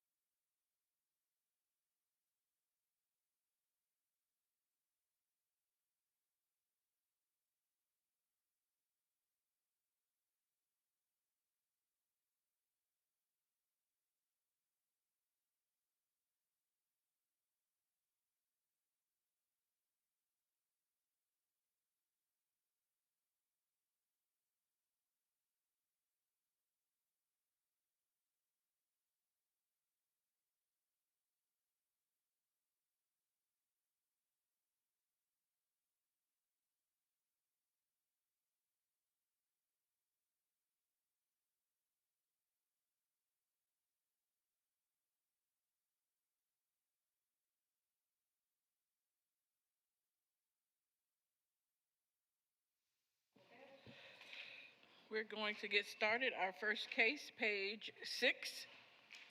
Inspector Robert Kroc, case number CE 25050444, case address 720 Northeast 17th Court, owner GR Ventures FL LLC, posted at property 71725, posted at 1 East Broward 72325. Inspector Robert Kroc presenting on behalf of the city, case number and case address as read. The property was first inspected on 05/18/2025 following a neighbor complaint of loud noise and music. The following violations were observed.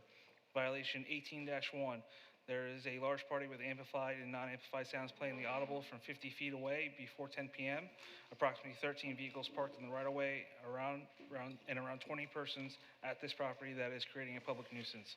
It is being maintained in such a manner that the property threatens or endangers the public health, safety, or welfare, or may adversely affect and impair the economic welfare of adjacent properties. This violation is transient in nature and as such will be presented to the special magistrate whether or not the violation complies to impose fines in the amount of up to $15,000 per occurrence. Violation 17-71A, there's amplified sound coming from the residential property that is plainly audible 50 feet from the property line before 10 p.m. This violation is considered transient in nature.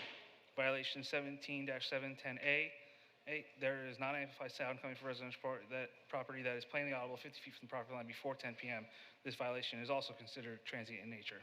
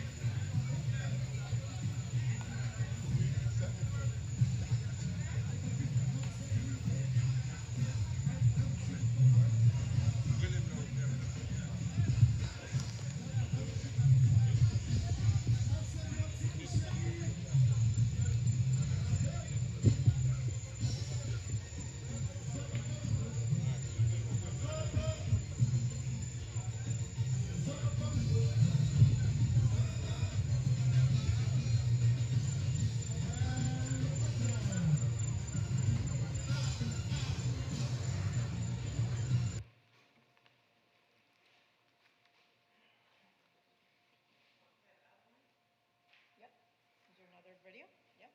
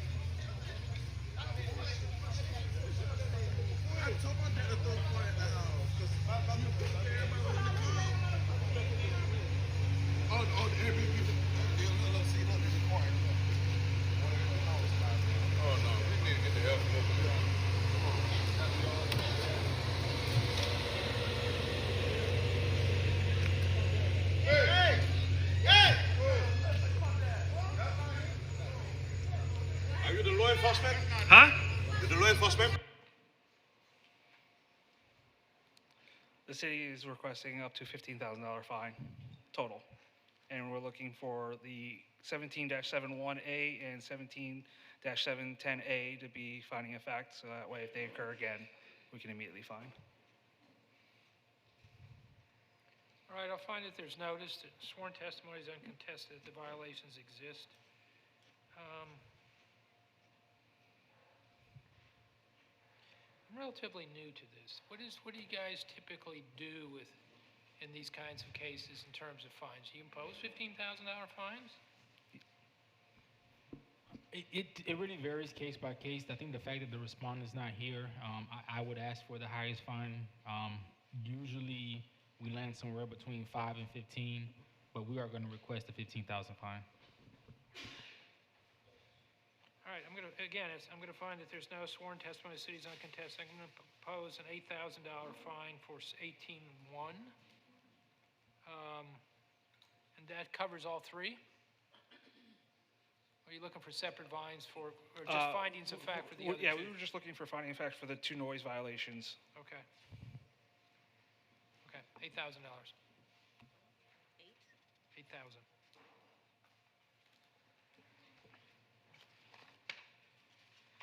Our next case, page 8. Inspector Eric Wyland, Ahmad Wallace, presenting case number CE 2505-0068. Case address 2406 Nassau Lane, posted at owner Island 1 LLC, posted at property 72625, posted at 1 East Broward 72325.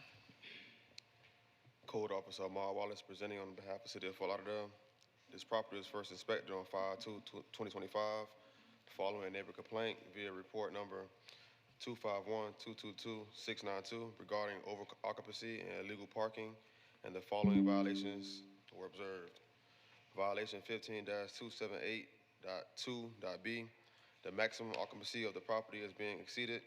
There are approximately 50 persons at the property. The property has 3 bedrooms, so no more than 9 people are allowed overnight and 12 people overall. This violation is transient in nature. The city is seeking a one-time fine of $250. Violation 15-278.1.e. There's a Chapter 15 Article X vacation rental standards parking violation occurring at this property. This violation is transient in nature. The city is seeking a one-time fine of $250. Violation 18-1. There's a large party at this property with approximately 50 people and multiple vehicles illegally parked on the right-of-way. A right-of-way swell, right-of-way roadway, and adjacent properties that is creating a public nuisance. It is being maintained in such a manner that the property is or threatens or endangers the public health, safety, or welfare, or may adversely affect and impair the economic welfare of the adjacent properties.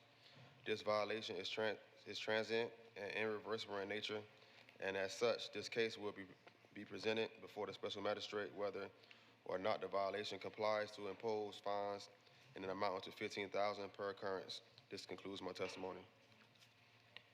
So for the first 2 violations, they paid the citation, right? Yes. So what you're looking for is an imposition of a fine amount for 18-1? Yes. We have to play the video, though. Yeah.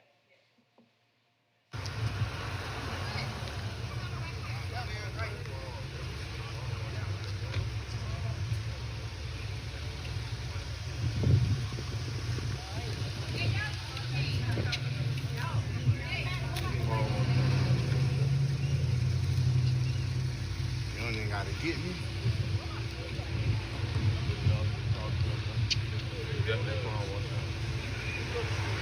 Who's the main renter?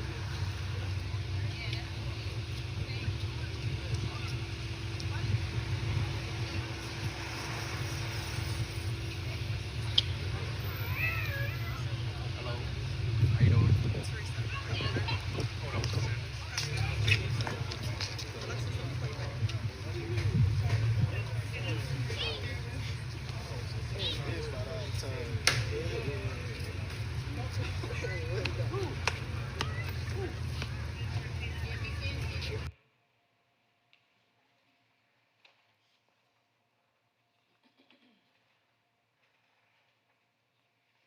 Anything else you want to add? Okay, I'm going to impose $8,000 fine for that violation.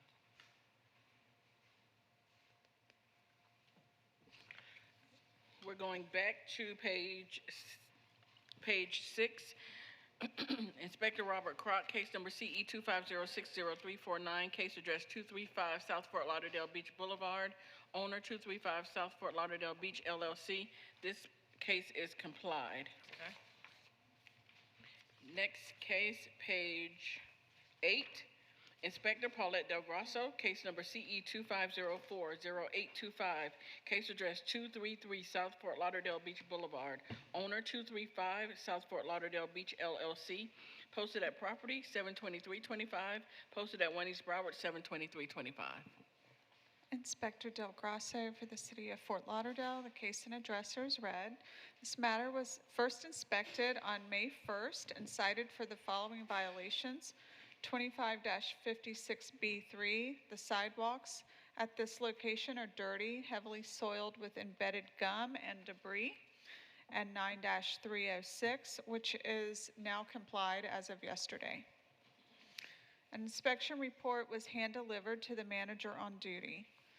To date, the sidewalks remain dirty with chewing gum and debris. Therefore, the city requests 10 days or $100 per day for violation 25-56B3. Sorry, how much was the recommended fine amount? $100 a day. Okay, I'm going to give him 15 days. I want to give him a chance to get the order. I'm going to find that there's notice, sworn testimony, the city's uncontested, the violation exists. They'll be given until August 27th to come into compliance or face fine of $100 a day. Thank you. Thank you.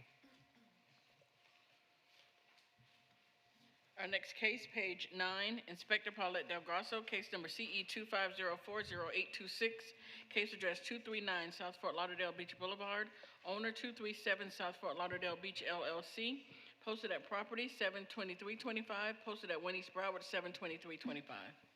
Inspector Del Grasso for the City of Fort Lauderdale. The case and addresser is read. This matter was first inspected on April 30th and cited for the following violations.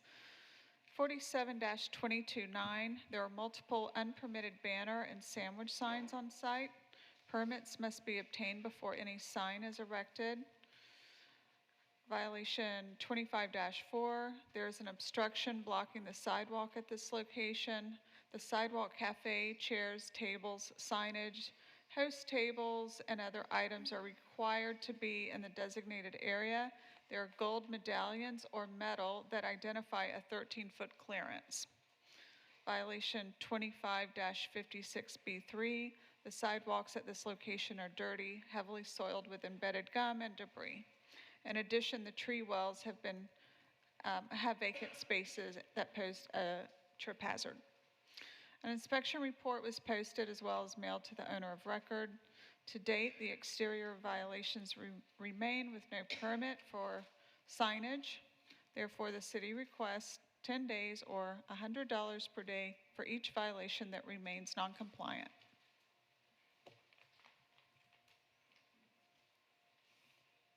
All right, I'm going to find that there's notice posting at the property and at the governmental building. The sworn testimony of the city is uncontested that the violation exists. I'll find that they do. The respondent will be given 10 days in each case or face a fine of $100 a day. Thank you. Thank you. Our next case, page 11. Inspector Karen Proto. Pat, are you presenting this one? Yeah. Pat Gavin presenting case number CE 2504-0302, case address 1650 Northwest 23rd Avenue, owner J&E Investments LLC. Mail was received on 8/4/25 and posted at 1 East Broward 72325. Pat Gavin, City of Fort Lauderdale, Senior Co-Compliance Officer, presenting for Officer Karen Proto, Officer Karen Proto, case and address as read. This property was cited under case CE 231-00003 on October 1st, 2023, and given time to comply for the following violation. 18-12A, there is overgrowth, trash, rubbish, and debris on this property and/or its swale. On October 22nd, 23, the violation was complied and the case was closed. Bless you. On April 6th, 2025, the property was again cited for the same violation and complied on July 16th. The violation at this property is now in compliance. However, the city is requesting a finding of fact that this is a recurring violation and any subsequent violation of this code will be cited as a repeat violation. Are you looking for a repeat for all three? For the two? No, just 1812A. Just 1812A. Okay, I'll find that there's notice, sworn testimony of the city is uncontested that the violation did exist. It's in compliance now. I'll make a finding of fact that it did exist, so they will be in repeat violator status if it were to happen again. Thank you. Next case, page 12, Inspector Karen Proto, Pat Gavin presenting case number CE 25100613, case address 1060 Northwest 25th Avenue. Owner Cassandra Felton and Marie Robinson Allen, posted at property 72825, posted at 1 East Broward 72325. Pat Gavin, City of Fort Lauderdale Senior Code Compliance Officer, presenting for Officer Karen Proto, case and address as read. This property was first inspected on October 28, 2024, and given time to correct for the following violations. 9-280H1 is complied. 18-1, there is outside storage at this RS8 zoned property that is creating a public nuisance. There are items being stored in the carport, such as, but not limited to, buckets, planters, a dresser, paint containers, and other miscellaneous items. 47-34.1.A.1 is complied. 9-306 is complied. 18-12A is complied. 9-280H, there is an accessory structure violation at this property. The shed in the backyard is in disrepair. The structure has rust and dirt stains, and the roof is damaged. The city is requesting compliance within 28 days or a fine of $50 per violation per day thereafter. Additionally, the city is seeking a finding of fact for violations 47-34.1.A.1 and 18-12A, that these are recurring violations, and any subsequent violation of these codes will be cited as repeat violations. Okay.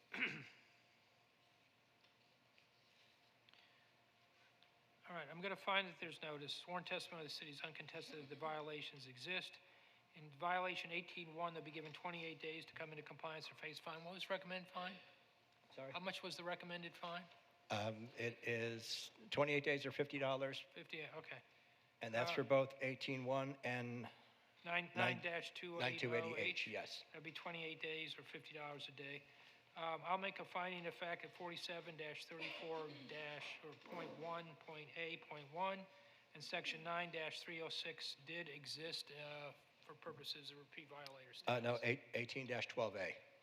Okay, I'm sorry, not 18-12A. Right. Okay, thank you. Thank you. Next case, Inspector Gail Williams, case number CE 25010157, case address 1512 Northeast 4th Avenue. Owner Victor Alvarez, posted at property 71725, posted at 1 East Broward 72325. Senior Officer Gail Williams for the City of Fort Lauderdale, presenting case CE 25010157, address 1512 Northeast 4th Avenue. This case was first cited on January 4th, 2025, for the following violations. 15-28, a food truck, Lola's Venezuelan Land Fast Foods, at this location is operating without the current business tax receipt. This is a reoccurring violation of case CE 2401072 and will be presented to Special Magistrate regardless of compliance for a finding of fact. Violation 23-94, a food truck, Lola's Venezuelan Fast Food, at this location is operating a vendor which is prohibited at this CB zone property. A pre-hearing inspection conducted on August 10th, 2025, and violations remained as depicted in the photo. The city is requesting 28 days for each violation or a daily fine of $150 per day thereafter. All right, I'm going to find that there's notice. Sworn testimony of the city is uncontested that the violations exist. For each violation, there'll be 28 days for compliance or a fine of $150 a day. Thank you. Thank you. Next case, page 14, Inspector Edward Eason, case number CE 25050166, case address 717 West Las Olas Boulevard. Owner Jennifer D. Grindle, posted at property 71725, posted at 1 East Broward 72325. Good afternoon, Edward Easton, City of Fort Lauderdale, presenting case CE 25050166 for the property located at 717 West Las Olas Boulevard. An inspection of the property is conducted on 5/7 of 25, and the following violations were observed. 9-280H1, the fence at the property is in disrepair and not being maintained as required. The front fence is broken and leaning over.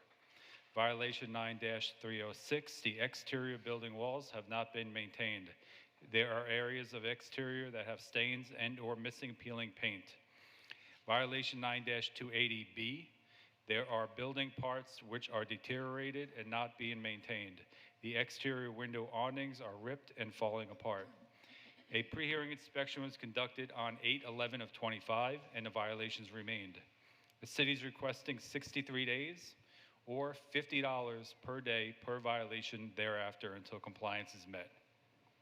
All right, I'm going to find that there's notice, sworn testimony of the city's uncontested that the violations exist. Each of the violations will be given until 63 days till October 14th to come into compliance or face a fine of $50 a day. Next case, page 15, Inspector Edward Eason, case number CE 2504-0057, case address 1700 Southwest 4th Court, owner Bonnie Joe Bear, posted at property 72125, posted at 1 East Broward 72325. Good afternoon, Edward Easton, City of Fort Lauderdale. Code compliance presenting case CE 2504-0057 for the property located at 1700 Southwest 4th Court. An inspection of the property was conducted on 4/7 of '25, and the following violations were observed. Violation 9-304B, there are vehicles and trailers parked on the front lawn area. The driveway is in disrepair, having cracks and weeds growing through it. Violation 9-306 is complied. Violation 9-305B, the landscape at the property is not being maintained in a neat and well-kept appearance. There are areas of dead and missing ground cover on the front yard and swale area. Violation 18-12A is complied. A pre-hearing inspection was conducted on 8/11 of '25, and the violations remained. The city is requesting 99 days or $50 per day per violation thereafter until compliance is met. Okay, I'm going to find that there's notice, sworn testimony of the city's uncontested that the violations exist. The respondent will be given until November 19th to come into compliance or face a fine of $50 a day. That's for both violations.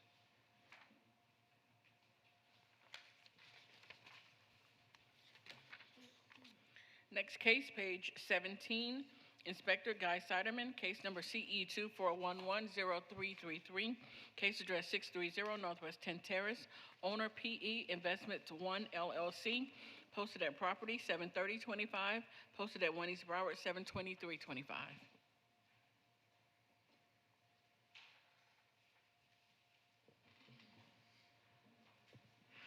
Guy Siderman, City of Fort Lauderdale, Code Compliance presenting case CE 24110333 for the property located at 630 Northwest 10th Terrace.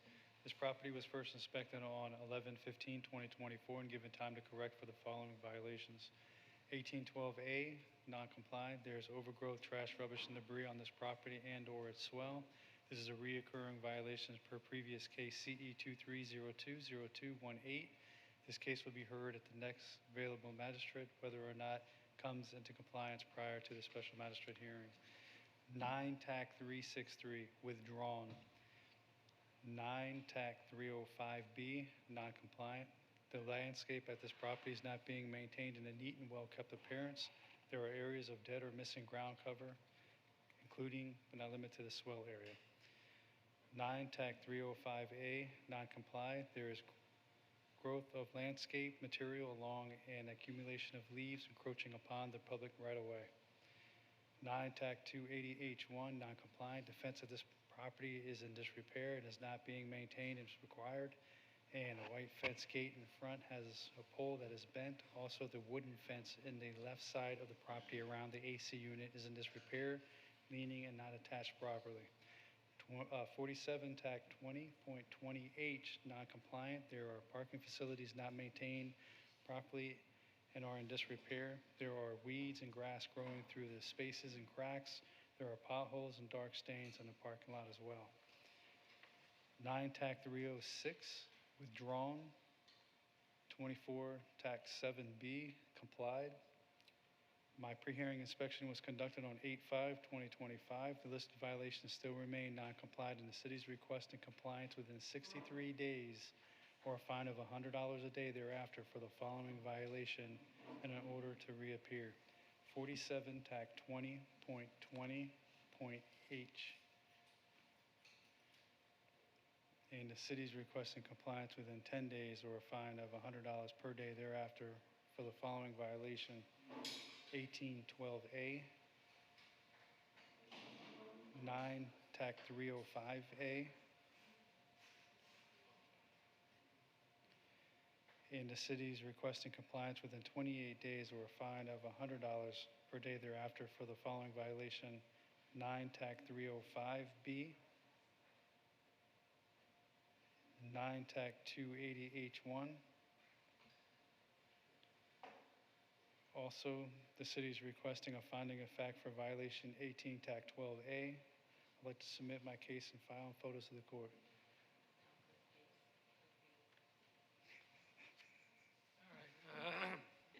I'm going to need some guidance on this a little bit.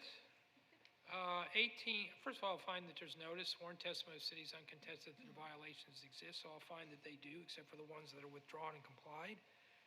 1812A, you want 10 days, right? Is that right? Correct. $100 a day otherwise? Correct. Okay, 9-305B, 28 days, right? Correct. Or $100 a day. 9-305A, 28 days, right? 10 days. 10 days. Or a fine of $100 a day. Correct. 9208H1, how many days? 28? 28 or $100 a day.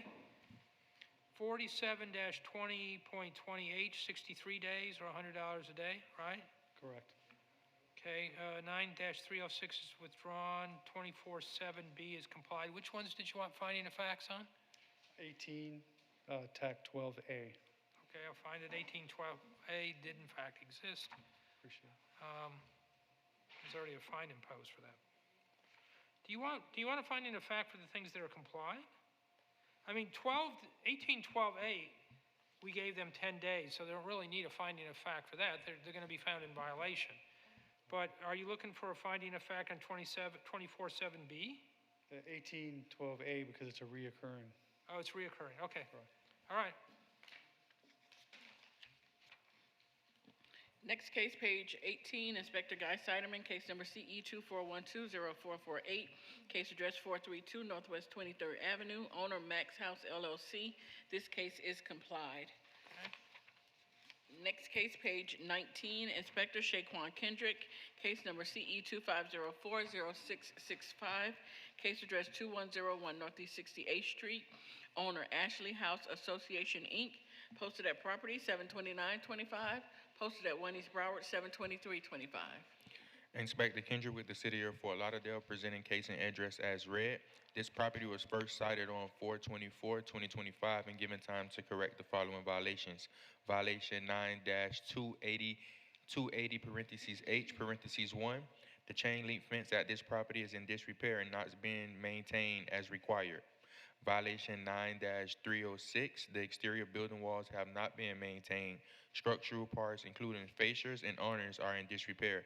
There are areas of the exterior wall that have stained and missing peel and paint. Violation 47-34.1.8.1. There is illegal land use occurring at this RMM 25 zone property. There are brown chairs being stored under a brown tarp on the west side of the property, including but not limited to all other items. A pre-hearing inspection was conducted on August 6, 2025, and found the property remains in violation as depicted in the photos. The city is requesting 28 days for violation 9-280H(1), 63 days for violation 9-306, and 10 days for violations 47-34.1.8.1, or a daily fine of $100 per day for each violation thereafter. All right, I'm going to find that there's notice, sworn testimony of cities uncontested that the violation exists for, they'll be given 28 days for 9-280H1 or a fine of $100 a day. They'll be given 63 days for 9-306 or a fine of $100 a day. They'll be given 10 days for 47-34.1.8.1 or a fine of $100 a day. Thank you. Next case, Inspector Rafael Santos, case number CE 25040257, case address 749 Southeast 15th Street, number 9, owner 749 Southeast 15th Street LLC, posted at property 72225, posted at Wendy's Broward 72325. Inspector Rafael Santos for the City of Fort Lauderdale, presenting case CE 250-40257, property address 749 Southeast 15th Street. I inspected this property on April 9th, 2025, and cited for the following violation: 47-19.4.D.1. This property does not have the dumpster enclosure that is required by the ULDR. 47-34.1.8.1, that is complied. Inspection report was posted on the property on April 9th, 2025, and a copy was mailed to the owner listed on BCPA. Re-inspected April 23rd, 2025, and June 24th, 2025. I posted this property July 22nd, 2025. Pre-hearing inspection was conducted on August 11th, 2025, and found that the violation remains. The city is requesting 63 days to comply or a fine of $100 thereafter. Okay, I'll find that there's notice, sworn testimony of the city is uncontested that the violation exists. I'll give 63 days for compliance or a fine of $100 a day for the violation 4719.4.D.1. Next case, Inspector Rafael Santos, case number CE 25050330, case address 2455 Del Lago Drive, owner Big Bad Wolf Holdings LLC, posted at property 72225, posted at Wendy's Broward 72325. Inspector Rafael Santos for the City of Fort Lauderdale, case and address as read into the record. I inspected this property on May 14th, 2025, and cited for the following violations: 18-12A, there is overgrowth, trash, rubbish, and debris on this property and/or its swell. Shrubs and trees are overgrown. This is a recurring violation of code section of case CE 241202230. This case will be presented to the magistrate whether or not it comes into compliance prior to the compliance date. Code section 9-308B, the white tile roof is stained and dirty. An inspection report was posted on the property May 14th, 2025, and a copy was mailed to the owner listed on BCPA. I re-inspected this property June 30th, 2025 and June 24th, 2025. I posted the property July 22nd, 2025. Pre-hearing inspection was conducted on August 11th, 2025, and found that the violation remains. The city is requesting the following. For code section 18-12A, we're requesting a finding of fact. That is in compliance as of right now. And for violation 9-308B, 99 days or $100 thereafter. How many days for that? 99. The property, there is a application for a demo permit, so they're supposed to be taking it down. So. Okay. All right, I'm going to find that there's no sworn testimony of the city is uncontested. I'll find that 1812 is currently in compliance, but there'll be a finding of facts that it did incur. 9-308 will be 99 days or a fine of, Raphael, what was it, $100 a day? Yes, sir. $100 a day. Next case, page 20, Inspector Rafael Santos, case number CE 25050585, case address 815 Southwest 14th Court, owner Burgess DeLeeb Trust, posted at property 71725, posted at Wendy's Broward 72325. Inspector Rafael Santos for the City of Fort Lauderdale, case and address is read into the record. I inspected this property on May 22nd, 2025, and cited for the following violations. 18-12A, there's overgrowth, trash, rubbish, and debris on this property and/or its well. The eureka palm trees in the front of the yard required trimming. This is a recurring violation. Reference to case number CE 230800093. This violation will be presented to the special magistrate seeking a finding of fact, whether or not it comes into compliance prior to the hearing date. Code section 9-304B, the gravel driveway is not being maintained. The gravel driveway has grass weeds growing through it. The gravel needs to be replenished.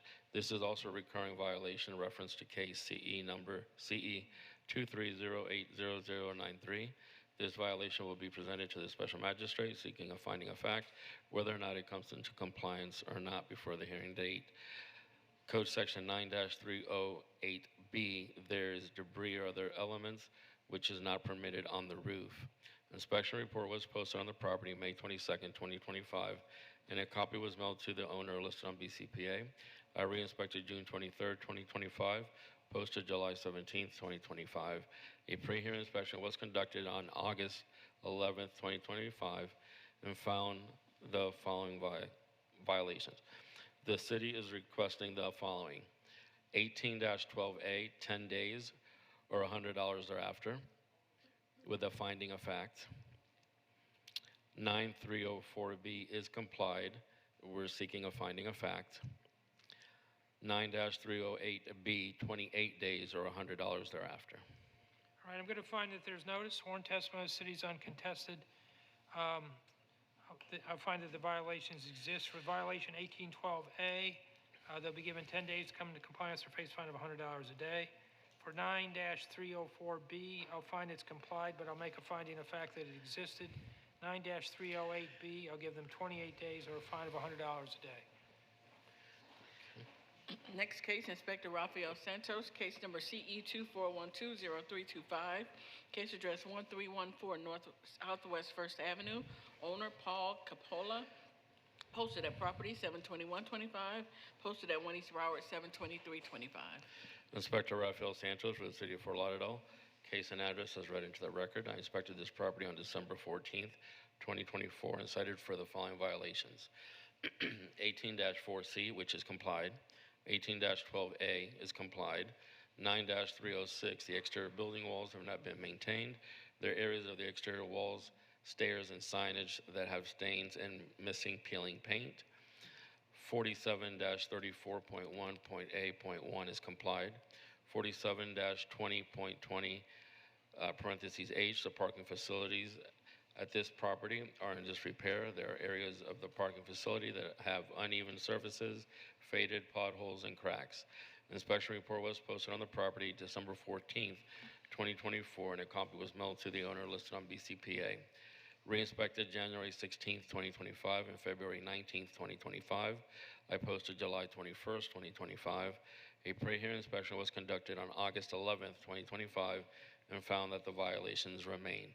The city is requesting 63 days to comply or fine of $100 thereafter. All right, I'll find that there's notice, sworn testimony of the city is uncontested that the violation exists. The respondent will be given 63 days to comply or a fine of $100 per day. Thank you, sir. Thank you. Next case, page 21, Inspector Jessica Martinez, case number CE 24080701, case address 804 Northeast 4th Avenue, owner Radical 3 Properties, LLC, posted at property 72925, posted at 1 East Broward 72325. Good afternoon, Inspector Martinez with the City of Fort Lauderdale Code Compliance, presenting case CE 24080701, address 804 Northeast 4th Avenue. This property was first inspected on August 26, 2024, and the following violations were observed. 47-20.20H, the parking facility is not being maintained at this property. There are weeds growing throughout the cracks of the pavement. 18-1, complied. However, this is a recurring violation, reference case CE 23010762. This case will be presented to the magistrate whether or not compliance is met. A pre-hearing inspection was conducted on August 6th, and the violation for 47-2020H remained out of compliance. At this time, the city is requesting the following. For violation 47-2020H, 28 days for compliance or a fine of $100 a day thereafter. For 18-1, a finding of fact. Okay. I'll find that there's notice, sworn testimony of the city is uncontested that the violations existed. For 47-20.20H, which still exists, the respondent will be given 28 days to come into compliance or face fine of $100 a day. For 18-1, which is in compliance, I'll make a finding of fact that the violation did in fact occur. Thank you. Next case, page 22, Inspector Jessica Martinez, case number CE 25040771, case address 1412 Northwest 3rd Avenue, owner Jerry Scanlon, posted at property 72825, posted at 1 East Broward 72325.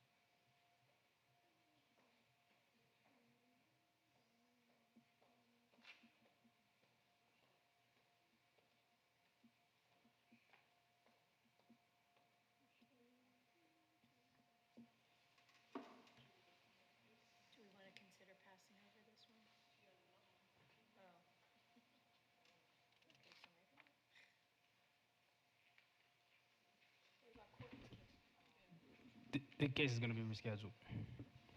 Do what? This case is gonna be rescheduled. Reschedule? For when? You're gonna bring it back when you? or- The next hearing. Next The next hearing? available hearing. Okay. Be continued to the next hearing. Next case, Schedule. page 23, Inspector Jessica Martinez, case number CE 25050706, case address 650 North Andrews Avenue, owner 650 North Andrews LLC, posted at property 72925, posted at 1 East Broward 72325.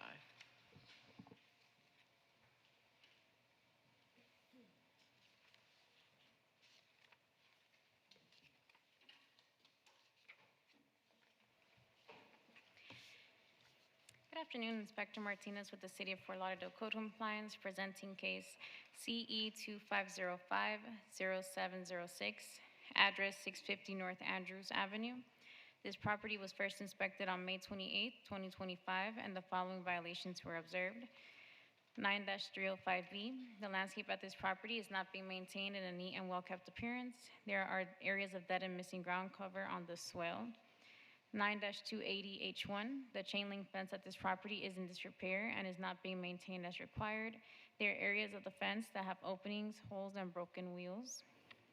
18-1, there is graffiti at this property that is creating a public nuisance. It is being maintained in such a manner that the property is or may reasonably adversely affect and impair the economic welfare of adjacent properties. This is a repeat violation, reference case CE 24050215.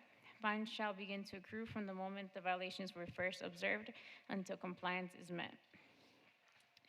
18-12A, there is overgrowth, trash, rubbish, and debris on this property and its swale. This is a repeat violation, reference case CE 24050215. Fines shall begin to accrue from the moment the violations were first observed until compliance is met. A pre-hearing inspection was conducted on August 6, 2025, and the property remains in violation. At this time, the city is requesting the following: for violations 9-305B, 28 days for compliance or a fine of $250 a day thereafter. Violation 9-280H1, 28 days for compliance or a fine of $250 a day thereafter. 18-1, a fine of $250 a day from the time the violation was first observed until compliance is achieved. 18-12A, a fine of $250 a day from the time the violation was first observed until compliance is achieved. What day were the two violations observed? 18-1 and 18-12A? May 28th. Have you heard from them? No, I haven't. Okay, I'm going to find that there's notice. Sworn testimony of the city is uncontested. For 9-305B, they'll be given 28 days to come into compliance or face a fine of $250 a day. 9-280H1, 28 days to come into compliance or a fine of $250. 18-1, $250 per day starting May 28th. 18-12A, $250 a day starting May 28th. Thank you. Next case, page 24, Inspector Paulette Del Grasso, case number CE 25050626, case address 235 South Fort Lauderdale Beach Boulevard, owner 235 South Fort Lauderdale Beach LLC, posted at property 72325, posted at 1 East Broward 72325. Good afternoon, Inspector Del Grasso for the City of Fort Lauderdale. The case and address are as read. This matter was first inspected on May 25th and cited for the following violations. Oh, Yeah. all right. You can stay there. Courtney, do you swear to affirm to speak the truth at today's hearing? I do. Thank you.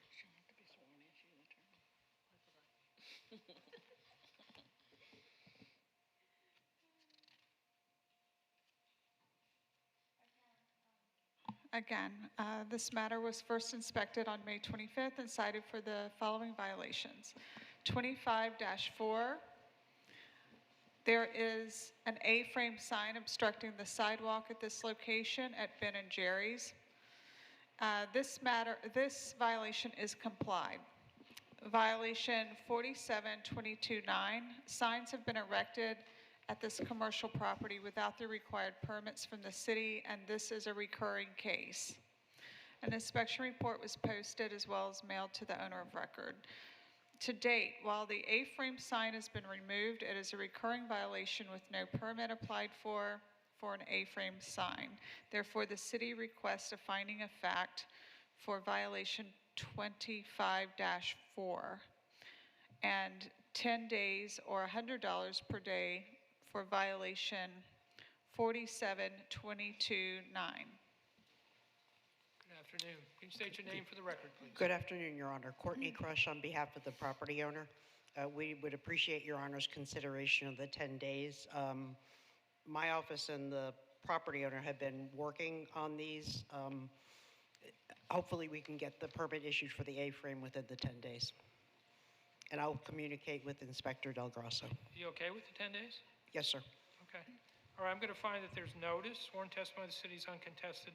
I'm going to find that 25-4 is in compliance, but I'll make a finding of fact that it did exist.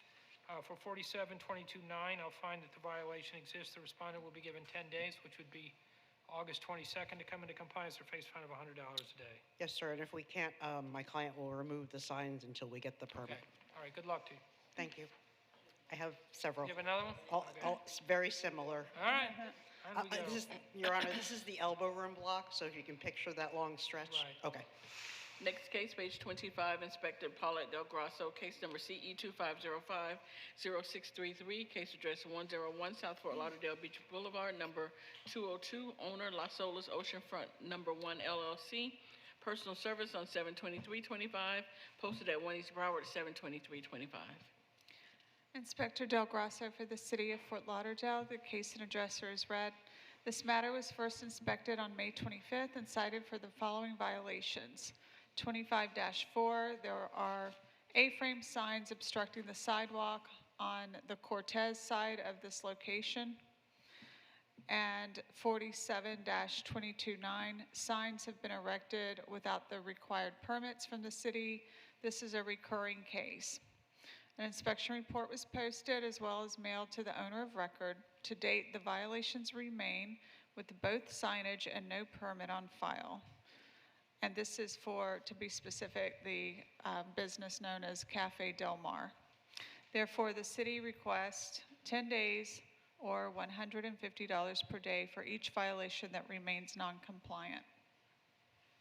Yes, anything you want to add? Your Courtney Crush on behalf of the property owner. We would appreciate the 10 days. There was a permit issued in 22. Looks like it just needs to call for a final inspection. So 25-4 is still in violation, right? Correct. So you want 10 days on that as well? Yes, please. Okay. All right, I'm going to find that there's notice. Sworn testimony of the city is uncontested that the violation exists. For 25-4, the respondent will be given until August 22nd to come into compliance or face a fine of $100 a day. 47-22-9, they'll be given 10 days, which would be August 22nd, or face a fine of $100 a day. I have to ask, is any of these three cases the elbow room itself? No, no, sir. My client doesn't own the elbow room. Oh, I just wondered. Okay. I think they're special. Okay, just wondered. All right, thanks. Thank you. Next case, Inspector Paulette Del Grosso, case number CE 2505-0627, case address 235 South Fort Lauderdale Beach Boulevard, owner 235 South Fort Lauderdale Beach LLC, posted at property 7/23/25, posted at 1 East Broward 7/23/25. Inspector Del Grosso for the City of Fort Lauderdale. The case and addresser is read. This matter was first inspected on May 25th and cited for the following violations. 25-4, there is an A-frame sign obstructing the sidewalk at this location, the business known as Exit 66. And 47-22-9, signs have been erected at this commercial property without the required permits. This is a recurring case. An inspection report was posted as well as mailed to the owner of record. To date, the violations remain with both signage and no permit on file. Therefore, the city requests 10 days or $150 per day for each violation that remains Sorry, non-compliant. how much did you ask for? 50 or 100? $150. $150, okay. Yes. Your Honor, Courtney Crush on behalf of the property owner, we would appreciate the 10 days to comply. Okay. Going to find that there's notice, sworn testimony of the city is uncontested, the violations exist. For violation 25-4, the respondent will be given 10 days to come into compliance or face fine of $150 a day. For 47-22-9, they'll be given 10 days to come into compliance or face fine of $150 a day. Thank you. Thank you. Next case, Inspector Paulette Del Grasso, case number CE 2505-0631, case address 203 South Fort Lauderdale Beach Boulevard, owner TRD of Fort Lauderdale LLC, posted at property 72325, posted at Winnie's Broward 72325. Inspector Del Grasso for the city, the address and case are as read. This matter was first inspected on May 25th and cited for the following violations. 25-4, there's an A-frame sign obstructing the sidewalk. Signs must have a permit and can only be placed on private property. This is a recurring case. Violation 47-229, signs have been erected without the required permits. A permit was issued in 2022 but has not been completed. This is a recurring case as well. An inspection report was posted and mailed to the owner of record. To date, the violations remain with both signage and no permit on file. Therefore, the city requests 10 days or $150 per day for each violation that remains non-compliant. Your Honor, Courtney Crush, on behalf of the property owner, we would appreciate the 10 days. I'm going to find that there's notice, sworn testimony of the city is uncontested, the violations exist. The respondent will be given for 25-4, 10 days to come into compliance or face fine of $150 a day. For 47-22-9, 10 days to come into compliance or face fine of $150 a day. Thank you, Your Honor. Thank you. Thank you. Just as an aside, Your Honor, the elbow room was heard a few months ago, and they painted it beautifully just in time for the Stanley Cup There you go. celebration. Did they mop the floor? Next case, page 27, Inspector Rachel Moore, case number CE 2504-0006, case address 673 West Dayton Circle, owner Mary Smith and Carolyn Smith and all others, posted at property 72225, posted at Winnie's Broward 72325. Inspector Rachel Moore for the City of Fort Lauderdale, presenting case for property just read in. This property was first inspected on 4/1/25 and the following violations were observed. 18-4 parentheses C is complied, 9-304 parentheses B is complied, 25-4 complied, 9-305 parentheses B. The landscape at this property is not being maintained in a neat and well-kept appearance. There are areas of dead and missing ground cover. Contact was made with the property owner regarding the cited violations. As of pre-hearing inspection dated 8/11/25, the violation of 9-305 parentheses B remains out of compliance. The city is requesting 63 days or $50 per day thereafter. All right, I'll find that there's notice, sworn testimony of the city is uncontested, the violation exists. For violation 9-305B, they'll be given 63 days to come into compliance, and it'll be October 14th, or face fine of $50 or $100. What did you say? I'm sorry. 50? $50 per day. $50 a day. Next case, Inspector Rachel Moore, case number CE 2506-0415, case address 2790 West Broward Boulevard, owner 2790 LLC, posted at property 72825, posted at Winnie's Broward 72325. Inspector Rachel Moore presenting case as read in. This property was first inspected on 6/16/25 and the following violations were observed. 18-12 parentheses A. There is overgrowth, trash, rubbish, and debris on this vacant property and its well. There is overgrowth and trash on the outside of the property to include a mattress on the sidewalk and the inside of the property. This is a repeat violation per case CE 24120452 and will begin to accrue fines beginning the first day the repeat violation was discovered until compliance is met. Contact was made with the property owner regarding the cited violation. Inspections were conducted on 6/6/25 and 6/30/25 in which the property was found in violation. On 7/2/25, the property was found in compliance. As of pre-hearing inspection dated 8/11, the property remains in compliance. The city is requesting $100 for each inspection the property was found to be in violation. until compliance was met, which is a total of 2 days to equal $200. 6/6 and 6/30. All right, I'll find that the violations exist, I'll find that there's notice, sworn testimony of the city is uncontested, the violations existed on 2 separate days. Impose a fine of $100 a day, so it'll be a $200 fine. Thank you. Next case, Inspector Rachel Moore, case number CE 2506-0430, case address 670 Southwest 30th Terrace, owner Sophia A. Jackson Gopi, posted at property 72825, posted at 1 East Broward 72325. Inspector Rachel Moore for the City of Fort Lauderdale, presenting cases read in. This property was first inspected on 6/18/25, and the following violations were observed. 24-7 parentheses B is complied. 47-34.1.8.1. There is illegal land use occurring at this RS8 residential single-family low-medium density zone property. There are items being stored outside consisting of but not limited to furniture, bathtub, and miscellaneous items. There has been no contact made with the property owner regarding the cited violations. As of pre-hearing inspection dated 8/11/25, the property does remain out of compliance. The city is requesting 10 days to comply or $50 per day thereafter. All right, I'll find that there's notice, sworn testimony of the city is uncontested, that the violation exists. The respondent will be given 10 days to come into compliance or face a fine of $50 a day. Thank you. Thank you. Next case, Inspector Rachel Moore, case number CE 2505-0156, case address 901 Indiana Avenue, owner Samuel Lee Jones, posted at property 72825, posted at 1 East Broward 72325. Inspector Rachel Moore, presenting cases read in. This property was first inspected on 5/6/25, and the following violations were observed. 9-280 parentheses H parentheses 1.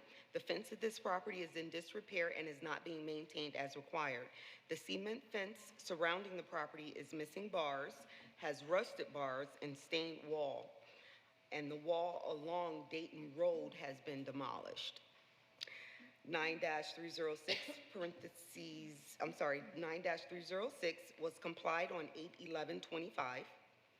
9-304 parentheses B, the driveway at this property is stained with a black substance. 9-280 parentheses C, the outside walkway at this property has areas of chipped cement. 18-1 is complied. 18-4 is complied. 18-4 parentheses C is complied. 18-12 parentheses A is complied. 47-39.8.1.B parentheses 6 parentheses B has also complied. Contact was made with the property owner regarding the cited violations. As per pre-hearing inspection dated 8/11, the property remains out of compliance. The city is requesting the following.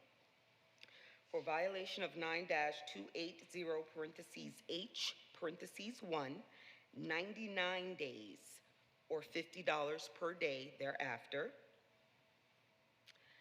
And for violation 9-304 parentheses B and 9-280 parentheses C, 63 days or $50 per day per violation thereafter.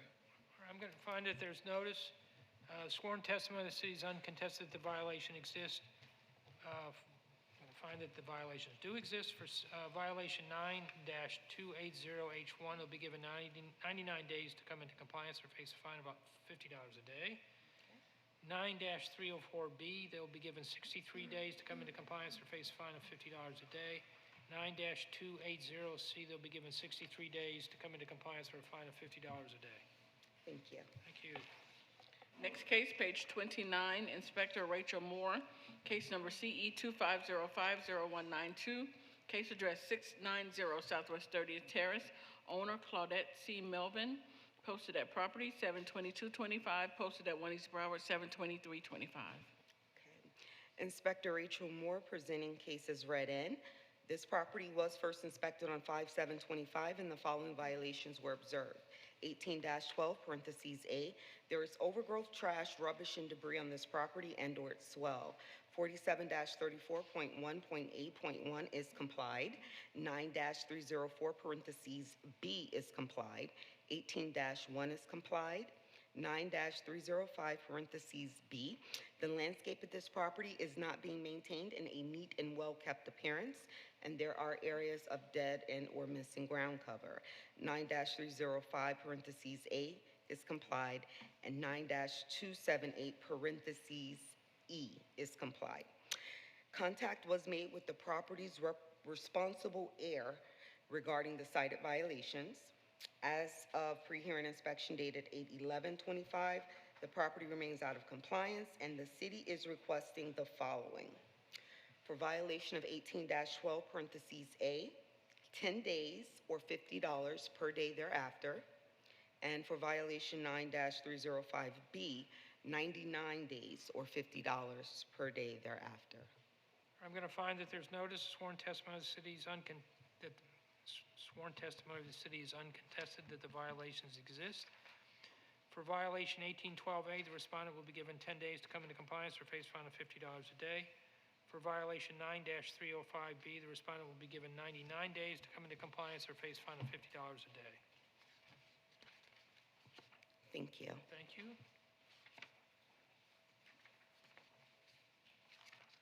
Next case, page 33, Inspector Shaquan Kendrick, case number CE 2503-0465, case address 3590 Northwest 54th Street, number 7, owner Moses Realty LP, posted at property 73025, posted at 1 East Broward, 72325.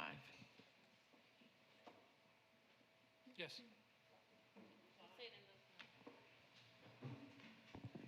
Case complied. Okay, noted Thank for the you. record. Next case, page 34, Inspector Shaquan Kendrick, case number CE 2505-0005, case address 3363 West Commercial Boulevard, number 201A, owner Harwood Global LLC, posted at property 73025, posted at 1 East Broward, 72325. Inspector Kendrick with the City of Fort Lauderdale presenting case and address as read. This property was first cited on 2/5/2025, given time to correct the following violations. Violation 15-28, the business West MedX LLC at this location is operating without a current year business tax receipt.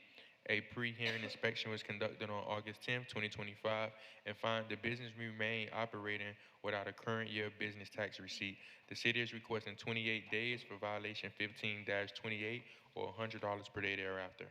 All right, I'll find that there's notice sworn testimony of the city is uncontested, the violation exists. The respondent will be given 28 days to come into compliance or face fine of $100 a day. Next case, page 35, Inspector Shaquan Kendrick, case number CE 2503-0874, case address 1830 Northeast 46th Street, owner Fifth Avenue Square Holdings LLC. This case is complied. Okay. Next case, page 37, Inspector Shaquan Kendrick, case number CE 2504-0765, case address 1740 Northeast 51st Street, owner Coral Ridge Isles Properties LLC, posted at property 72825, posted at 1 East Broward, 72325. Inspector Kendrick with the City of Fort Lauderdale presenting case and address as read. This property was first cited on 4/29/2025, given time to correct the following violations. Violation 9-306 has complied. However, the exterior building walls has not been maintained. Structural part, including facial, soffits, and the stairway are in disrepair, dirty, or stained. There are areas of the exterior wall that have stain, missing, peel, and paint. This is a recurrent violation, CKCE 22040033. The case will be presented to Special Magistrate seeking a finding of fact whether or not the violation complies prior to the hearing date. Violation 9-305B has complied. Violation 9-363 has complied. Violation 9-276, parentheses C, parentheses 1 has complied. And violation 9-280H, parentheses H, parentheses 1 has complied. However, the fence at this property was in disrepair and not being maintained as required. that were broken and missing slats. This is a recurring violation, CKCE 220-40033. This case will be presented to special magistrate seeking a finding of fact whether or not the violation complies prior to the hearing date. The city is requesting a finding fact for violation 9-306 and violation 9-280 parentheses H parentheses 1. Did we do, did you mention 4720.20H? It's complied, I guess. I didn't Yes, hear it's it. complied. Okay. I'm going to find that the violations did exist. I note that they're in compliance for violation 9-306 and 9-280H1. I'll make a finding of fact that they existed for purposes of a repeat violation status. Yes, thank you. Next case, page 38. Inspector Shaquan Kendrick, case number CE 25050123. Case address 1744 East Commercial Boulevard. Owner Ash Properties Group 2 LLC. Posted at property 72825. Posted at Winnie's Broward 72325. Inspector Kendrick with the City of Fort Lauderdale presenting case and address as read. This property was first cited on 5/6/2025 and given time to correct the following violations. Violation 47-22.9. The sign that stated Versa Kitchen and Floors Design Center has been erected without the required permits from the City of Fort Lauderdale. A pre-hearing inspection was conducted on August 10, 2025 and found the business remained without the proper permits on file. The city is requesting 28 days for violation 47-22.9 or a daily fine of $100 per day thereafter. I find that there's notice, sworn testimony of the city is uncontested, the violation exists. The respondent will be given 28 days, which is September 9th, to come into compliance or face fine of $100 a day. Next case, Inspector Shaquan Kendrick. Case, you got another case? Case number CE 25050132. Case address 3020 Northeast 51st Street. Owner Gianpiero Davario. That case was rescheduled earlier. Okay. Okay. Next case, page 39. Inspector Matthew Flesher, case number CE 25040645, case address 3767 Southwest 17th Street, owner Ryan Keith Oliet, posted at property 72825, posted at Winnie's Broward 72325. This is Matthew Flesher with the City of Fort Lauderdale Code Compliance, presenting case CE 25040-645 for the property located at 3767 Southwest 17th Street. This property was first cited on April 22, 2025 for the following violations. 47-21.15.a, a gumbo limbo tree was removed from this property without first obtaining a permit. This case will be brought to special magistrate to request imposition of fines up to $15,000 for an irreparable and irreversible violation. 9-280H1 is complied. A pre-hearing inspection was conducted on August 10th, 2025, and the violation 47-21.15A remains. The city is seeking a fine of $150 for the removal of the tree without a permit and a compliance deadline of 28 days for violation 47-21.15.a for them to have their permit showing as complete status, or a fine of $50 per day to run thereafter. What was the compliance date on 4721? 28 days. Okay, what were you wanting to do with 9-20HA? 9-280H1 is complied. Complied. All right, I'll find that there's notice, sworn testimony of the city is uncontested.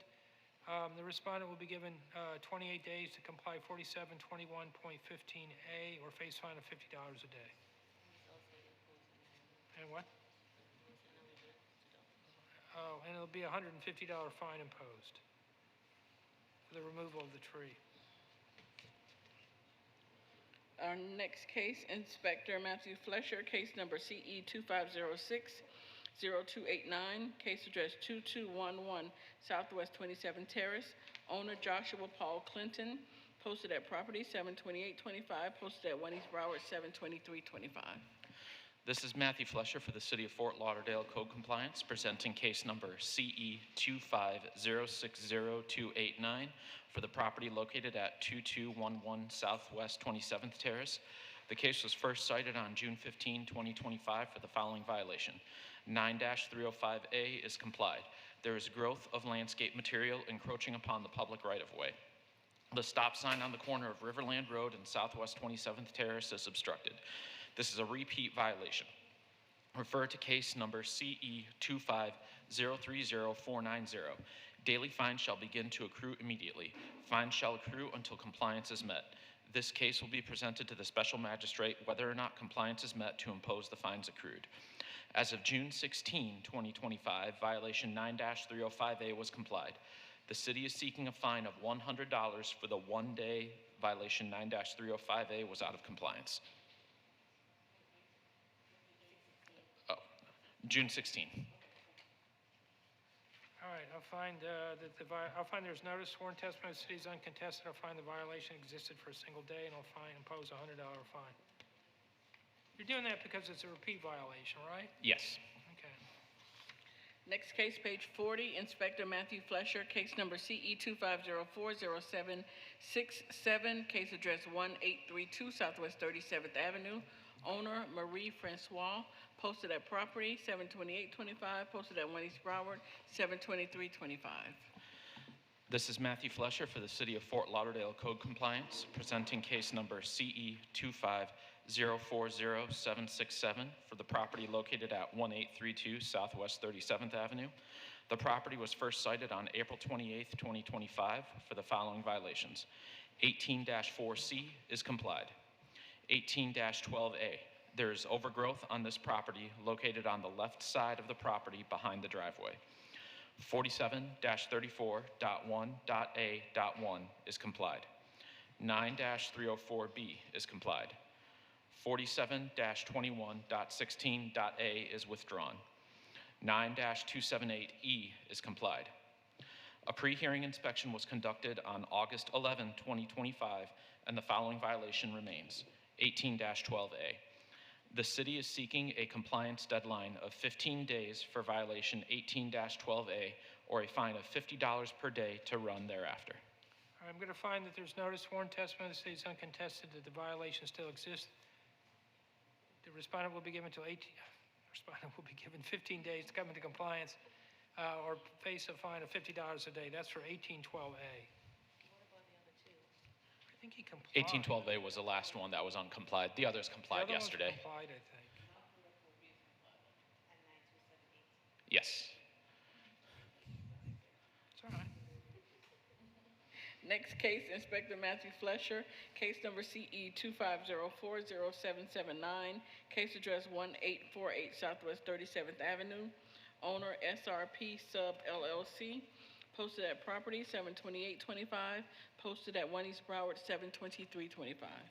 This is Matthew Flesher for the City of Fort Lauderdale Code Compliance, presenting case CE 25040-779 for the property located at 1848 Southwest 37th Avenue. The case was first cited on March 4, 2025 for the following violations. 9-306 is complied. 9-305B is complied. The landscape at this property is not being maintained in a neat and well-kept appearance. There are areas of dead and missing ground cover on the property and on the swale. This is a repeat violation. Refer to case number CE 24030-688. Daily fines shall begin to accrue immediately. Fines shall accrue until compliance is met. This case will be presented to the special magistrate whether or not compliance is met to impose the fines accrued. 9-304B is complied. As of June 12, 2025, all the violations were complied. The city is seeking a fine of $150 per day for the repeat violation 9-305B from when the amended inspection report was posted on June 10 to when it was complied on June 12, a total of $300. It was out of compliance for 2 days. So 9306 is the only one that you're looking for the fine amount, right? 9305B. Okay, I'm sorry, 9305B. All right, I'm going to find that there's notice, sworn testimony of the city is uncontested. I'm going to find that 9305B was out of compliance beyond the time specified. And I'll impose a fine of $300.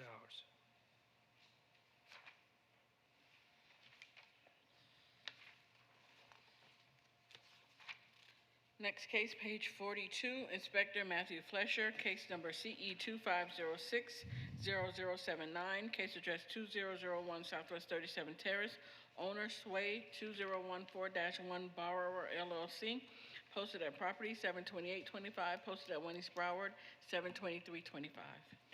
This is Matthew Flesher for the City of Fort Lauderdale Code Compliance, presenting case number CE 25060079 for the property located at 2001 Southwest 27th Terrace.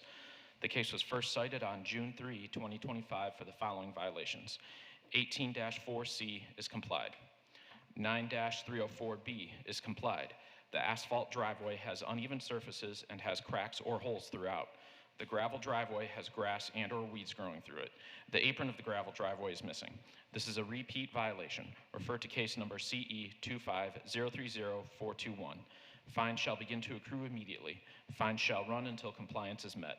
This case will be scheduled for special magistrate whether or not compliance is met to impose the fines accrued. 9-305B is complied.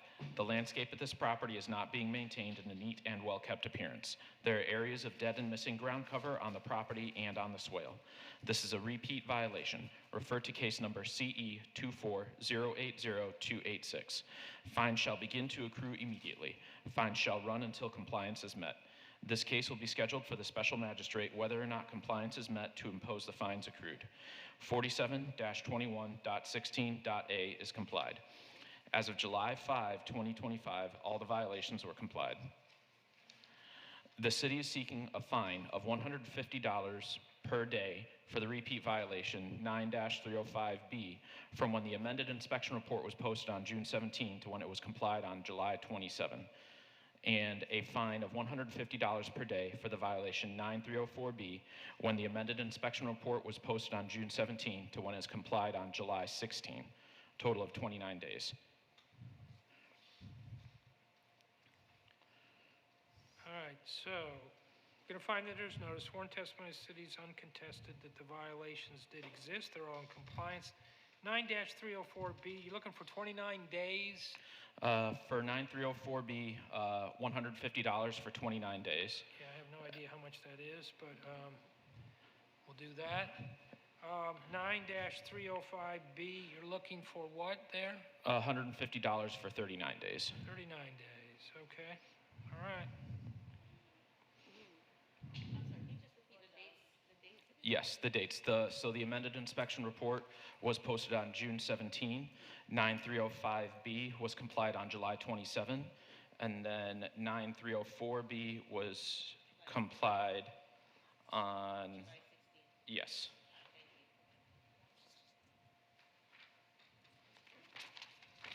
Next case, page 43, Inspector Matthew Flesher, case number CE 25060243, case address 2630 Sugarloaf Lane, owner Carmen Camano, posted at property 72825, posted at 1 East Broward 72325.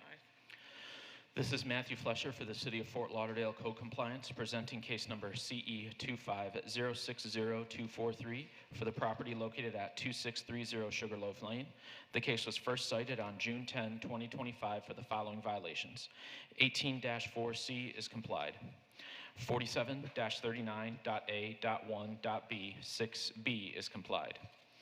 9-306 is complied. There are areas of the yellow curb at the foot of the driveway with missing and peeling paint. This is a recurring violation. Refer to case number CE 24020054.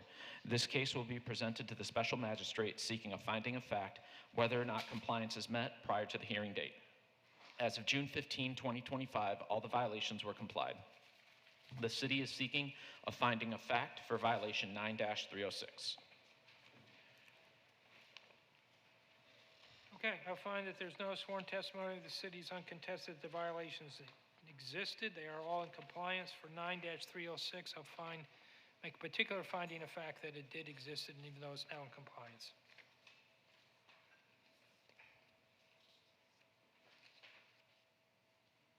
Next case, page 45, Inspector Matthew Flesher, case number CE 25050293, case address 1841 Southwest 29th Avenue, owner Havans Pogassian, posted at property 72825, posted at 1 East Broward 72325. This is Matthew Fletcher for the City of Fort Lauderdale Code Compliance, presenting case number CE 25050293 for the property located at 1841 Southwest 29th Avenue. The property was first cited on May 12, 2025 for the following violations: 47-39.A.1.B.7A1. There are landscaping truck commercial vehicles parked on this RD-12.22 zoned property. 18-12A. There is trash, rubbish, and debris on this property along the southern fence line and the swale. There are palm fronds scattered throughout the property. 9-304B is complied. 9-278E. There are hurricane shutters covering some of the windows of this occupied residential property. 47-39.A.1.B.6B. There are items including but not limited to a ladder, a pile of dirt and/or leaves, rolled up items, and a gray sofa stored outside at this RD-12.22 zoned property. 9-305B. The landscape at this property is not being maintained in a neat and well-kept appearance. There are areas of dead and missing ground cover on the swale.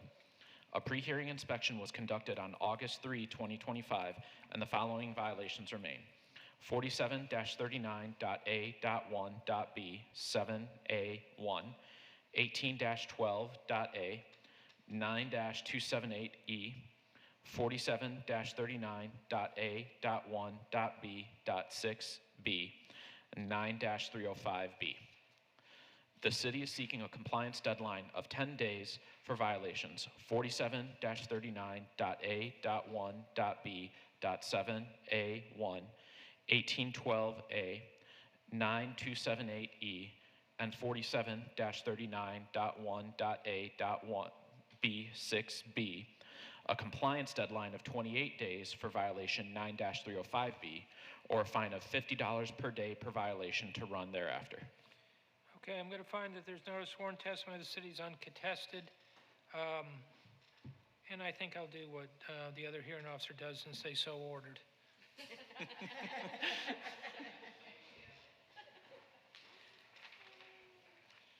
Our next case, page 46, Inspector Jessica Martinez, case number CE 2506-0614, case address 920 Northwest 2nd Avenue, owner Corbell Cooper and Hilda Cooper, posted at property 73125, posted at 1 East Broward 72325.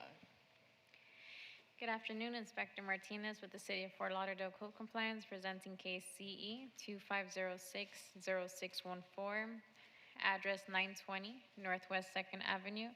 This property was first inspected on June 23rd, 2025, and the following violations were observed. 18-12A, there's overgrowth, trash, litter, and debris on the property and swale. 18-1, the chain link fence at this property is broken. It has holes and gaps that is creating a public nuisance.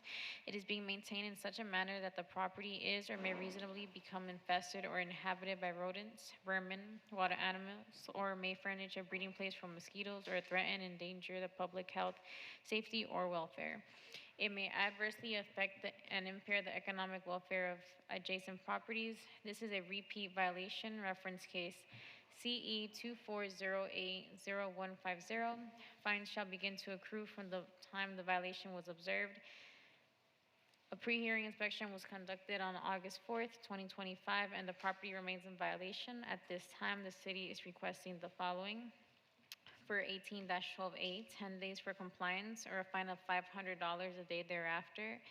For violation 18-1, a fine of $500 a day from the time the violation was first observed until compliance is met. What's 18-1 again? I'm sorry. The chain link fence. Yeah, but what are you It's asking? a public nuisance. Oh, $500 a day from the time it was first observed. When was it first observed? June 23rd. No, not yet. Yeah. Have you heard from them? No. Oh, Special Magistrate, is it possible for this lot to also have ordered that no trespassing signs be posted on this lot? The problem we have with this lot is we abated several times, and I don't know if I have I'm sympathetic to what you want to do. I don't know if I have the authority. Who would post the sign? we will post it. It's their property, though. I don't know if you have, I don't know if I have the No. authority to order them to post a no trespassing sign. I can't do that. I know you're trying to remedy it, but that's beyond the scope of what I can do. Got it. You could ask them to do it, obviously, but not gonna work. They're not around. Yeah, so under 162, the magistrate does have the authority to order other relief to be able to bring the property into compliance, but that's a little outside of, of what we I don't could feel do. really comfortable doing He it. can order abatement, obviously. Right, and charge them the cost. Right. But to ask them to order them to post a sign or to have you post a sign on their private property of how it's gonna be controlled, I don't think I have the authority to do that, so. All right, I'm gonna find that there was notice, sworn testimony, the city's uncontested about the violations. For 1812, the respondent will be given 10 days to come into compliance or face fine of $500 a day. For 18-1, there'll be $500 a day commencing when? What's that date again, June what? June 23rd. June 23rd. It's still out of compliance, right? Yeah. Until it comes into compliance.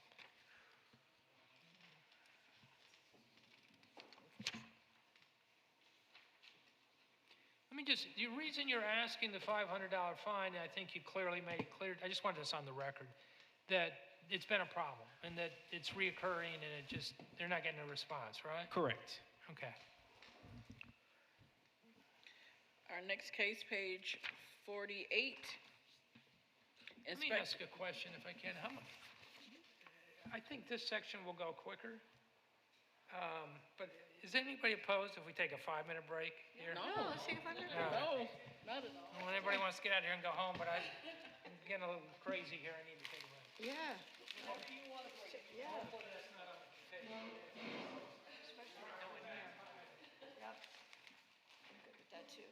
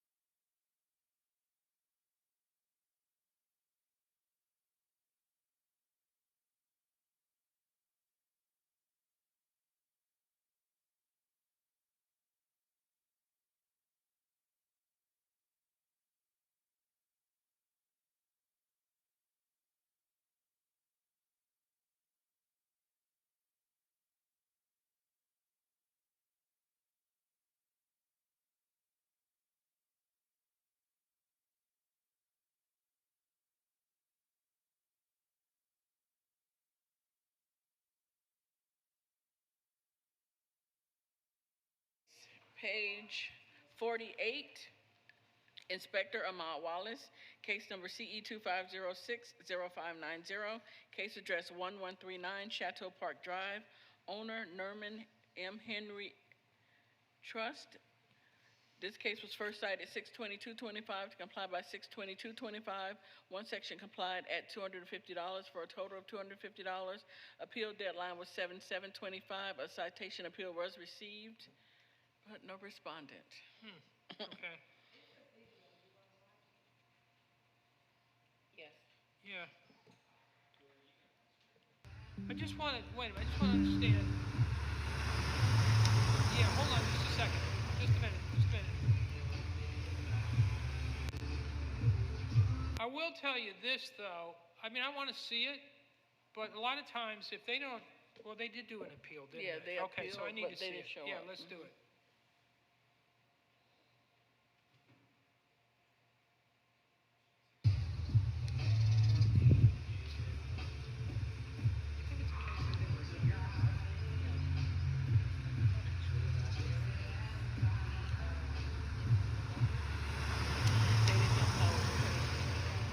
They were here, but they didn't have power of attorney.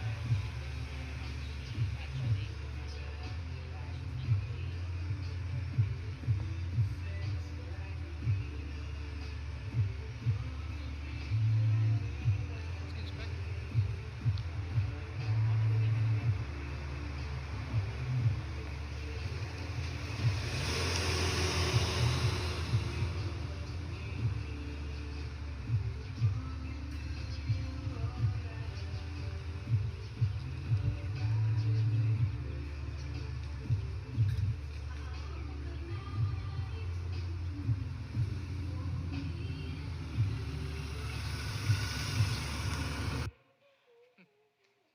Okay. All right. Do I have any testimony on this, though? Who's testifying? Who's testifying? No one. No one? Don't I need someone to testify to me? Page 48, Ahmad's case, Chateau Park Drive. It was an appeal, but the respondent didn't show up. No, it's not that they didn't file an appeal. They appealed, they're just not here. But I do think I need testimony of some sort. That I guess I've seen the film. Someone was here, but she had no power of attorney.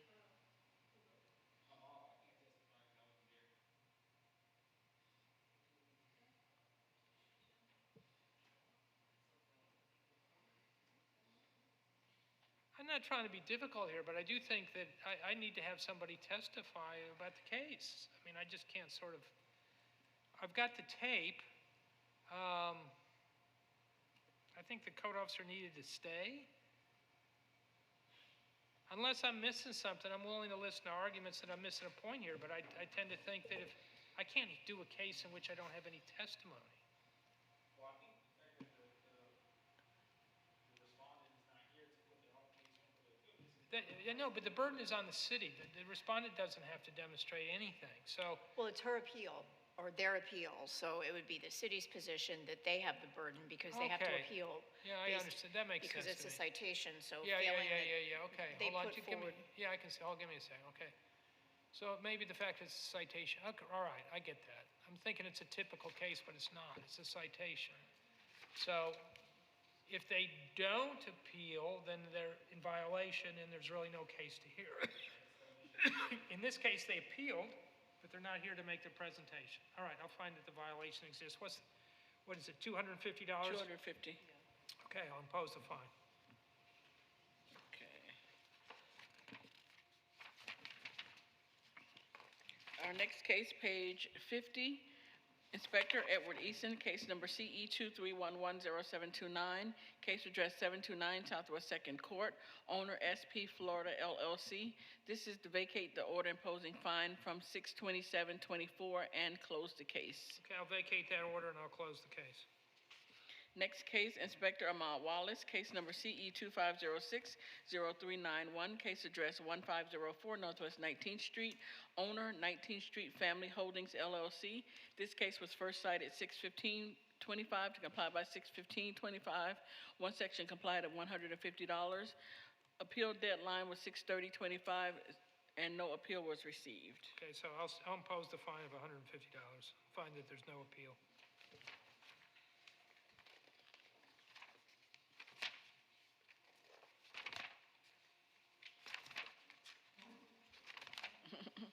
Turn to those pages. Where do we go? Next case, page 55. Inspector Guy Siderman, case number CE 24100470, case address 900 Northwest 10th Terrace, number 1, owner JRO Real Estate LLC. This case was first heard 5/29/25 to comply by 6/8/25 and 7/24/25. Three sections complied at $150 per day for a total of $16,800, and the city is requesting the full amount. Okay, I'll find that there's notice in accordance with Massey versus Charlotte County sworn testimony of the city's uncontested the violation, that the ordinance is currently in compliance, I think, right, for all of them? But there's existing fine, I'll impose those fines. Next case, page 56, Inspector Guy Siderman, case number CE 24100468, case address 834 Northwest 10th Terrace, owner Rampati Ram and Shandario Ramsarian. This case was first heard 5/29/25 to comply by 6/8/25 and 7/24/25. Two sections not complied at $150 per day for a total of $12,600. The city is requesting the full amount, and the fines continue to accrue. Okay, I'll find that there's notice in accordance with Massey versus Charlotte County sworn testimony of the city is uncontested that there are outstanding violations which are not in compliance, and I'll certify the fine.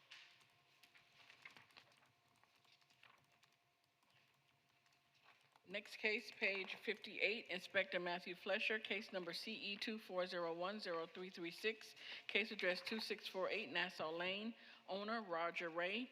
This case was first heard 1/18/24 to comply by 3/12/24.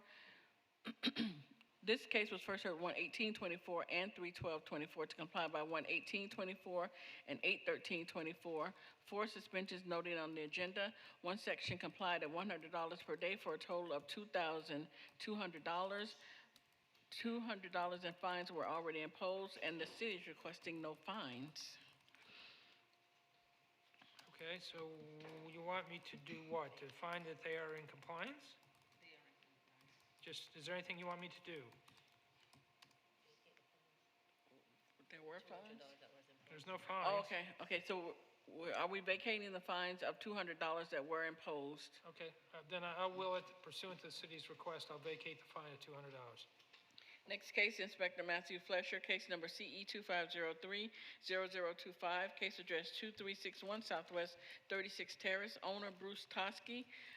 This case was first heard 5/13/25 to comply by 5/28/25. One section not complied at $150 per day for a total of $11,400. The city is requesting the full amount, and the fines continue to accrue. All right, I'll find that there's notice in accordance with Massey versus Charlotte County sworn testimony of the city's uncontested. The order has been complied with. I'll certify the fine. Next case, page 59, Inspector Matthew Flesher, case number CE 24090226, case address 3391 Southwest 22nd Street, owner Ryan Christopher Downs. This case was first heard at 1/14/25 to comply by 1/29/25 and 3/11/25. One suspension from 3/11/25 to 5/13/25. One section complied at $50 per day. $3,500 accrued, and the city is requesting no fines. All right, I'll find that there's notice in accordance with Massey versus Charlotte County. I'll note for the record that the city is looking to waive the fines. I'll do that. Property is currently in compliance.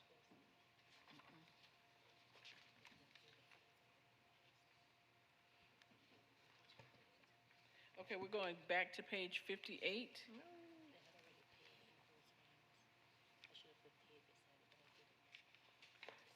The case number CE 24010336. There were $200 in fines that were already paid.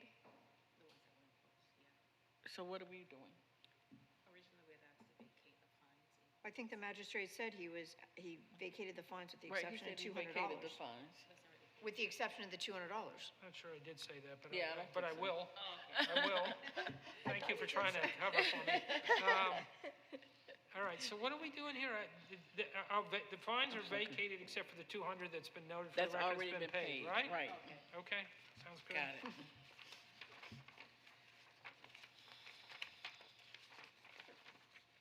Next case, page 62, Inspector Shaquan Kendrick, case number CE 23110530, case address 5411 Northeast 16th Avenue, owner David K. Laux. This case was first heard 11425 to comply by 31125 and 4825.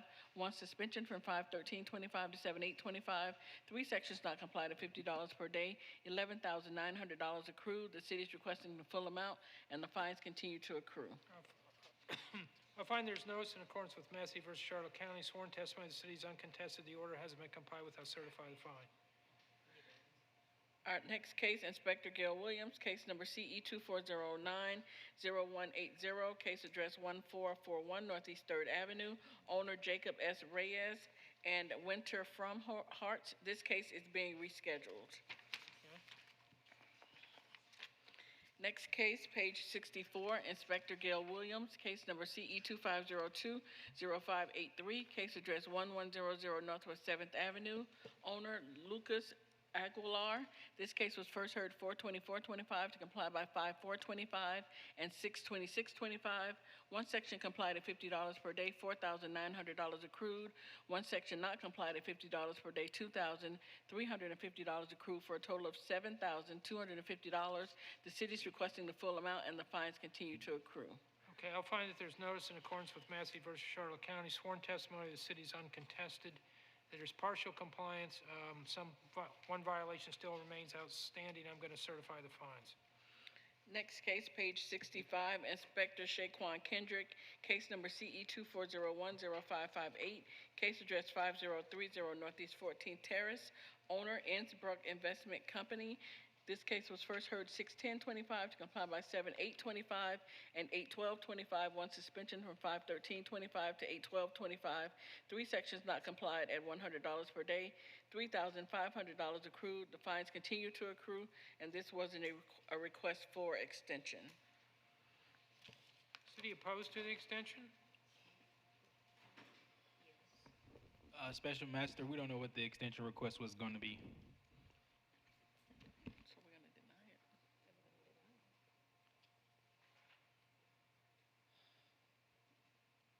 I guess, is this on the agenda because of a request for an extension? Yes, they Okay, there's no requested it action and for me didn't to show take. up. They're not here. What's your thoughts? You want to extend it? No, sir. Okay, I Deny. mean, I guess it stays as is.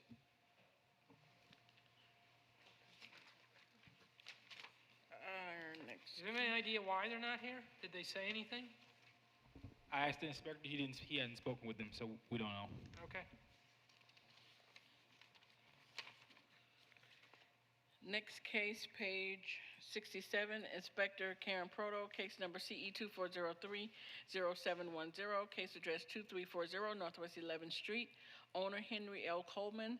This case was first heard 6/10/25 to comply by 7/8/25 and 8/12/25. Two suspensions noted on the agenda. Four sections not complied at $50 per day. $14,800 accrued, and the fines continue to accrue. This was in order to reappear. Okay, so basically, they would have appeared and they asked for additional time. They didn't do that, so I guess the fines would start to accrue. Are you looking for this imposition of fine? No, we cannot impose in this section because they were notified not as a massy. Okay, So we're so going to continue the fines and we'll bring them back as a massy to impose. what was the first part of that? You're going to do what? Continue? The fines Okay. to approve, and To- then we'll bring them back All right, to the next they'll hearing. be, okay, there'll be notice for the next hearing. Right, so just gonna Continue continue. it. Where's the next case rescheduled to? Do you know when? More than likely, it's gonna be the end of, what's next month, September?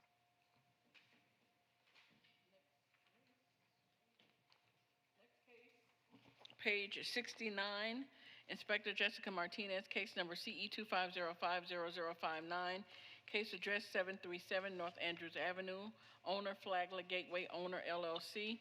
This was first heard 61025 to comply by 62025 and 81225. 3 sections not complied at $150 per day. Fine start 81325. This is to vacate the order from 61025 and rehear.